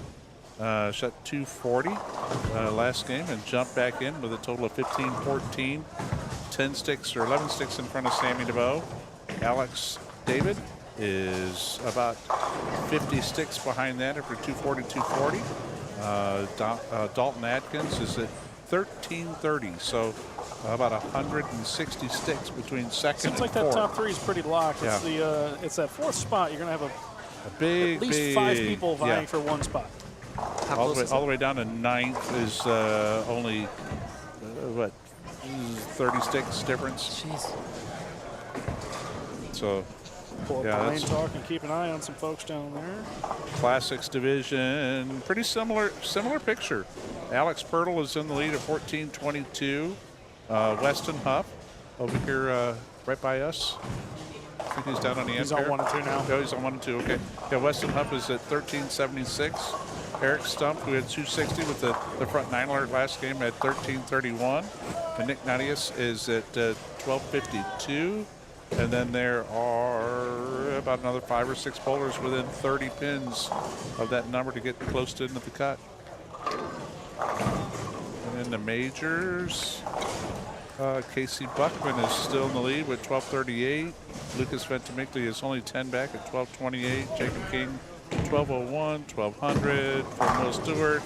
And then there are 3 more kids within 30 right behind there. Wait till you get to rookies. Rookies. Riley Pogge is at 11:38, 50-pin lead over Lance Brown. Good to see Lance made a run back up there. Yeah, 150, 150, 160. Ready in the snack bar, Liam Ranke 204. dropped a little bit down to 1068. Jillian Dwiggins jumped up to, with a good couple games here, to 1061. Olivia Titus, who was up here a minute ago, to 1060, just one stick out of the number. There are... Ooh. That's just showing Zach. 8 pins separates these 6 spots down to 10th from 4th. Whoa-wee. So game 8 could be pivotal as to who we see in the stepladder here. Anything going on in lane talk exciting? Not too much. You got Steven in front of us here is pacing 250. Alex David had front 4. He goes 5.7, and then he, I believe it was a 4.67, throwing a purple. One thing that I was kind of surprised at, I don't know if it's me or my eyes playing tricks, but I haven't seen more than about 3 lefties all day long. There's one in front of us. I know, 1 girl, 1 guy. Maddie over here on 21 and 2. There's another. And then this lefty, two-handed lefty here. Yeah, this is the group. I haven't seen anybody else. He had 240 game 1. Which one did Carter, I think. Carter? That was the one I was saying he was throwing urethane earlier. He was one of them. And then the other leadoff. The other leadoff was throwing urethane. They both had like 230, 240. Oh, should he get back on it here, throwing his purple? He did not like that. He popped right out of that. Okay, maybe not. I don't know. So I've periodically walked through the center and caught behind Alex David. And it was like last year at Junior Bowl, and it sounds goofy, I was more impressed just from an optic vision of how many 2-handers we have now. So now when you see a 1-hander throws really good, it's like, oh wow, I gotta sit and watch this guy. Whereas like 8 years ago, 9 years ago, when I was bowling, I'm like, wow, that 2-hander's really good, let's go watch him. So it's like completely flipped. But I caught him earlier on the pass, and I was just kind of watching what he does, and he's got very solid fundamentals. Like a couple small things, if you shirt him up, he'd be dangerous. I like a lot of what he's doing. When I've at least seen him in the 3 different occasions I've walked through, he's been really close. He's not been like completely lost. So it's another really good thing. Nice 3, 6, 7, 10 conversion down on 21 and 22. Did not catch the name before it moved. I was talking about, I didn't see what his score was, but kind of doing the right thing. Alex David is currently 3rd in the big division. He's averaging over 200, didn't he? Yeah, he's at 207. Plus 50 out of 200. 207, yeah, 50. He's got a 160, 170 early on, maybe some errors, but a goofy 180 to start, but then like he rights the ship. 240 at the end of the block. Now he's got 240, 240, and he's working on 240 again. So. Yep. And I've got the... We were talking about that a little while ago, about it's kind of surprising to see, Randy Pedersen used to use the term maple moxie, and I like the word resiliency. Of just seeing how resilient these kids are. They have a bad game, and it's like they're not phased. I don't know if they just, like Tracy said, they haven't been knocked down enough by life to have to rely on that, not being able to be resilient, but just being able to bounce back as fast as they do is pretty awesome. We see that a lot with the college level, that kids sometimes are not able to bounce back that quick. They don't want to let their teammates down. It's a little different aspect than an individual event where they're just kind of shutting their doors and going. I find that's the most common things for at least some of our girls when they're competing. We instill that it's, hey, like, personal accolades are great. Let's celebrate those when we're done. I was like, because you're one of 5 people, you're one of 8 people here, so we got to build towards it. Let's get those ATTs, but like that's not the biggest thing. Like it's a big thing I talk about. Icing on the cake if you get the cake first. Yep, it's like I talk about with Brianna Clemmer, so it's my assistant coach, and she's got every accolade. I think she's been an ATT 95% of the tournaments she bowled in college. She's PBA or PWBA champion. And we look at her, and the difference between her and I is I made one all-tournament team in college. I have a national title there. I will trade everything I can for those team accolades. And Bree goes, I would do the same thing. She goes, I've won basically every award. She goes, it don't mean anything if you don't win a ring. So it's kind of like getting the girls to buy into that aspect. Like, yeah, the ATC's good. We'll celebrate it. You saw that this week in the NHL. Yeah. Florida Panthers win the Stanley Cup, and Conn Smythe, the MVP of the playoffs, is Connor McDavid of the Edmonton Oilers. Yep. That's great. I'm sure some part of him is somewhat happy, but in the end, he doesn't come out and accept it. He is there to win the cup. Yep. There's well, it's like in the same discussion, Bobrovsky, the goalie for Florida. I'm not the biggest hockey fan, but he's one of, you're a big hockey fan, so I'm kind of relying on your knowledge here. I'd say he's one of the more talented goalies who never had a Stanley Cup. Yeah, and absolutely. he's finally got his cup. I guarantee you he gives up his 14, 15-year career. Now that he's got the cup, he's got what he wanted. Yep. Everybody plays for the title. So looking here. So Rogaz is going to... He's going to make a run here. He is 15 pins out with max score 279. Where is Dalton at? Dalton Adkins? I thought he should be on 5 and 6. He's crossing with Mason. But this gentleman over here on 21 and 22, he's going to shoot 260 here. Yeah, Alex is... Logan. Which division is that? Alex David should be locked. He's well over the evens plus, so we're looking at that bottom-ish. It's that fourth spot that's... Yeah. You got a bunch of people vying for Alex at 3-6-10.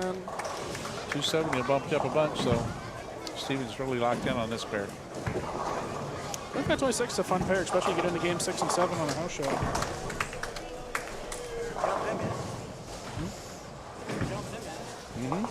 Lost one of the highest scoring matches I've ever been a part of on that pair. I don't know anything about that. Something feels like Don was on the giving aspect of that. Oh, yeah. It's Don and Joey shooting 540 or 550 to me and Shannon shooting 10 less. And Shannon and I both had the front 11. She unfortunately did not complete it. I did. She shot 800, but she did not shoot the 300. I had a part-time bowlers tour win on this pair too. I had bowling against a gentleman from Kentucky. He posted 278, and I needed the last 4 to shoot 279 to win, and was fortunate enough to do so. What division 21 and 22 is? There's a 265.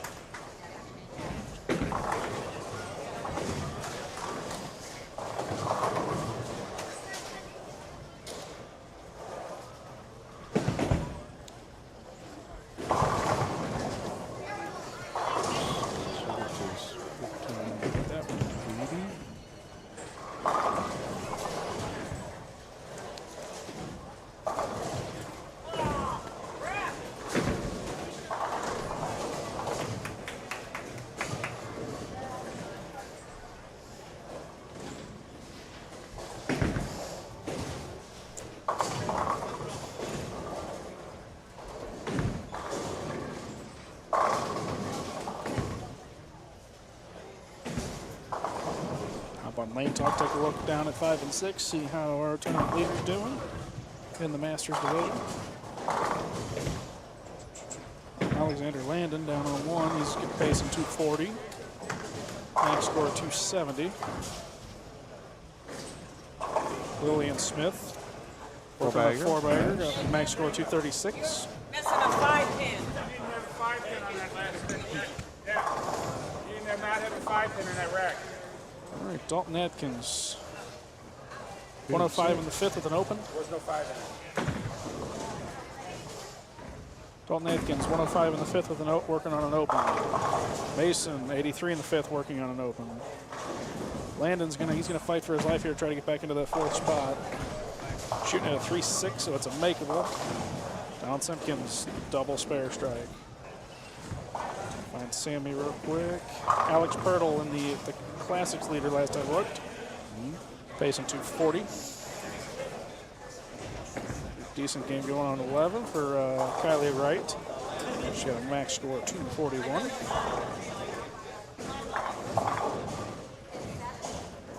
So I don't know if you guys touched on it. This is Logan, right? I believe so. POGGI. It's the one thing I think of close-wise for last name, because if that's the case, he's in. There's also a Riley. Riley was the 170. Okay. Sammy's at 115, working on an open in the 6th. Max score 235. If that 265 was Logan, that could potentially take him from out of the cut in 5th to 1st. So that would get him to 64 over. Majors or classics? Majors.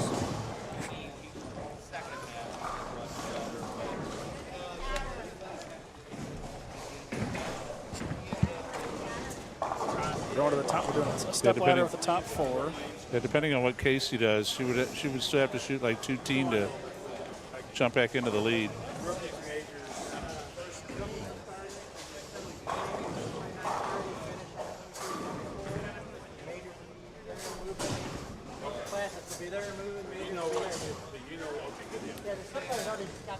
We'll have the step ladders here, I believe, at the conclusion of game 4. Still got about 18 lanes working on that.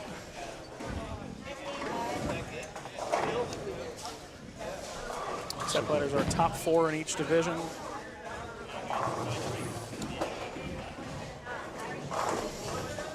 Yes, sir. This is the rookies right now.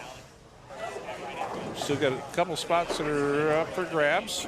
11:06. Audrey Wingber-Muley is right now in the 4th spot. Quite a few bowlers still to finish. Majors. She was real close. She was in 5th. And she just made a spare in the 10th. Olivia Titus is 46 back. What does she shoot? 2-0? I believe. No, Olivia's 10th coming in. Well, sorry, their score is added in, so. What'd she shoot? She's got 203 if she strikes here. Yeah, she's fine. She's fine. I forgot these are already equated in, so. Yep. Yeah, so she's 1263-ish. 201? 1260. Second. Depending on what a couple of these guys do, Lance Brem, Liam Remke. Looks like Kylie Wright was at 1270, so she looks like Olivia might jump to 3rd.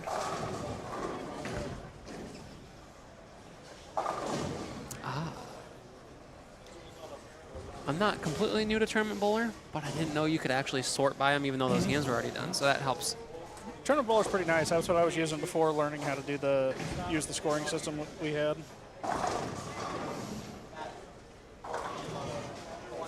Learn something new every day. It's pretty great. You can set brackets up and all that. Jeff over there does a really good job. Yeah, so it's going to come down to what Mason and Jillian do. If Mason and Jillian shoot anything more than like 2-0, I don't know what they're pacing. Olivia. What's Mason's last name? Mason Riley. This was the division we were talking about. There's like 9 kids with 60 or like 30. 30 pins difference. Yeah. Right. Okay, and they're both on the same pair. Those were always the tournaments I hated. I hated going to the last game, knowing I'm at the bubble. Yep. Like, it's not a great mental game talking about out loud, but it's like knowing you gotta lock in is kind of tough. You get up in the 9, or you get up in the 10th, you 4-9, and it's like great. Now I got to wait for B squad bowl to find out if I held in. That's my PTSD from my junior year bowling sectionals in Tennessee. They took 7 kids out. I was in the top 6 or top 5 the entire time. I 4-9 to finish, 180. Greg Young shoots 279. Kyle Sherman shoots 268. Andre Ford shoots 270, and 2 other kids shoot 270 to knock me out of sectionals qualifying. 4-9. Go from 40 in to 20 out. And I gave 65, 70 away in what feels like the last 3 frames. Lance get away with one there. You did. Lance was throwing an ad at me.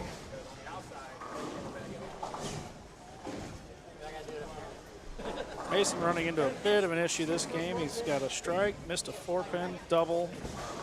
Back-to-back splits, striking 2-8 in the 8th.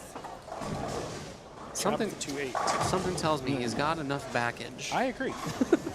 Just a matter of what he's going to, if he's going to be 1 or 2. Right. Landon's pacing 246, 245. Donald's pacing 250. Yeah, so Mason I don't know if needs- Donald can get there. Donald can strike out for 279. Well, that might help, but Yeah. she was You got it's added in. right. Yeah. 100 over. Yeah, because it's 100 over for Miss fourth in Sammy that doing. I division. saw her just throw a strike in the last shot.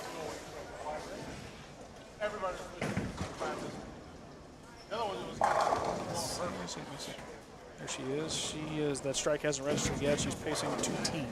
Okay. Strike out for Somebody looked 210. like, up there a little bit earlier. Somebody had like a 6 or 7 bagger. Yeah, there's You're you scrolling got through? Kyle Pickett can strike out for 54. Where's that at? There it Daniel is. Wild strike out for 290. What division are they I in? believe he's in Classic. He's crossing with Alex Pirtle.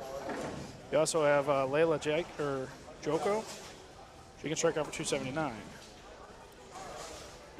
If my math is right, Sam should be locked as long as she shoots about 190. That's 1492 for 8. Who was it that had the 290 pace? 290 pace, Daniel Wild. I believe he's Classics because he's crossing with Alex Pirtle. I think they try to keep the divisions together the best they can.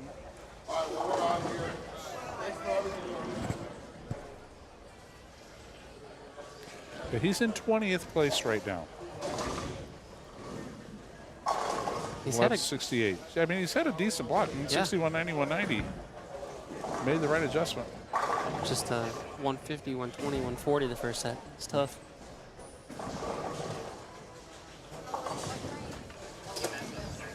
Daniel got the 8th one. Back up to 5 and 6. Like, so we had that tight race between Jillian and is that Riley Mason? And the rookies.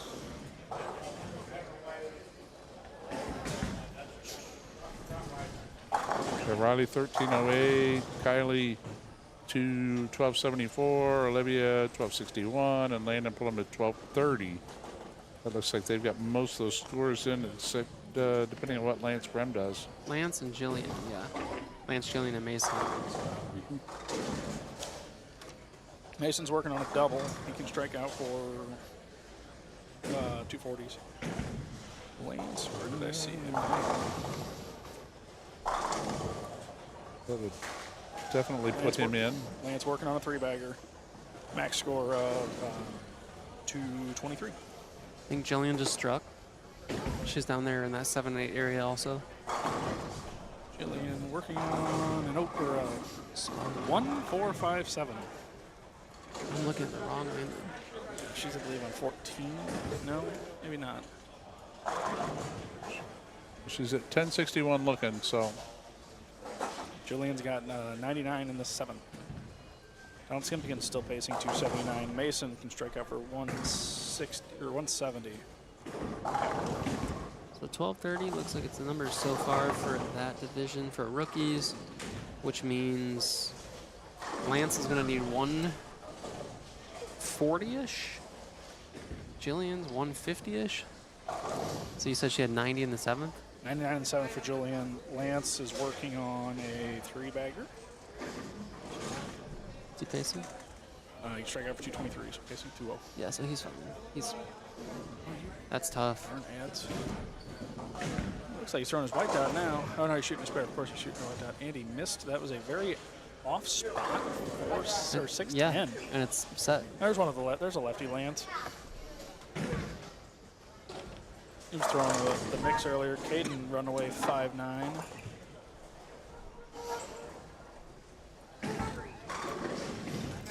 He has not been, he's not watching him a little bit. I'm good friends with his dad, Q.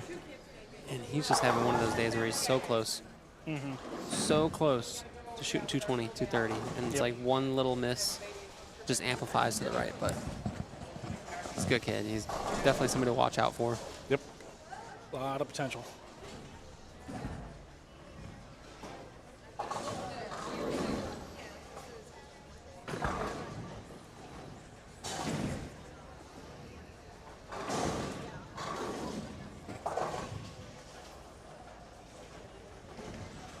So I've watched the last 8 shots down here on spare shots. 7 have missed. I think that's the end of the day frustration getting in there. Yep. Just want to get done. Ooh. You saw that too. Solid 9. Solid 9.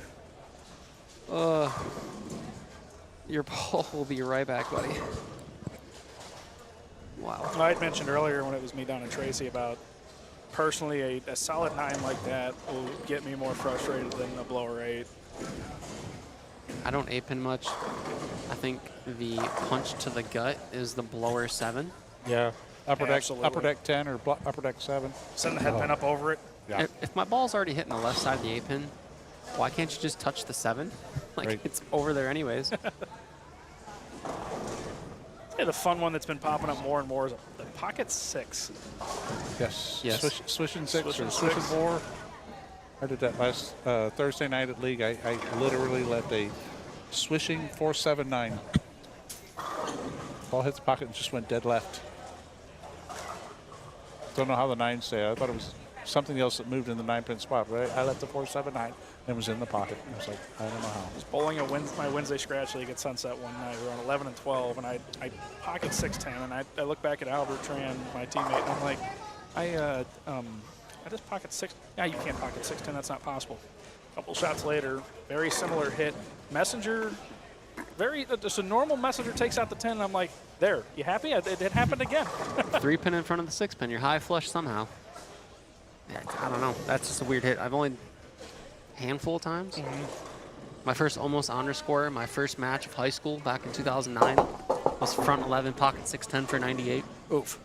But my St. Louis special is the correct ball, correct zone, Shrewsbury and or Concord 4-6 special. And I thought it maybe 4-pinned off my hand. It's like my special. Like, I don't need the strike, but give me one or the other. Like, tell me I need to move 3, or tell me I need to move 4. Yeah, just let it go all the way, go Brooklyn and carry. So I remember somebody doing that recently in the 300. Yeah. Yeah.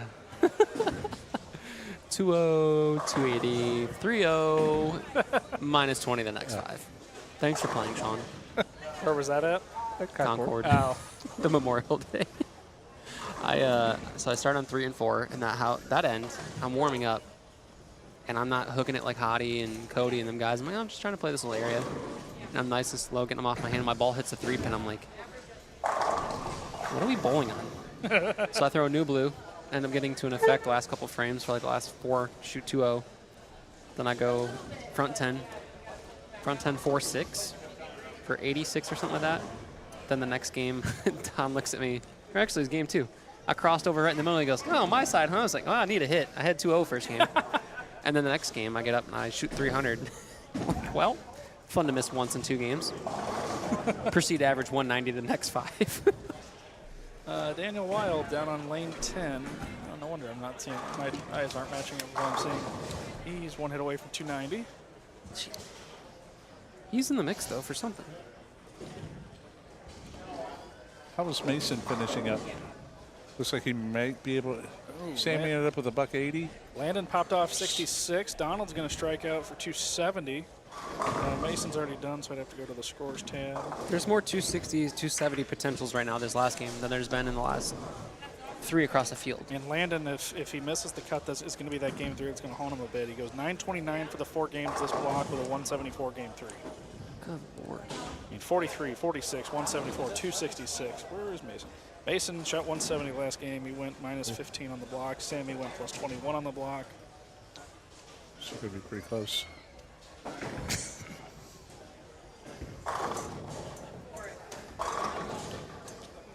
Let's get tricky here. So it looks like Mason stays in front by 1 stick. 1684 to 1683. Well, we had the 1671, Alex. That was Alex And David. Alex in the Donald end, he's Simpkins on the virtue of that 279 jumps into 4th. Landon 1608. misses. Well, Landon misses by quite a bit. That 170 is going to be the difference for him. Who shot? Oh, Landon Parma shoots 266 the last game, misses by 30. Just started the run from too far back. Mason shot 185 there in the rookies. Riley Mason can strike out for 178. Julian on a double can strike out for 189. Got a quick question for you. You're going to win a tournament. It's guaranteed. You're going through a field. You had your great stuff that day. You had to average 260 to do it. What did you bowl on? You had to pick a tournament. You're going to average 260 to win. Everything went well. What would you bowl on? What do you mean, house or pattern? Or House, pattern, don't matter. Like you know you're going to average 260, or you got to average 260 to win. You're going to win. What would you be most comfortable bowling on if you have to average 260 to win? Ooh. It's kind of a weird question. I get tongue-tied. That is, sometimes. that's... Let's not make it 260. Let's call it 250. 250. My side or your side? Well, I'm gonna borrow your. I promise I'm gonna borrow your side for about 2 hits a game. Well, no, not even that. Yeah, I'm just but the saying. I mean, left side there's going to be less transition regardless. Right. So I'd almost say, you know, I mean, if I'm shooting 250s on sport, I'm going to stay on sport because I'm not going to see the transition. I'm not going to see the migration and the move. Granted, I'm a house mouse. I don't mind bowling on house stuff, but, you know, I mean, I'm not afraid to get on the tougher stuff and battle.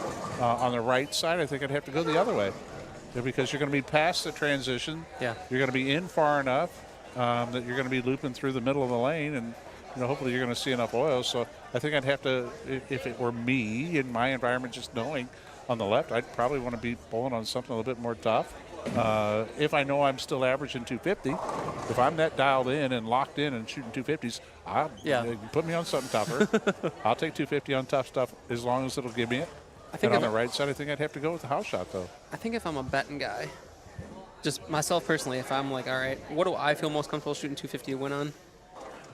Me shooting 250, get me off a house. I would want to bowl shorter than short. I would want it being left. I'd love to be on short with your thing. And like all day. Everybody will be like, the left side's walled, one is short. Like, guess what? Right side's pretty nice too. And I think on the shorter patterns, it transitions so much quicker. I think we've got everybody finished up. Don't want to cut you off there, but very good. I think everybody's done. We could probably run through and do a waiting on an update. 7 and 8. It looks like just flagged 1, 2, 4. Tongue tied there. There's Mason behind us. He believe he held on to the 1 seed. By 1 stick. By 1. Must be the popcorn. Must be the popcorn. You can have buttered popcorn tonight.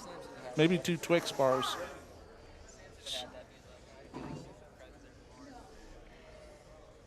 We can tell her you actually only got 8 on that last shot.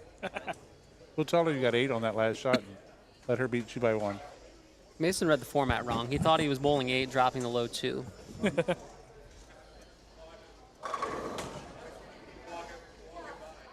He's got 100 pins between his low 2.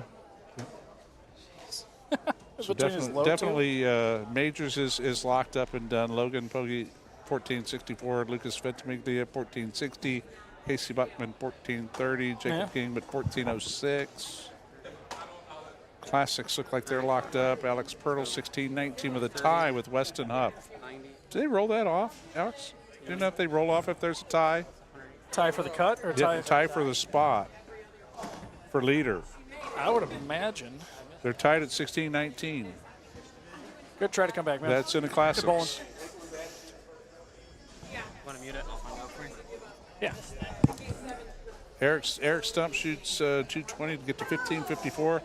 Daniel Wild with the 290 jumped all the way into the cut with the last spot by 7-6 at 1458 in classics. It's a big move there. That's pretty crazy. It's a lot of striking when it matters, and now you get a bowl at least one more game. Sure, they want to bowl 3. If you're the fourth. Looks like Mason, Alex, and Donald, as we said earlier in the Masters division. Super good bowling, Mr. Hey, that's still pretty good stuff.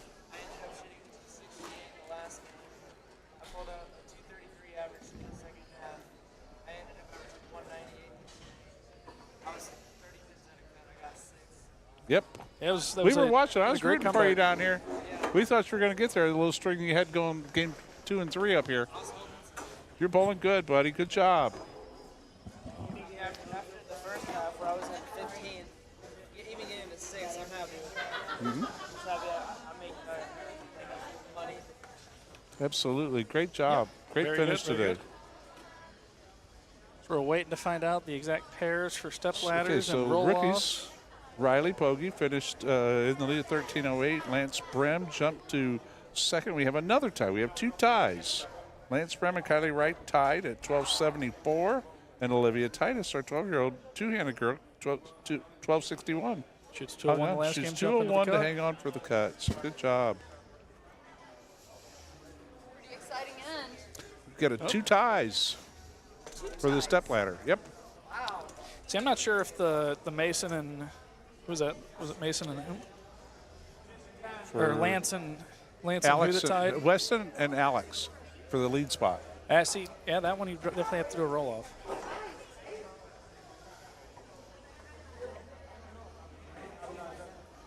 I think all of them, the ones that are tied, are both going to have to roll Yeah. off. Rookies too. It's like because they had a tie as well. Do a 1-ball roll off to decide the Kirk Von Kruger Yep. script for that. Yeah, Lance and Kylie both tied there for the 2 and 3, so it's going to be a different spot in the step Yep. ladder. So Absolutely. I'm going to shut down here and. Yeah, we'll be back here before too long for the step ladders.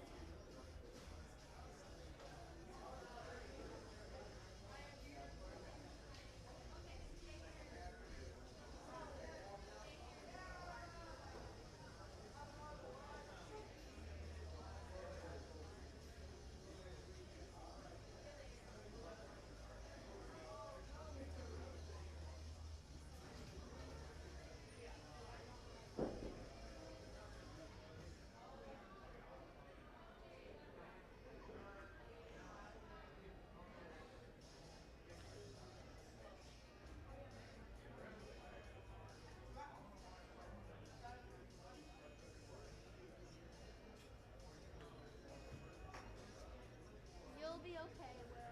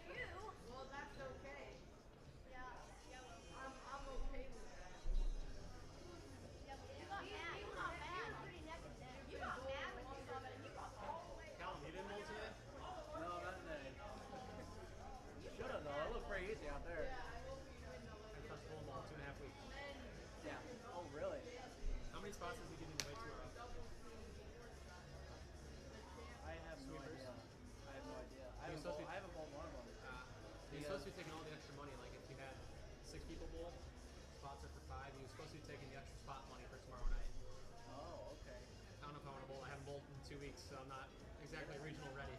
I don't know. I already knew that I wasn't going to go to regional, so I just didn't show. Yeah, I'm kind of like, I don't really want to, but I'd rather play golf right now. That's fair.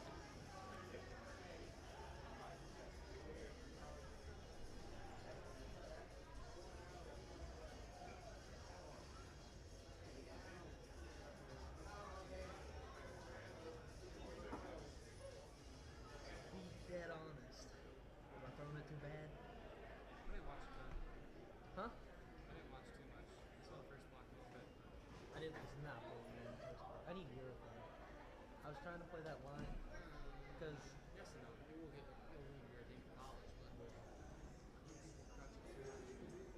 really. Well, I was My trying to first play. I was trying to play up the gutter, like I don't know where to I go. heard it was 39 feet. I heard then later it was 36. I was just trying to get like the ace.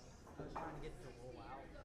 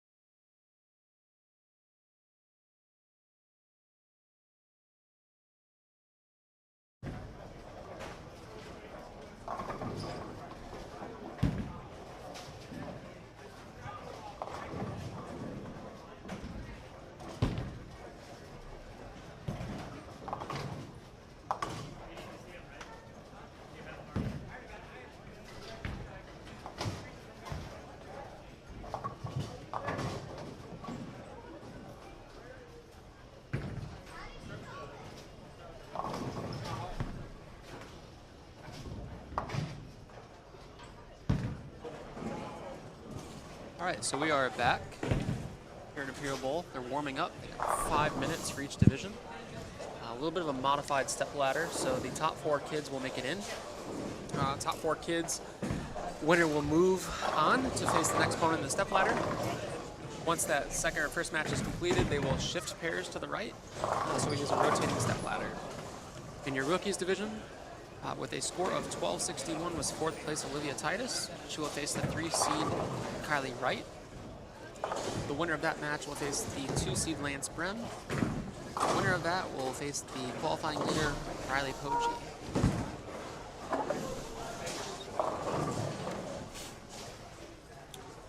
Lanes 29 and 30, we have Jacob King, so down on the end pair. He is the 4 seed. He will be facing Casey Buckman. I'm trying to get to their numbers for you real quick. So Jacob had a 14:06 during qualifying. Casey had a 14:37. The winner of that will face Lucas Ventimiglia with a 14:60. The winner of that will move on to face Logan Poggi. So we've got the Poggi siblings going through the majors and rookies. Moving on to the classics on 23 and 24, we have the 4 seed Daniel Wilde. Daniel Wilde had a 14:58 for the 8 games of qualifying. He'll be facing your number 3 seed Eric Stumpf. Eric had 15:54, so quite a difference there. The winner of that match will face Weston Huff on 25 and 26. Weston was your 2 seed with 16:09, so he's plus 19 on the day. And we actually had a tie for that top spot, which was broken by the first 4 games qualifying score. So the qualifying leader will go to Alex Pirtle for that final match in Classic. And then lastly, in the Masters, your 4 seed is Donald Simpkins III. Will be facing Alex David. I believe both bowlers were over the 200 mark of the day. Yes, sir, Donald Simpkins was plus 8. Alex was plus 71. Moving on for the winner of that, we'll meet Sam DeBow. She was on 27 and 28. She was 83 over by 1 pin to Mason Halligaman. Probably said it wrong. Sorry, Mason. He will be your top seed. All right, we're all back here. Thank you, Sean. Got about a minute and a half of practice remaining for the opening match of the step ladders. It was an interesting format on the tiebreaker. There were actually 3 ties, Sean. Mason and Sammy actually were tied as well. They had a misprint on one of the score sheets. Oh, shoot. So yeah, her 222 was supposed to be 223. That was actually, I believe, on a live stream here. It was, and her dad actually went back and pulled up the stream and said, "Looky." It showed that she had 223. We could have looked on Lane Talk, too. Yeah. She ended up still being the 2 seed, though, or was she yes, the 1 seed? Because Okay. Well, yeah, because of the tiebreaker. It's the same thing. I was trying to do the quick math, and I was like, and then the other tie for like second and third in the rookies. Yeah, I think the entire division, I think, actually. Yeah, second and third. Yep. There was another one in there, I thought, but. And so here in the quarterfinals, going left to right, we've got the rookies, the Masters, Classics, Majors. It's actually left to right. We have Classics. Classics, Masters, rookies, Majors. Gotcha. After each game, they'll shift a pair to the right, so when we get to the finals, the Masters. Masters on the left. Yeah, Masters will finish on 29:30. Oh, I was thinking 4 games. Yeah. Yep. Printed and everything. Higher seed, I believe, has choice of starting lane. The bowlers will make that declaration and let the tournament staff know. The red pins showing practice is over. One of the cool features we got here.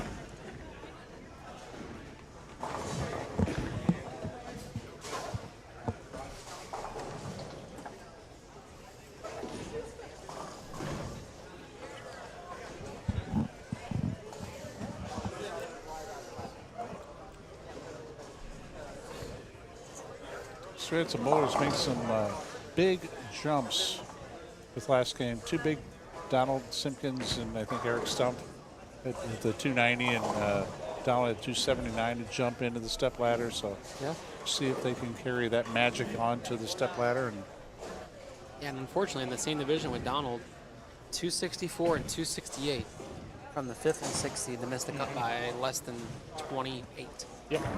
Tough. Yeah, Landon made quite the run there to be the second man out behind Steven Rogos. Yeah. Rogos. And that was, Steven was in front of us for that last game. Yeah. since you've got that pulled up, can you kind of eyeball on that one, Sean, and see who had the high block on the long pattern? I don't know if it shows that or not. Because there are a bunch of bowlers that kind of really bowled well on that long pattern compared to their earlier block. If I had to guess, it's going to be Logan or Landon. Landon, maybe. Let's see. So he had 929, if it's all right on Lane Talk. Let's see. Mason, our tournament leader, was 60 under, 30 back. So it's 30 plus teen. He went minus 40 or minus 30 on that. Sammy, 40 plus 20-ish. Alex David at 40, 20. That's 100 and change. He's about 80 something over. Donald, 20 under at 40, 20. He's about 100 over. So Donald about 100 over. It's rough math. Steven, first one out, had 22, 15. Was about 100 over also. Just under, about 90 over. And then Landon Parmalee, who just missed by 28. He had 129 over, if Lane Talk was correct. Wow. 89. Yeah, 129 over with a 174. All right, well, we're underway here, and we got some strikes happening. Higher seed opted to start every game. Looks like, We're just a bit outside. I think Alex is throwing a purple. But He's sticking with what he, what's that term? Rolling with the one he brung? Mm-hmm. Dancing with the girl you brought. Riding her till she kicks or something like that. Great shot by Donald there. Good double. Daniel Wild on 24 looking to clean up his spare here. He missed it a little wide. And don't lose the count on that one. First frame. It's just like going 9 spare. Yep. 25 and 26 has been one of the better pairs in this area. If I had to guess, I'm going to say 240 to 220 on this pair. Definitely see that. That was a good shot there. He kind of fell off it, but Nothing but strikes down on 29 and 32. looks like Olivia's here looking for a double. A little left.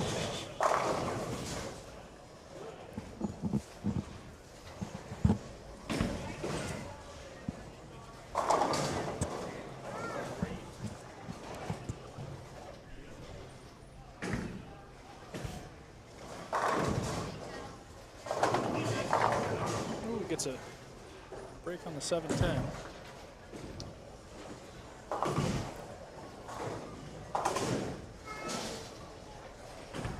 After a gutter spare, 9 spare cleaned out. Down here on 23 and 24. Very good, all right.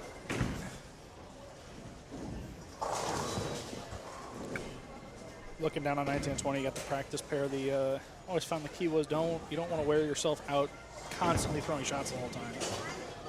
You want to try to stay loose, but you don't want to get tired.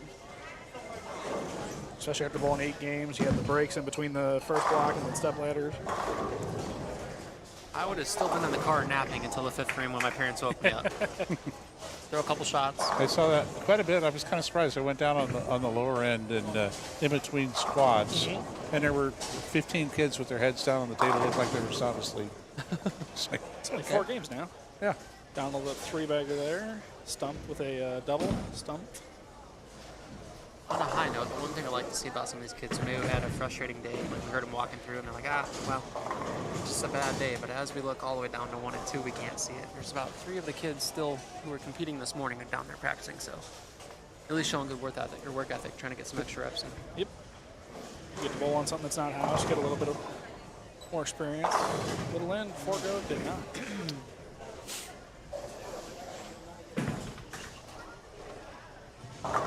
Jacob King on 29 goes just a little bit high. Leaves 2-pin, 3-pin. He's got a spare ball in his hand before the rack's even set.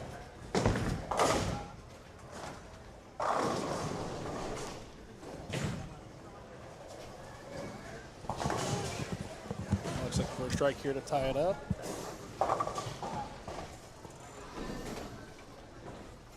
Rookies Order division. number 220 is running on bar. Order number 220. Patty Wright with 37 through 3, and Olivia is up in her third frame. A little high, there's a 410.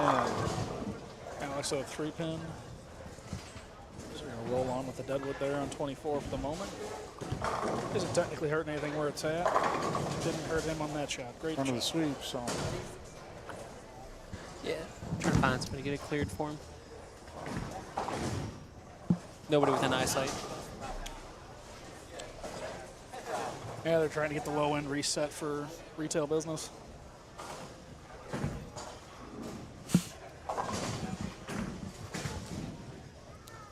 Alex covered the spare. Down by 11 going into the fifth. Order number 224 Really good is shot running there on from bar. Olivia. Order number 224. So Daniel has rebounded after gutter spare, 9 spare with a double. With a double. To take the lead back. Alex David up on 25 in the fifth frame. Casey Buckman down on 29 in the fifth frame as A little well. better, picked up in the right place. Good pitch, good pitch. I thought that stuck in his hand how it came off for a second. Good solid shot from Casey too. I liked that one until I didn't. It looked good. It looked soft. It's an early hook. And Wright gets her second strike on the right lane there on 28. Carried over to 27. Donald. Pretty close. It looked like he kind of hesitated at the break point, resulting in that kick of a 10. Your thing.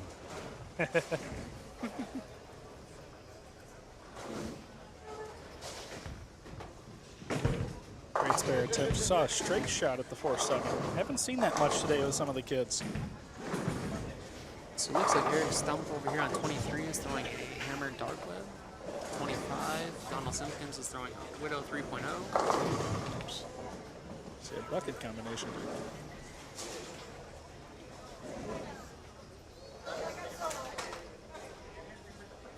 Looks like Leslie's getting ready to go down and grab that dead one on 24 after you see the shot on 23.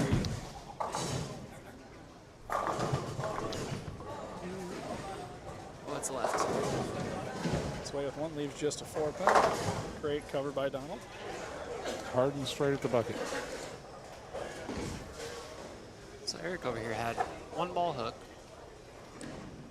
Actually, both his fourth and fifth frames hook big time. So make a move left, little tentative it looks like. It's like the enemy too, when you're moving around, you want to be sure of those shots. You see, he went back to a Zen from his primal shock. The Jacob King. Yeah, missed left on the first one and picked the spare. I talked to him in between blocks. He's relatively new to the two-handed side of life, and out. Yeah, he's relatively new. He just got in that primal shock that got him into the cut line. He's throwing the Zen. Another miss. Talking about Jacob down there? So I was down behind on the first block, and I was watching just kids in the air, and he came back and he was talking. He's like, man, I can't feel my fingers. And I just kind of looked at him. So yeah, I threw the last shot, and my whole wrist popped. I felt it in my forearm. I was like, ooh, that's not good, buddy. That's not good. And he's like, yeah, I've never had that. So, Hope he's okay there. Nice kick of the 10. he came back around. I was like, he asked me, he's like, how do I tape it? And I was like, I would just kind of tape it this way, see if it stabilizes it. But I was like, try not to put pressure on the finger. Yep. He walked down to me about 4 games later. He goes, I did that. I stopped putting my middle finger in, more on my ring finger, and he goes, I bowled better. I was like, well, there you go. Perfect. I guess that would Hold better, doesn't hurt. tell you how to tape your hand worked, I guess. Daniel looking to expand his lead here. Looks good. It is good. Case Buckman gets good bucket Krumler on 29. Great shot by Simpkins. My 240, 220 may have been a little low. It's like Good Lord. 260, 250 pace right now. Alex's last shot on 25 looked like on his hand he missed a bit in, and I couldn't tell. The body language made it look like he had a trip forward. Good shot there. Good shot. So definitely not tentative through it on that one. Got through it a little better. See, that one again looks like it hung up on his hand. So that is a Hanging up just right. 9-pin match through 8. We have a 9-pin match through 8 on 25 and 26. Alex David's favor. Over here for Daniel and Eric. We have Daniel pacing 79. 79 if he strikes out. Eric is 230. So 2-pin match on the rookies division on 27 and 8. And then it looks like 10-pin match on 29 and 30. Yep. Uh-oh. Just that one a bit wide. It wiggles. Misses the head pin to get the 10 out. Did not. Or he did. He did. 6 count. Plot thickens. Donald can get up and throw the next 3. Count. Shut out. Little in. Olivia leaves a washout on 27, so it could be tough on that match as well. Both working on spares. Good double for Kylie. Or not, that's Casey. There's Casey down on 30 that got the double. Kylie's shooting at the washout here. Definitely want to get your 2 here, but spare goes a long way in a close match. Gotta have the count. Not striking. Tough on the spares is a little defeating for them too. It's kind of, you can see it in their body language. Big hit from Donald. Failed to tape, double and Solid 5. 10 from Casey. Double and 6 to win. Or to shut him out. Olivia goes Brooklyn and leaves a 6. First and 5. First and 5. Yeah.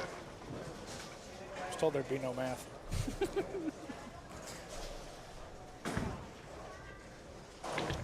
Oh, it's left. Oh, takes out 4 out of the 4-9. Good break. Almost a messenger connect here on 23. So with the spare over here for Daniel, he'll 166, sorry, in the 7th. And it looks like with the first one, Eric will be about 15 to 20 back. Spare by Donald. Phil for 230. Donald does have the count advantage, so. Can't shut him out, though. 3-6-10. Oh, so if you're Eric, you just see a 4-bagger Order number 226 is ready, spare Snap flag. Bar. Order number 226. You gotta be feeling a little better about yourself, especially after making a move and throwing the last 2 pretty good. Now Eric can get up, throw a double, and be within 1. 1-pin match, 35-34. All right, tail the tape here. Double. Shoot for 3-6-10. Yeah. Good spare. Double and count. Anything less, Donald moves on. Oh, Checks good the score, break he on knows. 29. Oh, that's good. It's good. Looks good. Kind of laid up in that spot. Flat Soft down. in. See if Alex can answer. It's a pretty good shot. Great shot. Pretty good shot. Very good ball. We'll need the next one. I can't see that match down there at the very end. It's 20 to 10? Does he need this hit? 216 if she punches. Oh, I think he just Might have shut it out. there. I think he just got it. Yep, it's 4-bagger going into the fill. So Shoots 222 if he keeps it on the lane. Please no 4. 4, all 3 in the 10th to a tie. Roll off on the end pair. I'd wish that upon nobody.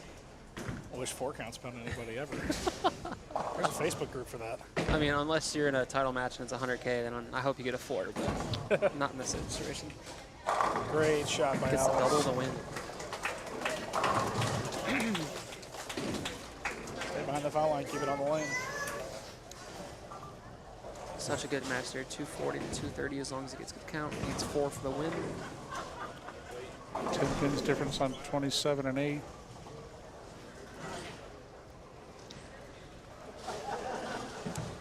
Eric needs this one here on 23 to put some pressure on Daniel. Looks good. A little soft. Oh, it stops. Trip 4. That was soft and it locked up. Fill the tape. Strike, 9 spare strike. Shuts him out by 2. Yeah, double, he's done. Alex gets that 6 count on that fill to squeak that one out by 3. 240 to 237. Pretty close to that scoring pace. Great shot. That laid in. I kind of thought it was going to hook more. So he needs a double to win. Actually, like you said, any version of spare here, spare and good count. Yep. Double would definitely make it easier. Tough break there on 28. Livia leaves a 4-9. Get 1 to make it, keep it within 10. Got to keep it close. Definitely got to get the 1 to go. Nice score for Livia, 220. Wow, sorry. Oh, no. 156. Oh, no. PBA washout on 23. It's at 195 right now. Needs the conversion to get to 2T. It's marking 9. That's a good shot. Had a good shot there. Really good pitch.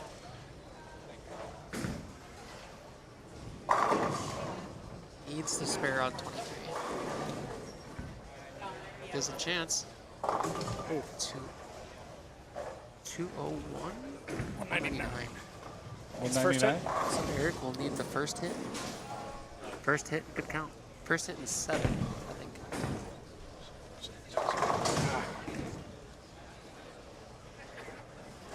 If that, oops. That she'll only need a mark. Jacob one down on the right. 2 for 145 here. There we go.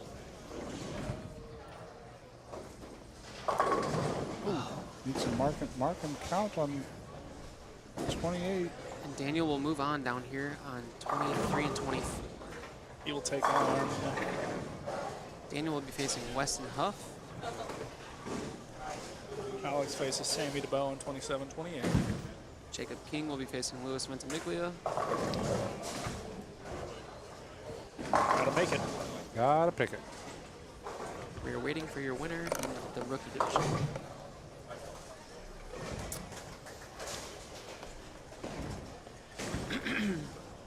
Sorry. Couldn't breathe for a second. She'll need to pick it and get 7 to win. Not an easy task on that pair either. There's been a lot of 7. Good spare.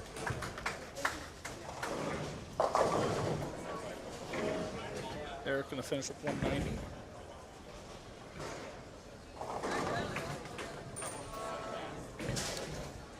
Six to tie, 7 to win. What's up, Lance? Bowl well. What did Bowl Jacob? well. 222 to 206. Oh no. Oh no. Oh no. Oh no. Dropped into the gutter. Olivia's gonna move on. Heartbreaking to loss there. Very cognizant of remembering Del Ballard throwing one in the gutter.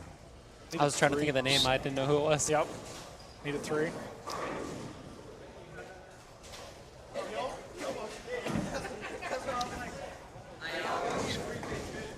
Is that an Ion? Ion Pro? Yep.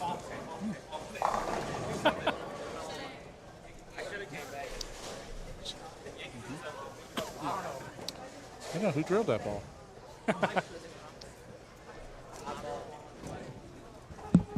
So, Sammy, the booth would like to know who drilled that for you. Actually fresh out of the box this morning. Look good. New ball carry. Tell Don you want 5 ions and 5 IQs for the year. It's the only thing you need. Take a case of IQs to the junior gold.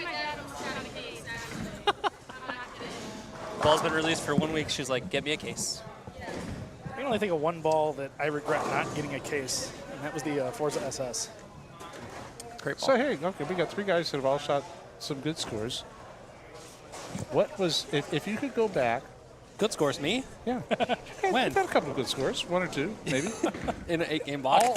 all time, not favorite ball, because there's a difference for me of my favorite ball or a ball that if I could have it again to throw it right now, I would take that ball. Doesn't make it my favorite ball. I mean, I'll start. My favorite ball of all time is IQ Tour. Just no questions. But the ball I had the most success with was an original mission. It was the year before I started and signed with Storm. That was the reason I got signed by Storm. Was the ball I averaged 257 or 255.7 with. It was an original mission. It had about 300 games on it. Order number 228, starting snack bar. Order number 228. Favorite ball of all time, Sean? It's a tiebreaker. I got 2. You only got 1. They said Man. favorite ball. Pick one. You're on a desert island with 1 lane and 1 ball. This is what it matters. What do I want more money with or what I like more? Green tank. All right, ladies and gentlemen. The original tank. Green tank. Okay. I had a stretch of 2 weeks where I averaged about 265 with that ball. Take winnings out of the equation. The Probably an Octane- IQ Tour. The Octane Carbon. Or a high road. Yeah. High road's good. The older high roads. Octane Carbon for me would be probably something if I could get like brand new again. That ball was great from the start. Various things. Favorite of all time, I'm gonna have to go with the Mean Streak Brawler. I love the Mean Streak Brawler when they came out with that. And in the Masters, it was Alex David, 240 over Donald Simpkins III, 237. Alex will move to 27 and 28 to take on Sammy DeVoe. Guys, we're going to give you 2 shots on each lane, not two frames, 2 shots on each lane. So yeah, we're bowling on the long pattern today. Earlier block we had the short pattern. Kegel Tungsten this morning, Kegel Titanium. Finals were on the long pattern, so would have been kind of unique to see if they could have redressed for the step ladder. And 1 and 1. Yep. Yeah, Scott, I believe, was saying that earlier. Sammy's dad. Be really cool. It's a little bit tedious to do with any machine. But yep. Just oil all the left lanes and then go back and trip an oil and rerun all the right lanes. 2 run each one twice. See the 2 shots on each lane. You see a lot of kids, especially in the younger divisions. Throwing spares. They'll shoot their spare. Now it's one thing if you're using that shot and you're shooting for the pocket. I personally like to see how the ball goes through the pins. So that's kind of, we were talking about that earlier about looking at the difference in having to shoot 250 on what would you want to shoot it on. So if you're on a house shot, Sean, here's a question for you. I get to return the favor. If you're on a house shot, you get 10 minutes of practice before league.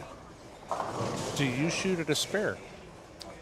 Ever? I mean, like you shoot one shot where you're throwing cross lane for a 10-pin, or do you just take all your shots and get dialed in?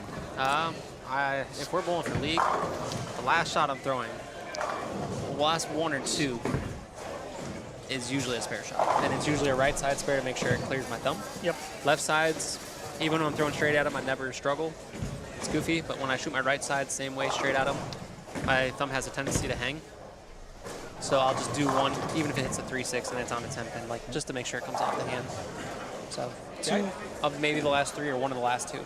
Usually the last shot of practice is going to be 1 more lineup shot. But what about you, Zach? I tend to the first couple shots, unless it's like modified, you only get 6 minutes of practice. First couple shots I shoot a 10-pin shot. I don't know when I started that. Yep. I don't know when I started picking that up, but I picked it up a couple years ago and have just stuck with that. Takes me 6 shots just to get loose. I don't shoot full speed at them, but I throw them cross lane. I don't throw a full warm-up shot until in my last 4, if I get that many. I'm doing like a swinging 3-step. So I'll stand up in the middle of the approach, swing the ball up my side. When it's up front, I'll take my left, right, left. I'll do that the first 3-4 shots to get a feel, and then I usually don't throw one full speed until it takes a while. I don't even line up. I kind of walk up there and Like me, like tournament mode, if I'm in a tournament that's not my home Order center, number 230 is ready to start. I'll throw a spare shot 230. at least once on each lane. If I'm in league mode in my home center, spare ball doesn't leave back till I leave the first spare. Yeah. I just habit. It's just like I don't think about it. It's interchangeable thumbs, so I don't worry about how the thumb feels. And if I'm clearing it pretty good on first shots, I'm probably going to get out of it for a spare shot. The biggest thing I found too is I don't throw plastic or urethane at spares. So like if I'm bowling a tournament, like if I'm bowling a sports sweeper, if I'm throwing an extreme envy with chalk on it, more than likely that's the ball going down the lane on the spare shot. Yeah. So like the one where I always shoot 1 or 2 spares, if not 3 or 4 during warm-up is St. Charles. St. Charles, I feel like the ball doesn't, even on spare shots, does not get down the lane. So I just have to figure out where it's at, kind of deal. It's a mental thing. But once I feel one, I'm very much a field player. Once I feel 1 or 2, it's set for the day. So. Yeah, I don't remember who it was. I was talking to Jameson a couple weeks ago in the pro shop at Lakeside, and I don't remember if it was Brett or if it was another one of the ball reps told him that, when you're in an event, the 2 shots you should really care about is the last 2 shots you throw before the lights come on. Yep. Because of how much they'll change and so on. So Weston Huff is elected to start. Irish Heat has started this. See if they see anything from Alex's urethane play. Well, that went 60 feet and chipped out the 7-9. Jacob King elected to start in their division. Alex. It's like Sam let Alex start, so. I don't like that you can't reverse the arrows. Lance started his match over there with the strike on 29 and 30.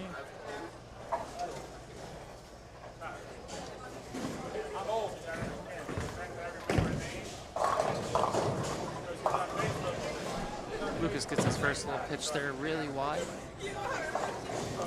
Past the friction. Olivia 2-pin it looks like. 2-pin or 5-pin?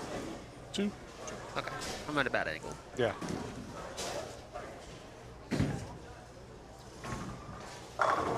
Ion makes it really good.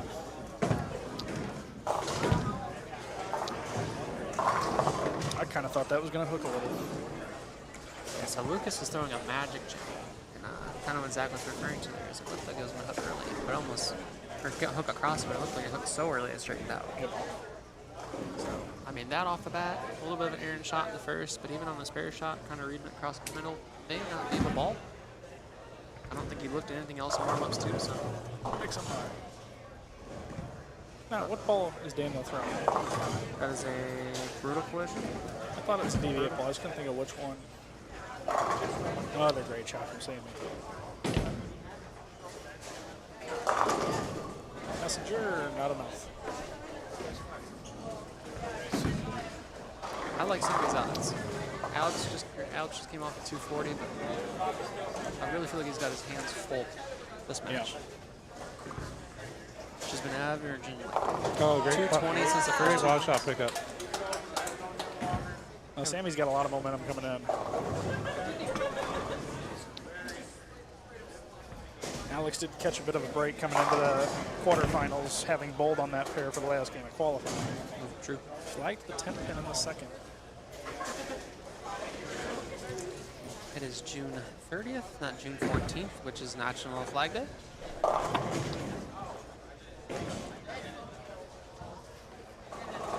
There's everybody's favorite spare combination, 3, 6, 9, 10. Zach, I don't know about you, but I'm just going to press the reset. Yeah, I mean, I think the only thing I haven't done out of that is take the 6, 9 out. Original Zen there. Yeah. On 24. Look good. Zen ball good.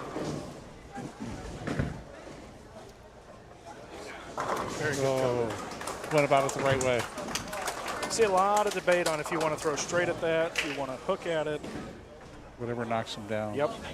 Don, you leave the lefty version. How you shooting it? Right between 2 and 4. Hooking it. Hooking it between the 2 and 4. Yep. Even at Nationals. I almost did something this year was kind of funny. They were all giving me grief. As well, Mike Solovic in team event is on our pair.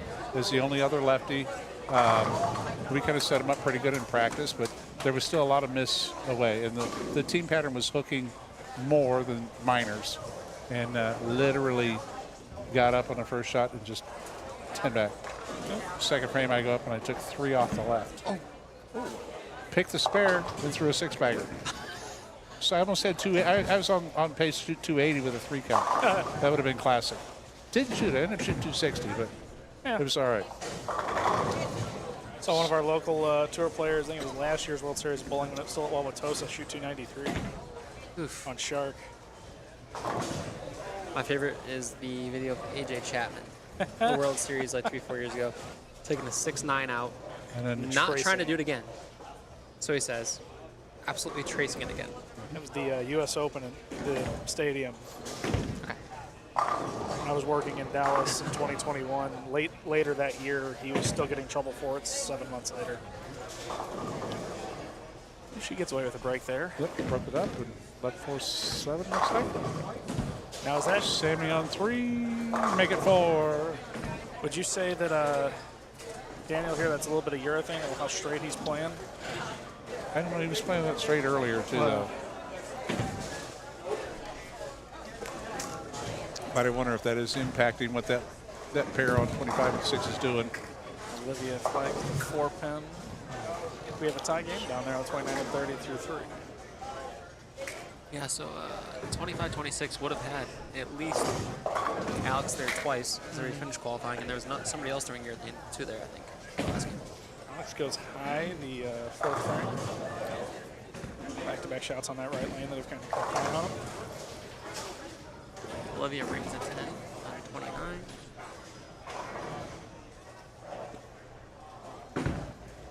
Got Lucas looking to work his way back into this match here with a strike. Good shot from Weston. Good shot. From Lucas, too. Slowed it down, a little more rotation. See if Olivia can pick that 10-pin. Good recovery. Good job. Lance looking to even things back up. Is he still throwing a mix? No, he is not. He's throwing the pitch black. Looks like Weston's throwing absolute power, if I had to guess. Try and see what it comes out of the ball return. I think that was what he was throwing earlier. Super washout on 30. Yes, absolute power for Weston. Alex recovers. Alex seems to like 27. 28, he's going to figure something out. Sammy's looking to expand her lead to 22. So Jacob just came back. Looks like he's getting away from Zen after his last 2 frames, a washout and a 4-6. Grabbed that primal again that he had down on the end. That laid Good choice. Really good. Good shot. A couple foot further down the lane. That's something you see with that shot cover stock, is it'll get you like that. Daniel a little farther right. Ooh. Soft 7. He's definitely bumped right too from where he was warming up. 5-bagger. From Sammy. Expands lead to 42. Lance not like that one. 2-4-7. Don, you got a good one. Let's hope. Don't put her in an anchor spot against me. Cover from Daniel. Hopefully I'll put her wherever we need her to be. Sammy's a really, really good kid, too. She's local? We're in St. Louis? Yes, from down here in Imperial. That a girl. Oh, she's got a home house advantage. Her dad was a GM here for a little bit in 2016. I've known Scott a long time, too. He's good folks. Good family. Been around the business for quite some time. I've heard stories from a couple different centers. Good quality young lady. So she's above and beyond her bowling talent. She's a smart kid. And she's definitely going to help us out. 3-6-10 for Olivia. Still having the high woes on 28 for Alex. That was a little closer. He just left a 4-pin. But If I'm him and my opponent's got front 6, you gotta start looking at the bag. Yep. I would have started looking at 2 frames ago when she was on Board front number 4. 233 is ready, Sunflower. Board number 233. Oh my. So here's a good question for you. Your Daniel here in front of us before he chops the 2-8. And your ball motion's kind of tough. He's moved right a little bit to square it up, and all of a sudden he scoots in behind it. Cleaner, more responsive, or something cleaner in general? Give him a little better shape down lane? What your guys' thoughts are? Or I'd say almost going something a little bit stronger. Yep. A little more surface. It's going to read a little bit more in the mids and the front, especially on this longer pattern. Try to control that it. breakdown. Yep. So a great shot from Jake up there. The ball change gives him a double. A really good ball change, too. So the only problem with this pair now, and I'm almost certain it's got to be some of that urethane carry down, because we're not seeing that on any other pair.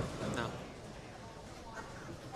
Olivia chops a 3-9. That is an incredibly tough spare on a pattern, much less anything else. So another great shot. My forecasting, I predict over here that King is going to win this match. Ball reaction is really good. I think it plays over. We talked about you guys can go bigger with more surface, or you can go cleaner. There's two different ways you can go. It just depends on what you want to do. The cleaner that Jacob's trying to go down the left might be okay. He might be left of the hole. Yep. Be tough, but still. Yeah, it seemed like Alex did have a little bit of accuracy. He had quite a bit of room with that purple, especially in that match.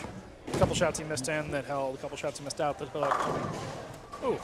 Ring 4-10, 4 falls. Another 3-6-9-10. Ooh, Takes chopper.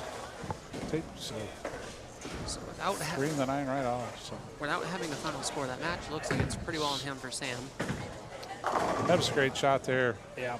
Weston moved left and just kind of played a little fallback. Kept it a little tighter to the head pin. And I don't know if that was on purpose or not, but that was pretty. It's reminiscent of the one that Donald threw in the match before when he Yes. got it left at 4 pins. Yep. Spare? Ooh. Critical miss there. That's going to hurt. As you say, that's going to leave a mark. ooh, good pitch. Wrap 10. He's got that spot. Wrap 10. Pretty good run. Alex Max scored 202. Sammy pacing 250. That was a good shot. Got the 9 out late. But 180 max over there, while his opponent's pacing 2-0. Lance shooting the 2-4 down on 29. Sammy misses the 10. I get those weird feelings every now and then. I don't feel like this match in 25 is over. Lance chops the. It's pretty close still. I don't. Yeah. 2-4. Took 2 off the 4 down there. 2 off the 4. We got a 10-pin match with going to the top of the 7th. Bottom of the 7th, I guess that would be. Yep. It's good. Very. Real nice shot. Jeez. Olivia, 10-pin. She liked that shot too. It's left. Sounds like a 3-6-10. Sammy comes back. Real good shot.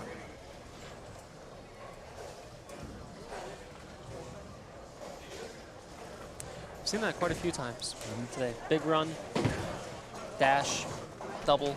I didn't drill the spare ball. Olivia misses I her had to do 10-pin. that. She's down by 1 going into the 8th. Great Good 3-6-10. spare on a 3-6-10. Alex isn't that dreaded 4-10 It's combination. always scary when you're drilling a new athlete's first ball that you get drill for them, and especially when they're pulling it out in competition that you're on the mic for. Say, oh, please be right. But yeah, it looks like it's working well for him. Was it Kevin Williams said it, or was it Kevin or Packy? If you strike 10 times a game and don't matter on the spares. She hasn't had to shoot very many of them today. Just a little wide. Little miss right. Seems like 26 has got a little bit more of a hang than 25 does. 25 at least it's tipping down lane, where 26 is just doesn't want to see it. Be interesting to see what happens this next game when these guys get to clear this pair. So for all intents and purposes, this match between Jake King and Lucas Ventimiglia is all but over. Jake King will move on to face Logan Poggi for the win. Lance gets up and buries that shot. Lets him know, let you know he liked that one.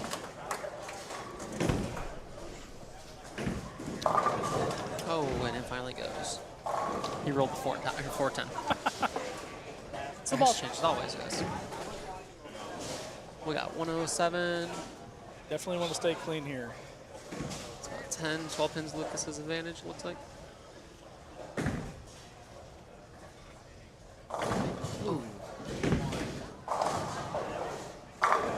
Ooh, pretty good pitch there from Weston. Solid 10. He's managing his ball roll and ball spin very well. He's kind of playing that little tube, but throwing it soft so it sees it. Lance going for a bucket combination. Did not like it off his hand. Gets 2. Chops it. Gives him 125 in the 9th. Max score of 155. Olivia can strike out for 167. Strikes are not coming easy in that match. So she's down. She marks. She's right back in it, actually with a lead. Uh-oh. Brooklyn 6 pin. If you're going to miss out on that lane, throw it right. It will hook. That's why. Throw it right. Look at that. And Still got tickles. there. Tickles. GG's, my guy. GG's. Got that one to tip up on that one. He got a little bit closed on the launch and all rolled up good. He got that like 3 or 4 right, too. Ooh. Olivia can throw all 3 here to shut Lance out by 2. Riley had it backwards. Somebody else finished first, and then the nail biter watching. Wait, did they get? Sammy just doing the formality of finishing out the match here. Okay. She gets the goal. Olivia goes up and goes 10 back. Great shot. So Jacob just threw that to where he tried to flag the head pin on the first one that struck. He got his hand around it, and it absolutely sucked back to the 8 pin. Yeah, Daniel just did the same thing. He moved a little righter with his feet, went direct up the boards, and just went 10 back. Definitely changes the dynamics of the 10th frame on this pair. This match just got real interesting. And that'll strike too, because why not? 250. Fillmore always strikes. 250. That's a number, all right. 250 to 154 route for Jacob King over Lucas Ventimiglia. 7 pin for Sammy. Oop, got it right. Gotta go. It's gotta go. Oh! Kicked that 9. And As a he slap off. Slaps it Get out. the count, force a mark.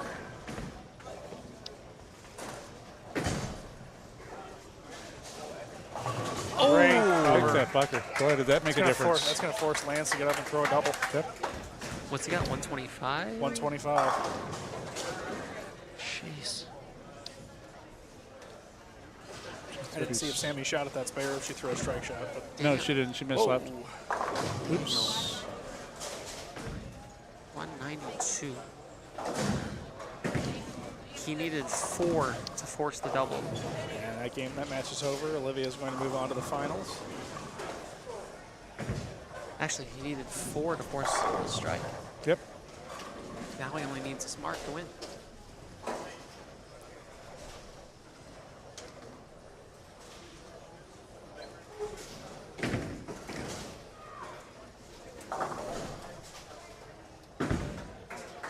Likes it. All right. Game over. Good shot. So yeah, that's another controversial thought. So you go up, you need a mark to win. So you go up and just try to keep it close and pick the spare thought process, or do you go up try to throw a strike and put the dagger in it? I'd rather throw the strike to guarantee it. I'm not usually in that position. I'm usually on the other end of it. So I'm usually the guy that has to double or throw all 3. Oh my. Oh my. Just pull that He's tough. 78 out. Got way right thinking it wasn't going to hook, and it did. Oh, that's what those red balls are, the IQ 78. Yeah.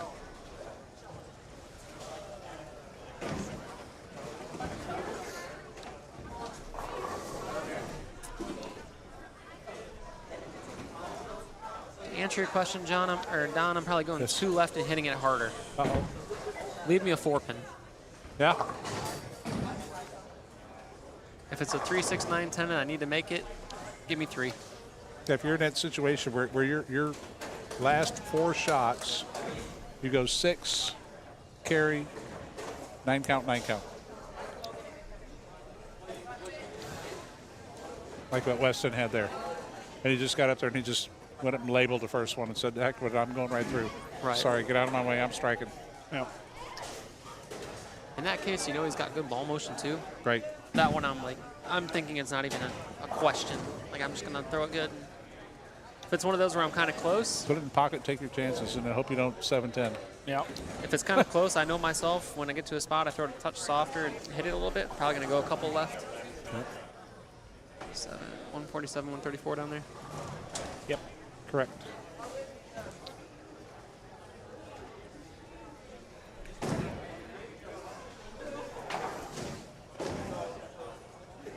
Three out of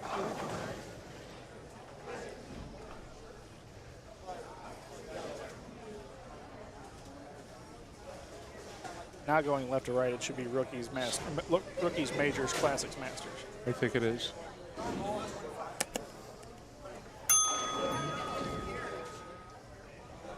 Who has a bell? Sounds like somebody had a Yeah, table bell. the counter. So on 23 and 24, we have the rookies division. We'll have Olivia Titus versus Riley Poggi. And then on 25-26, looking for the sibling sweep, Logan, your top seed, will be facing Jacob. On classics, on 27-28, we'll have Daniel Wilde versus Alex Bertle. And on the end pair, we'll have Sammy DeBow versus Mason. Heiligman. You said it, yep. Heiligman. It's definitely German. Heiligman, yeah. Yeah. The Heil Ig, the Igen. Popcorn kid. Yes. Call him Mason. Masonator. The Masonator. Anytime he would bowl like a sweeper or something at Lakeside, I would put his team name in as Masonator. In the majors was Jacob King, 250 over Lucas Ventimiglia, 154. Jacob will move to 25 and 26 to take on tournament leader Logan Poggi. All right, if you guys are open to it, let's make some predictions. Ooh. Who do you got in Olivia versus Riley over here? Hard not to look at the leader after 8, but partial. Been working with Miss Olivia a little bit here lately, so I'm going to give her the nod just because I've been working with her. So. I'm going to agree with Olivia on that one, thinking she's going to have the momentum coming in. The two-handed stuff is got to work magic, right? Better pair. She's got through both last 2 matches in the 10th. I like her luck. And then the second match, we got Jacob and Logan. And I like Jacob. Just coming off 250, even though he's on the tough pair. Yeah. I mean, I'm interested to see what his ball reaction is and see the look on his face when he throws his first shot. Yeah, I'm inclined to agree. See what it does. And he got it to come back. See, though, it kind of started. Yep. Over on the What pair about right, we got Alex and Weston? What are you thinking? Oh, it's Weston. I wrote the name wrong. I don't know. I didn't see Alex at all earlier, but I like Weston's shot making here now. Yeah. Didn't Alex have... Alex had the 282. Yeah, 132, 82-0. And it almost had big game at the end there, too. Yep. I might call that a toss-up, just because... Is that an IQ Ruby that Alex got? Looks like it. It's a 78. See the 78 on the right side. Yep, it's a Ruby. Sammy and Mason, that is a tough one. The Titans down on the end pair down there. 2 hometown bowlers. I'm going Sammy. Sorry, Mason, I'm going Sammy. Kind of funny. I overheard a couple of parents that were talking earlier, and in qualifying, Mason had thrown a really good first game and was kind of teasing a couple of kids just to come get me. And a couple of parents overheard it. Somebody else heard it, and apparently his grandma kind of chewed him out a little bit. So Mason's tough. If he gets a look, he's going to be hard to beat. But Sammy's throwing the ball so good right now. I got to go with Sammy. Got to go with my girl. Down at her feet after that one. Looks like she might have ended. She's sliding.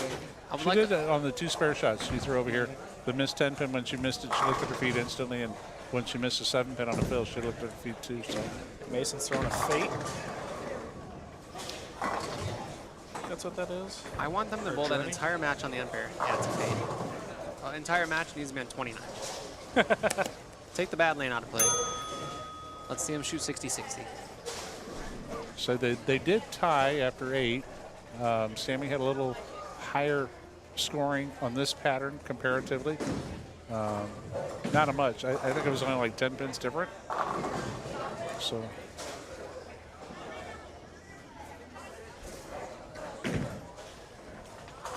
Attention star? Yeah, he's got great ball motion. I don't know, man. If I'm gonna make the obvious choice, I would take Alex, but I'm gonna go on the limb. I'm gonna say Weston. So. I could see it.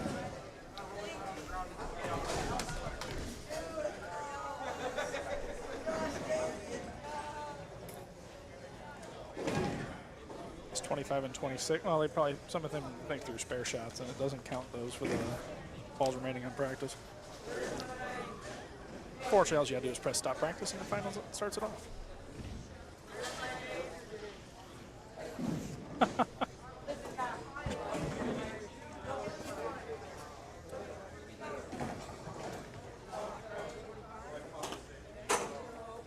Now, Logan had the big game to jump into first, didn't he? I don't have my scores if I can look though.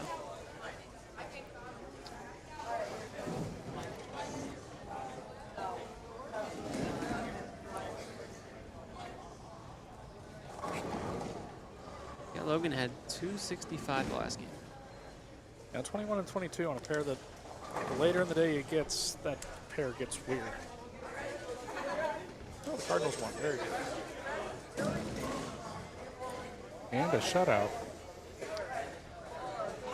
Usually happy if that happens past second inning.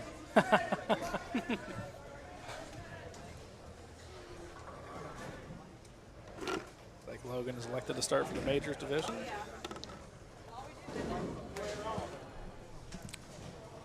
.50-50. 2 top seeds are starting and 2 top seeds are sitting. And where do you guys like to go with that? Do you want to finish the match first or start the match? I like to finish the match, personally speaking. Yeah. I'm good with ball in hand, but I'd rather put you in the spot where you got to do it. Yeah, I agree. I want ball in hand. I want to put the pressure on me. I'd rather have to make a shot rather than, you know.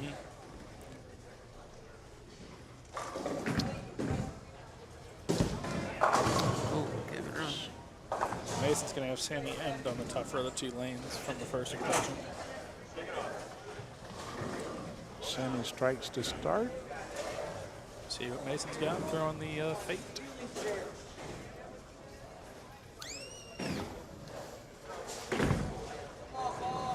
Great shot.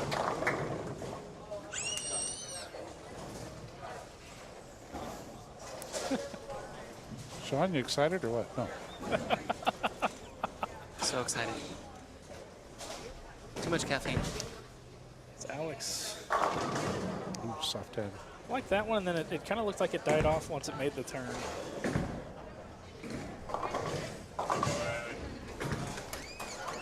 Nice score over there on 24. Looks like Riley's throwing an absolute. I think that's what that was. What is Olivia throwing? Is that a... Looks like a Mastermind. Yep, mastermind. Say mastermind?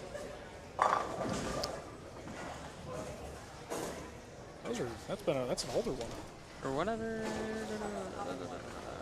Why am I trying? The original mastermind, that was a great ball, very strong. I always call them masterminds. It's probably not the... DV8, it looks like it's a DV8 ball. Yeah.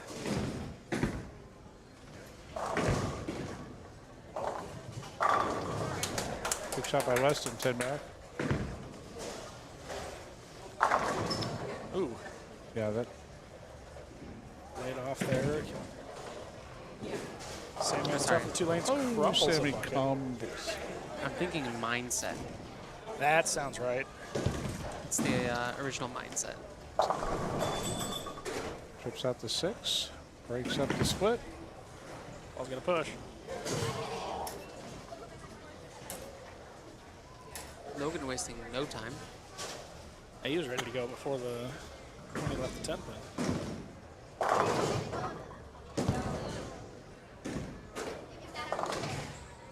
Olivia wasn't so confident on that spare shot up on the tippy toes. Double for Weston. Oh, solid 10 pin for Sammy on 29.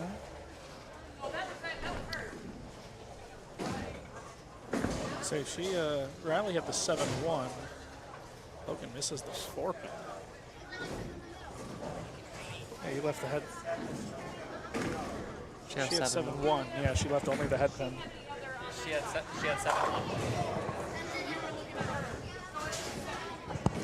Jacob's going to get it all fixed up there.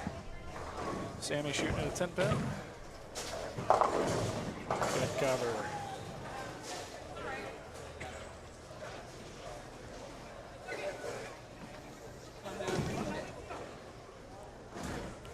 Looking with a 6-10. He's really worried right now, too. A lot of game left. He's only down a mark.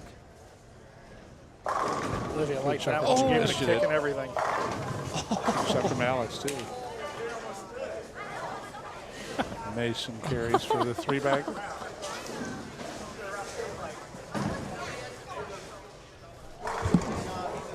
She was the only person anywhere near us not concerned that it's going. Carries at Brooklyn. Riley with the Brooklyn 5 goes late. Goes Jacob. Olivia spun the 8 pin off the deck, and she was the only person over here not worried that was going to fall. Mason for a 4-bagger. 10 back. 10 back.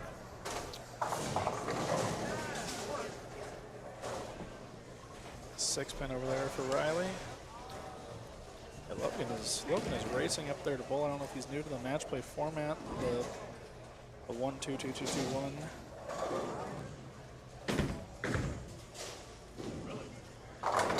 Another good shot. Nice double. Good double. I would also just assume that Jacob's probably going to strike, though. Ball motion's very good right now.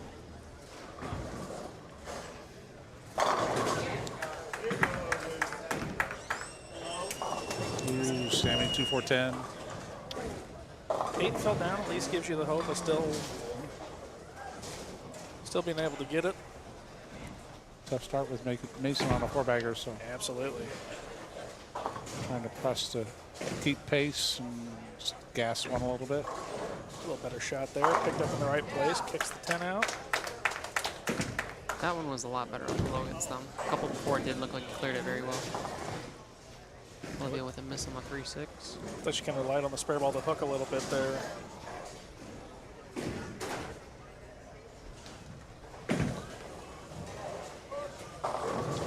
And Alex gets to the line. He really pops up out of that. Another good shot. Take it.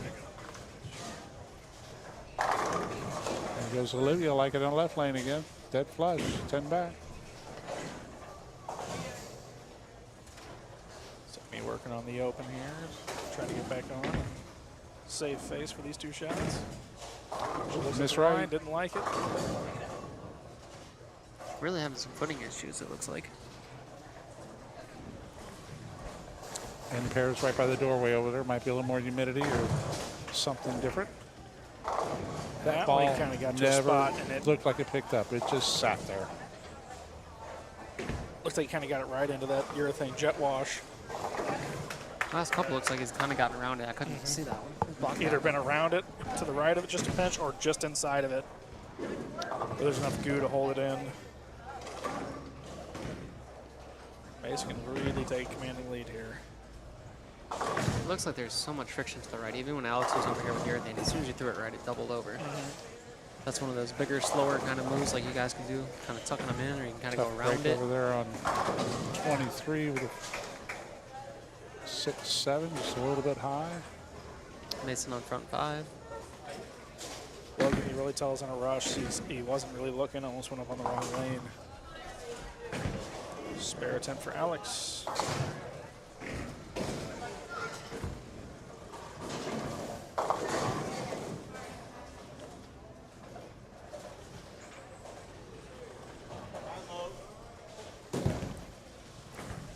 That was shot. That was a good shot there.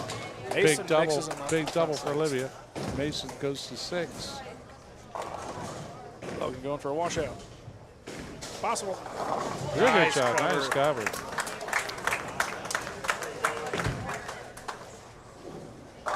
Weston answers his open with another strike. 10 back. Match is 1 pin. Olivia going for the three. Another good shot. Ooh, inside of target. Get your count here and Ooh, Sammy Tuggs goes through the nose for 6.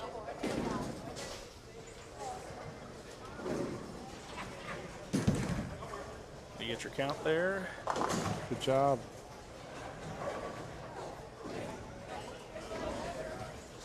Four, 6, 7 it looks like for Sammy.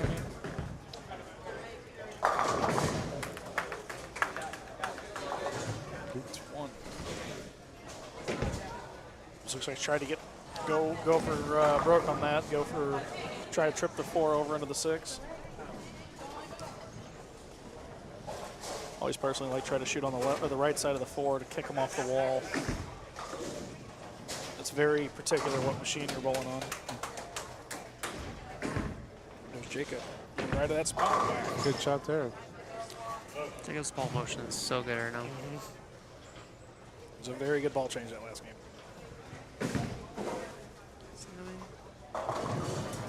High. I think if you put her on any other pair, Yeah. And I think you have one bad footing issue and you get a little concerned. Yep. Start to baby it a bit. Catches a break there for them. She just missed in the 7th, missed a 6 spin. oh, hook, and a will. Kind of late there. That one. A little bit of a miss. And that jet wash again. Yep. You saw it hook stop. See if Olivia can step up here. Needs a shot. Leaves the bucket. Ooh, chop spare for Alex. Opens the door.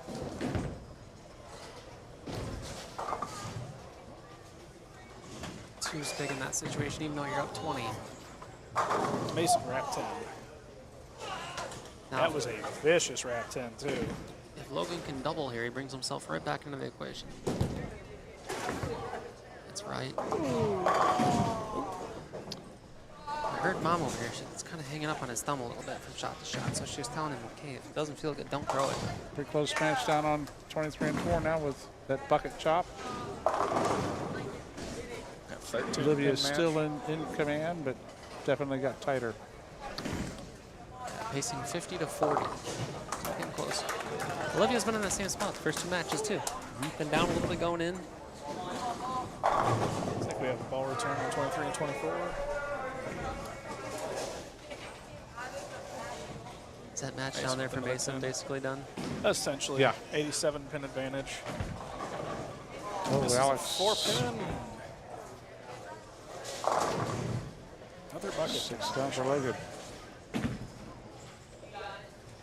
Great cover from Mason. Max score 267 or 268. With a spare here, he is going to force Jacob to get at least a good mark. Bucket's no walk in the park either. Just makes the cover. Still keeping it close. Let's see if Olivia can step up here and close the door. Same way with Jacob.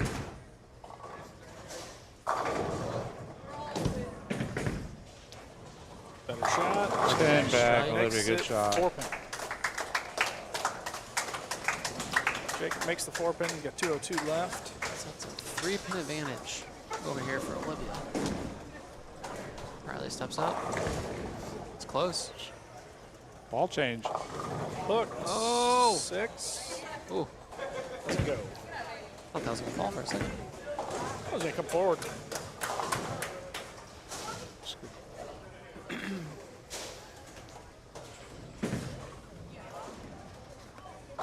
Needs a count here for Jacob. Lane 30 has not been nice to Olivia down there. Sam Max score 186. Good spare and clutch situation there. Not sure if this counts towards JVC Player of the Year if they still do that, but if it does, Mason is going to Mark really for the win. Is that a pin out? It's a mark. Got to pick it to lock him out. Bless him another great shot. Riley. 310. So Riley is sitting at 1. Oh, where's that going?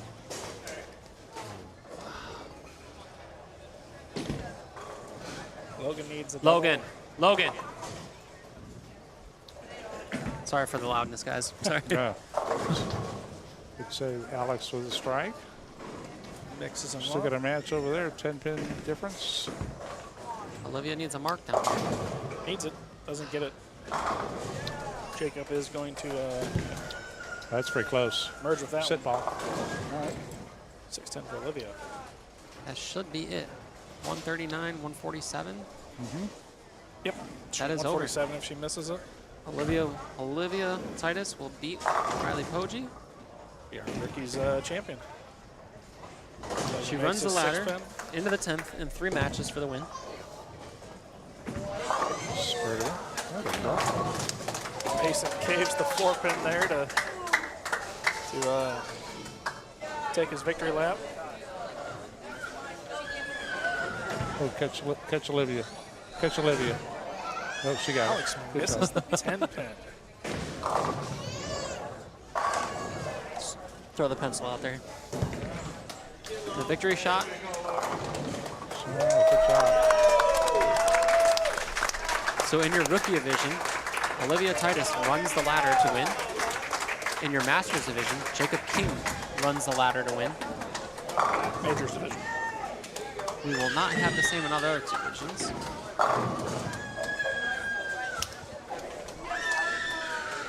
I'm very excited. In your Classics division, Weston Huff, for all extents and purposes, mathematically has won this match. Somebody's upset. My mom wouldn't let me drill that last bowling ball in the pro shop, so Mason finishes out 268. Mason 268. Weston caves it in. He is going to see your 3 seed. These are 2 seed. These are 2 seed. Mason was 1. Weston was 2. 2.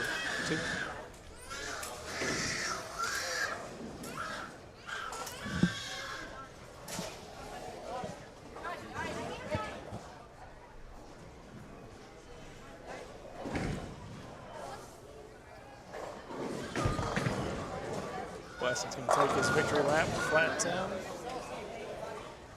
It's been the 220s. Well, I was 3 out of 4. Me I like the odds. Yeah. You had Alex. Yeah. Zach, who'd you have? I think you were That 3 one out I of had 4. Weston. Yeah, you were 3 out of 4, I think, also.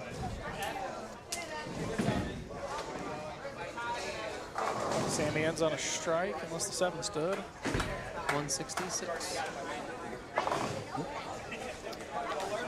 Alex going to finish out here. And we had 4 champions crowned.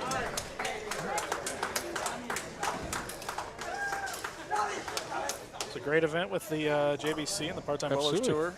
Been fun being on the live stream with you Absolutely. today, guys. It was been a pleasure. Good conversation. Absolutely. Hopefully we kept everybody entertained. And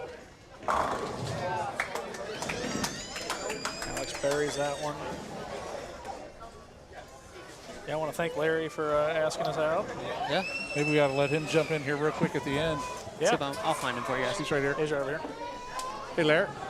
Larry. Larry. You want to jump in for the end? Okay. Thank you, everybody. Yeah.